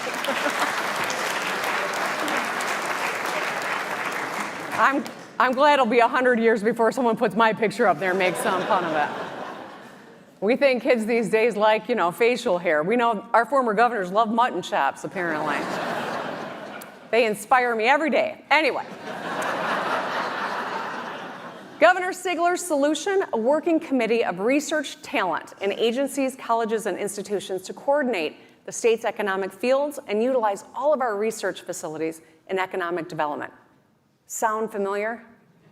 We worked together in 2021, guided by some of the same principles and instincts that drove Governor Sigler to put powerful economic development tools in our toolbox that have really helped us win transformational projects, creating thousands of high-tech jobs in Detroit, Flint, Big Rapids, Bay City, and Van Buren Township. We've redefined our story. Just years ago, Time called Detroit a tragedy, and now Detroit is one of the world's greatest places. Yes.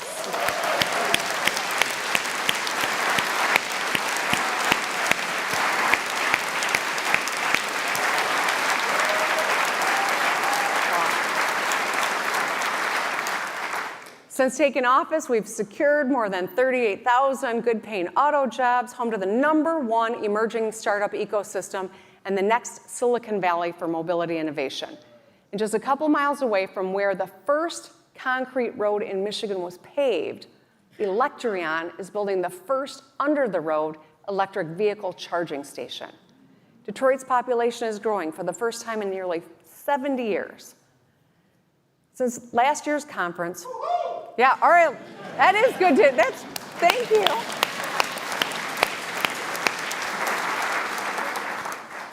Since last year's conference, we worked with business, labor, environmental leaders, and others to invest in places and people and build a workforce that drives innovation. We lowered the age for Michigan Reconnect to 21, lowered the cost of college with the Michigan Achievement Scholarship, delivered free breakfast and lunch to every public school student, protected reproductive freedoms, and repealed our criminal ban on surrogacy, among other things. We put Michigan in the lead on President Biden's clean energy boom, powered wind and solar projects across the state, and enacted a 100% clean energy standard by 2040. And we will soon be the first state in the nation to restart a nuclear power plant.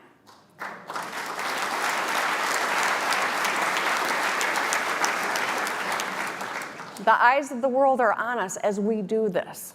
We've won manufacturing projects from Corning, Piston Automotive, and so many more. We're making the largest investment to build affordable housing in Michigan history. And just yesterday, we raised our housing goal. We've made a lot of progress and kept on telling our story. Recently, we felt something that has always been embodied by our people and defines the spirit of our state: hope. We should believe in Michigan, and we should brag about Michigan. Last month, we hosted the most amazing NFL draft in history, right?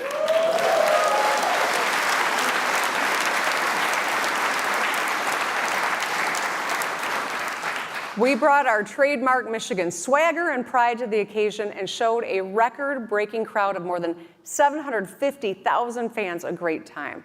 Coach Campbell, GM Brad Holmes, and owner Sheila Hamp made some great picks, and the Lions are ready to roar back into the playoffs this fall.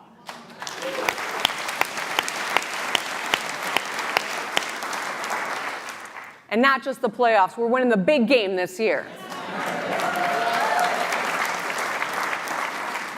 So, my fellow Michiganders, we have an opportunity to tell the next chapter of our story.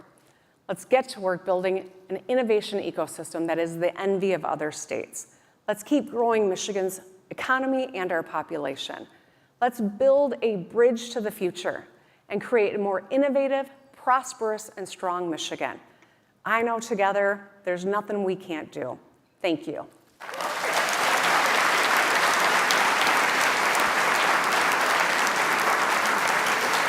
Thank you.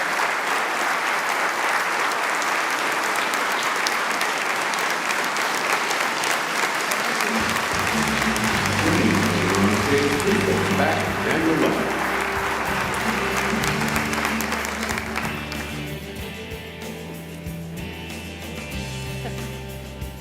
Thanks, Governor. That was great. Here, I want to give you one of my lines, Dan. I worked really hard on it. I'll treasure it forever. How are you? I'm good. Great. It's always good to see you. The conference this year talks about bridging the divide into the future together, and I talked a little bit as I introduced you to talk about the really great things that have worked in a bipartisan way over the last few years. But everybody wants more, and it's a lot of things that need to get done. How does the bipartisanship continue as we move forward with a lot of projects that still have to be done? Yeah. We've got a lot of important things we have to accomplish. And as we think about the needs of our economy, the needs of our people, the mutual goals of growing our population and diversifying our economy and strengthening that, these are not inherently partisan issues, but it feels like everything becomes partisan kind of in this environment. And people, the average person who is just trying to pay their grocery bill and get their kids off to school and get to work on time doesn't care about partisan squabbles. They just want us to deliver. They want access to affordable housing and health care. They want to make sure that their kids are getting the education they need. They can drink the water coming out of their tap. I mean, these are the fundamentals. And that's why I try to stay focused on those things, because I think that's where we can find common ground. Every other week since I've been governor, I host quadrant meetings. And this is something I learned from my dad when Governor Milliken was governor. He did this, hosted all four of the leaders, the Republicans and Democrats from both chambers, and talked through differences. It didn't mean they always agreed on things, but one thing I know is if you're not talking, you're never going to find common ground. So we do that, and it's not always fun, but I think it's really important that we continue to try. I do think that the people in this room have a very important role in that, in keeping us focused on solving problems and holding us accountable to that. in encouraging legislators and statewide electeds and municipally elected people alike to always stay focused on that, and when we don't, to take us into account. And I think there's a role for everyone here, but it's very challenging in this environment. I think some of those numbers that Sandy shared with regard to the Shuba poll that the chamber did are really disturbing, and tells me that we, all of us, more than ever, have to lean in here and be a part of supporting our democracy.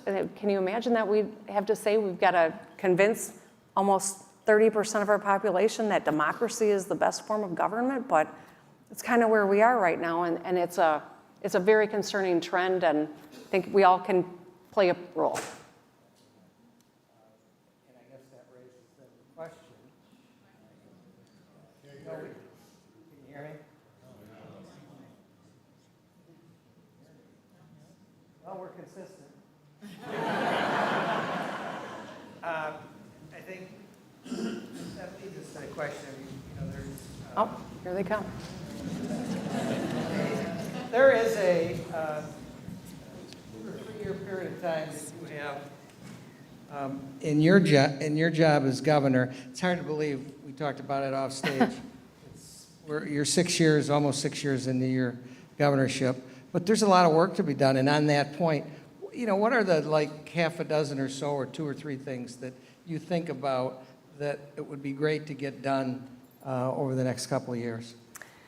Well, there are, right now, the legislature, we've got another month before the budget's due, and I think we've got a real opportunity when it comes to economic development. There have been some interesting solutions that have been put on the table around transit as well. These are issues that have vexed us. These are issues that the Growth Council identified as really important to growing our population.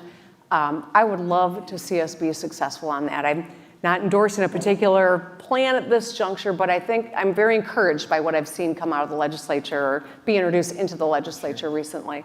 I still would love for us to land a big fab when it comes to, a potential CHIPS opportunity. We're in competition, and growing our defense sector, I think, is something that is a real natural extension of our expertise and opportunity. And then, I know that there's a lot of orange barrels, and you tell me how much you love them, you're welcome. But we still haven't done a long-term infrastructure solution. We haven't, despite all the work you see happening, and that's something that I remain committed to getting done. It doesn't get easier or cheaper or until we actually have a longer-term solution. So that's a part of it too. Awesome. And it is kind of, as you watch, and all the things that the collective has been done around transportation and the roads, people are smiling that you get all the barrels up, and then it's, I got to sit in traffic, but we need to get the roads fixed. So that means something must be working okay. So that's good.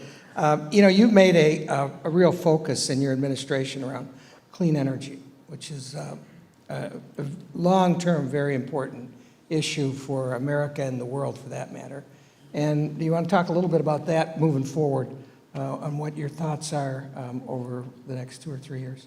I appreciate that. I'm really proud of what we were able to get done. We worked with our utilities, we worked with labor, we worked with environmentalists. This isn't a package that one group drove. We worked together to make it happen. And I think that Michigan is showing the world that you can have good jobs. And there is an important role for our traditional utilities and advance, our American energy created by Americans. It's so important for our homeland security. And that's why bringing Palisades back online, looking for partners to do that, it took an incredible amount of work. My team, between Joanne Halls and Trish Foster, the amount of work that went into trying to make sure that we had a real plan to bring that back online, it's crucial if we're going to meet our clean energy goals. We've got to be successful here. And so I'm really grateful that so many different partners came together to make this clean energy package happen. It's the right thing to do, but it's also crucial for our homeland security, for supporting industry, for meeting the needs of Michigan business and Michigan people. That's great. That's awesome. As a grandfather of 4 that are 3 of them in the public school system in Michigan, various places, you've been direct, forthright, and active in public education and what needs to be done, what's being done, and then moving forward, to make us a better state in that face. Talk about education a little bit from your perspective of the importance of where we need to go in education, really from pre-K all the way through higher ed, because it's a game changer for any state, including Michigan. I think one of the things that came out of the Growing Michigan Together Council work was that if we could have universal pre-K, it really would give every child in Michigan the advantage of starting kindergarten, being ready to learn. That sets you up for lifelong wealth and health on a trajectory that is really important. And we know if we could even start younger would be ideal, but let's get to universal pre-K first. But extending it into 2 years beyond high school is breaking down the barrier of that.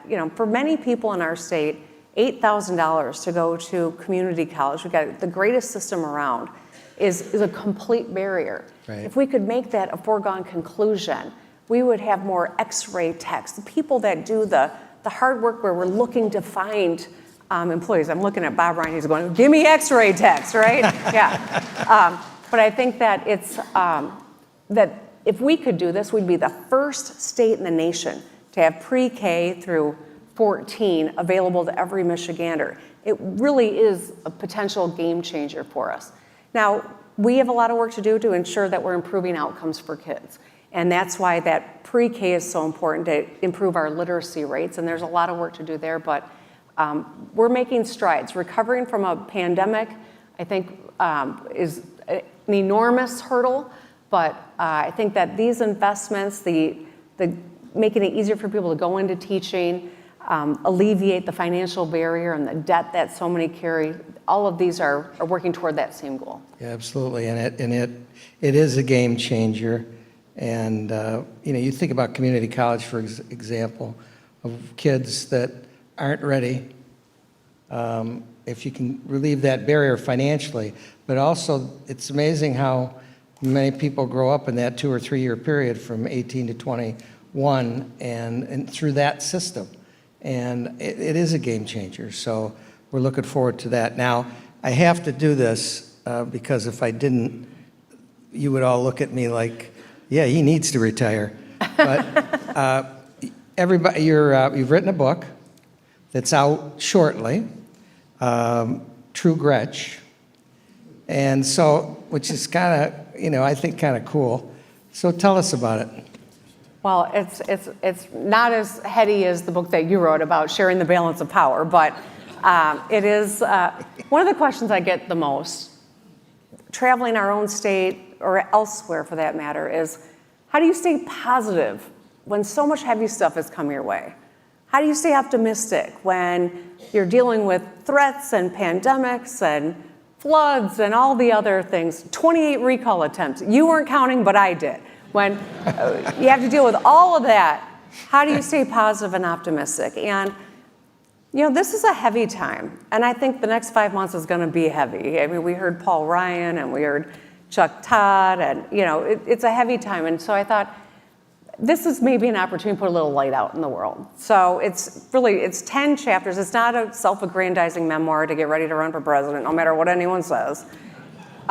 It's 10 chapters. It's a quick read. It's 10 different lessons I've learned in my life that I've used over the last 6 years to stay positive and to stay focused. There's a lot of self-deprecating humor, so at least maybe you'll get a laugh at my expense. No dogs or goats were killed in the making of this book. Good one. But it really, it's that. It's just to put a little light out into the world. And if it gives someone some inspiration or a laugh, that's what it's all about. Awesome. And we're looking for you. And you can pre-order now. Middle of July, right? Is that what I... I think July 9th, yeah. Okay, cool. That is I think everybody is looking forward to reading it. And you told me it's a quick read, and you'll enjoy it, so I believe you. But this has been a pleasure for me. I just have to say, this is the fifth time we've done this together, and it comes from a lifetime of really fun stuff that and stuff that have made a difference. It's been a pleasure working with you. We're not going away, but it's a different change for me, and I really appreciate your professionalism, who you are as a person, most importantly, but also who you are as a governor. I've been through a lot over the, I even remember shaking Governor Milliken's hand, so it is a while. And you are a great leader, and I appreciate that, and it's been great to do this, and thanks for this today. Wow, thank you. Stay put.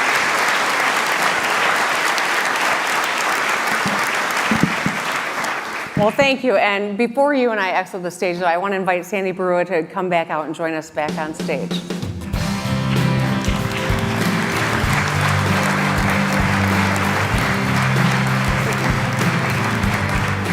Thank you, Sandy. So, I cannot think of a more appropriate way to close out the 2024 Main Stage Mackinac Policy Conference programming with a tribute and a thank you to the man who has probably meant more to the Detroit Regional Chamber and to this conference than anyone has ever meant to the Detroit Regional Chamber over its 130-year existence, Dan Lepp.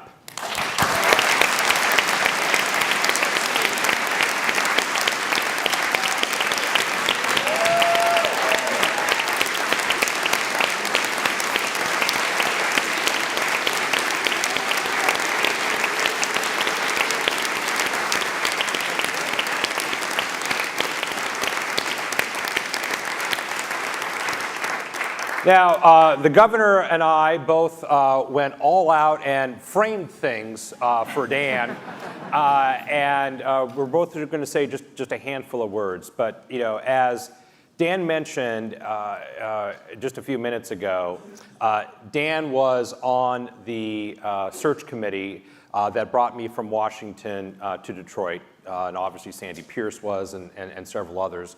And Dan has been just a constant reminder to me of what greatness looks like. What does it look like as a corporate leader? What does it look like to be a community leader? And what Dan and Amy do so quietly is their philanthropic work.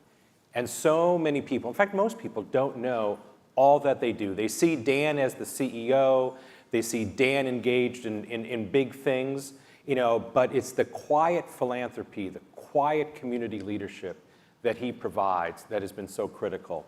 And the one thing that I think attracted me to Dan, and I think may have attracted Dan to me when I was considering this job and the board was considering me, was that this ethos of collaboration.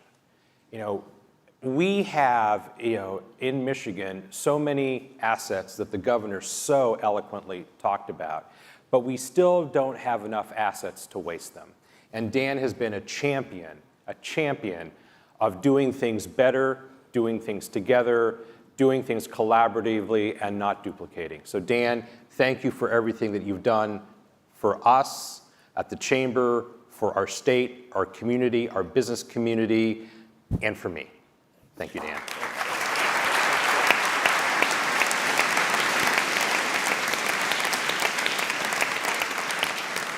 Governor? I'm so enjoying. Oh, I think I just broke this. Oh,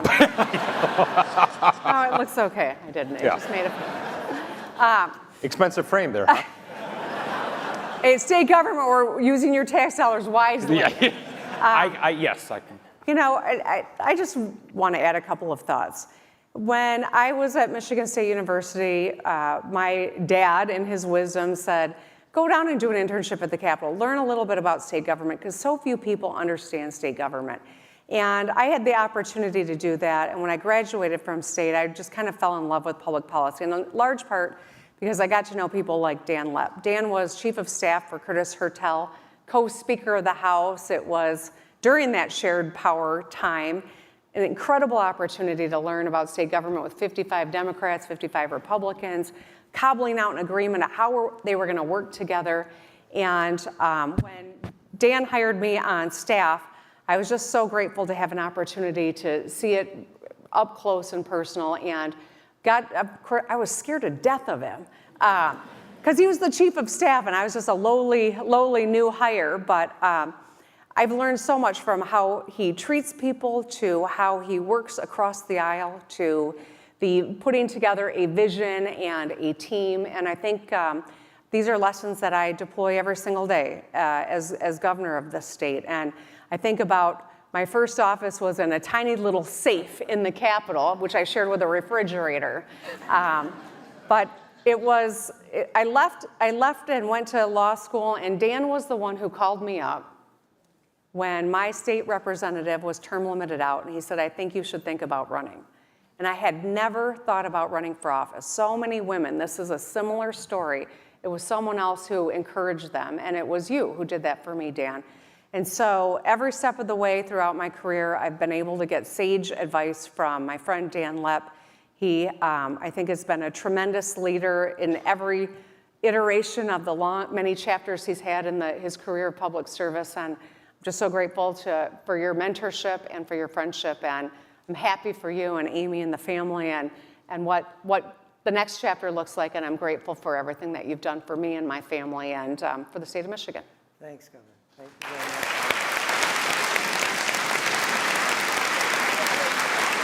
The floor is yours once they're done clapping. Yeah, hand me a mic and I'm not going to talk.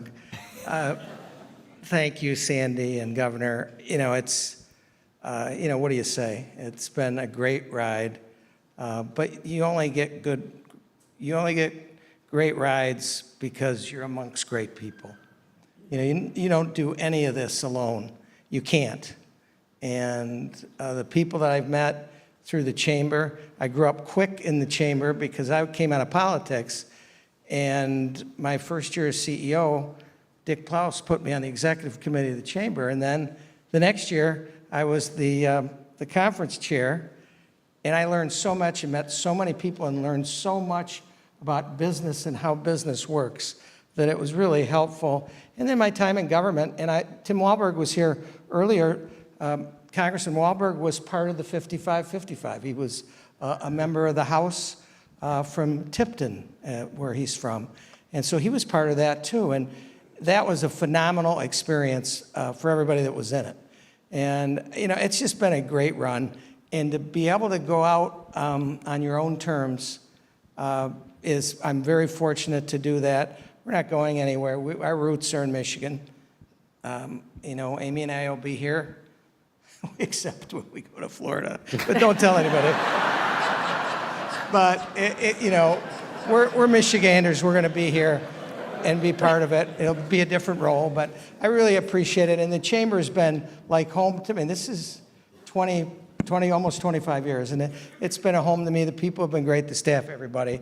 And the governor said it better than I do. We've had a great relationship, and I've learned from her, and I think vice versa. And Sandy and I come from a little bit different part of politics, except not really, because not anymore. And you and I are sort of in the middle.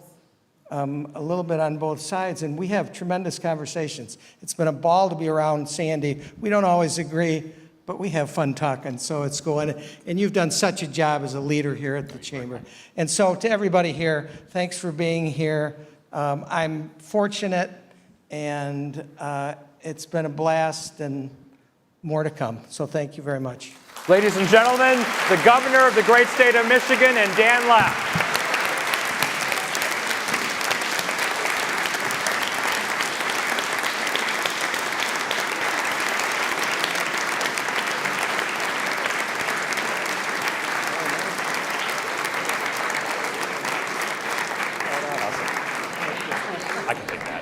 don't think I will. Sorry. And that is going to do it for our 2024 coverage of the Mackinac Policy Conference. Don't forget, you can find all of the conference sessions on demand online at onedetroitpbs.org. Thank you to our partners at the Detroit Regional Chamber for their support and all that they do to put on this conference so that we can bring it to you. Thank you also to our incredible, amazing crew and team at Detroit PBS. They have worked tirelessly this week to bring you this coverage. And it's been my absolute pleasure to be with you. I'm your host, Zoe Clark with Michigan Public. Thank you so much for watching.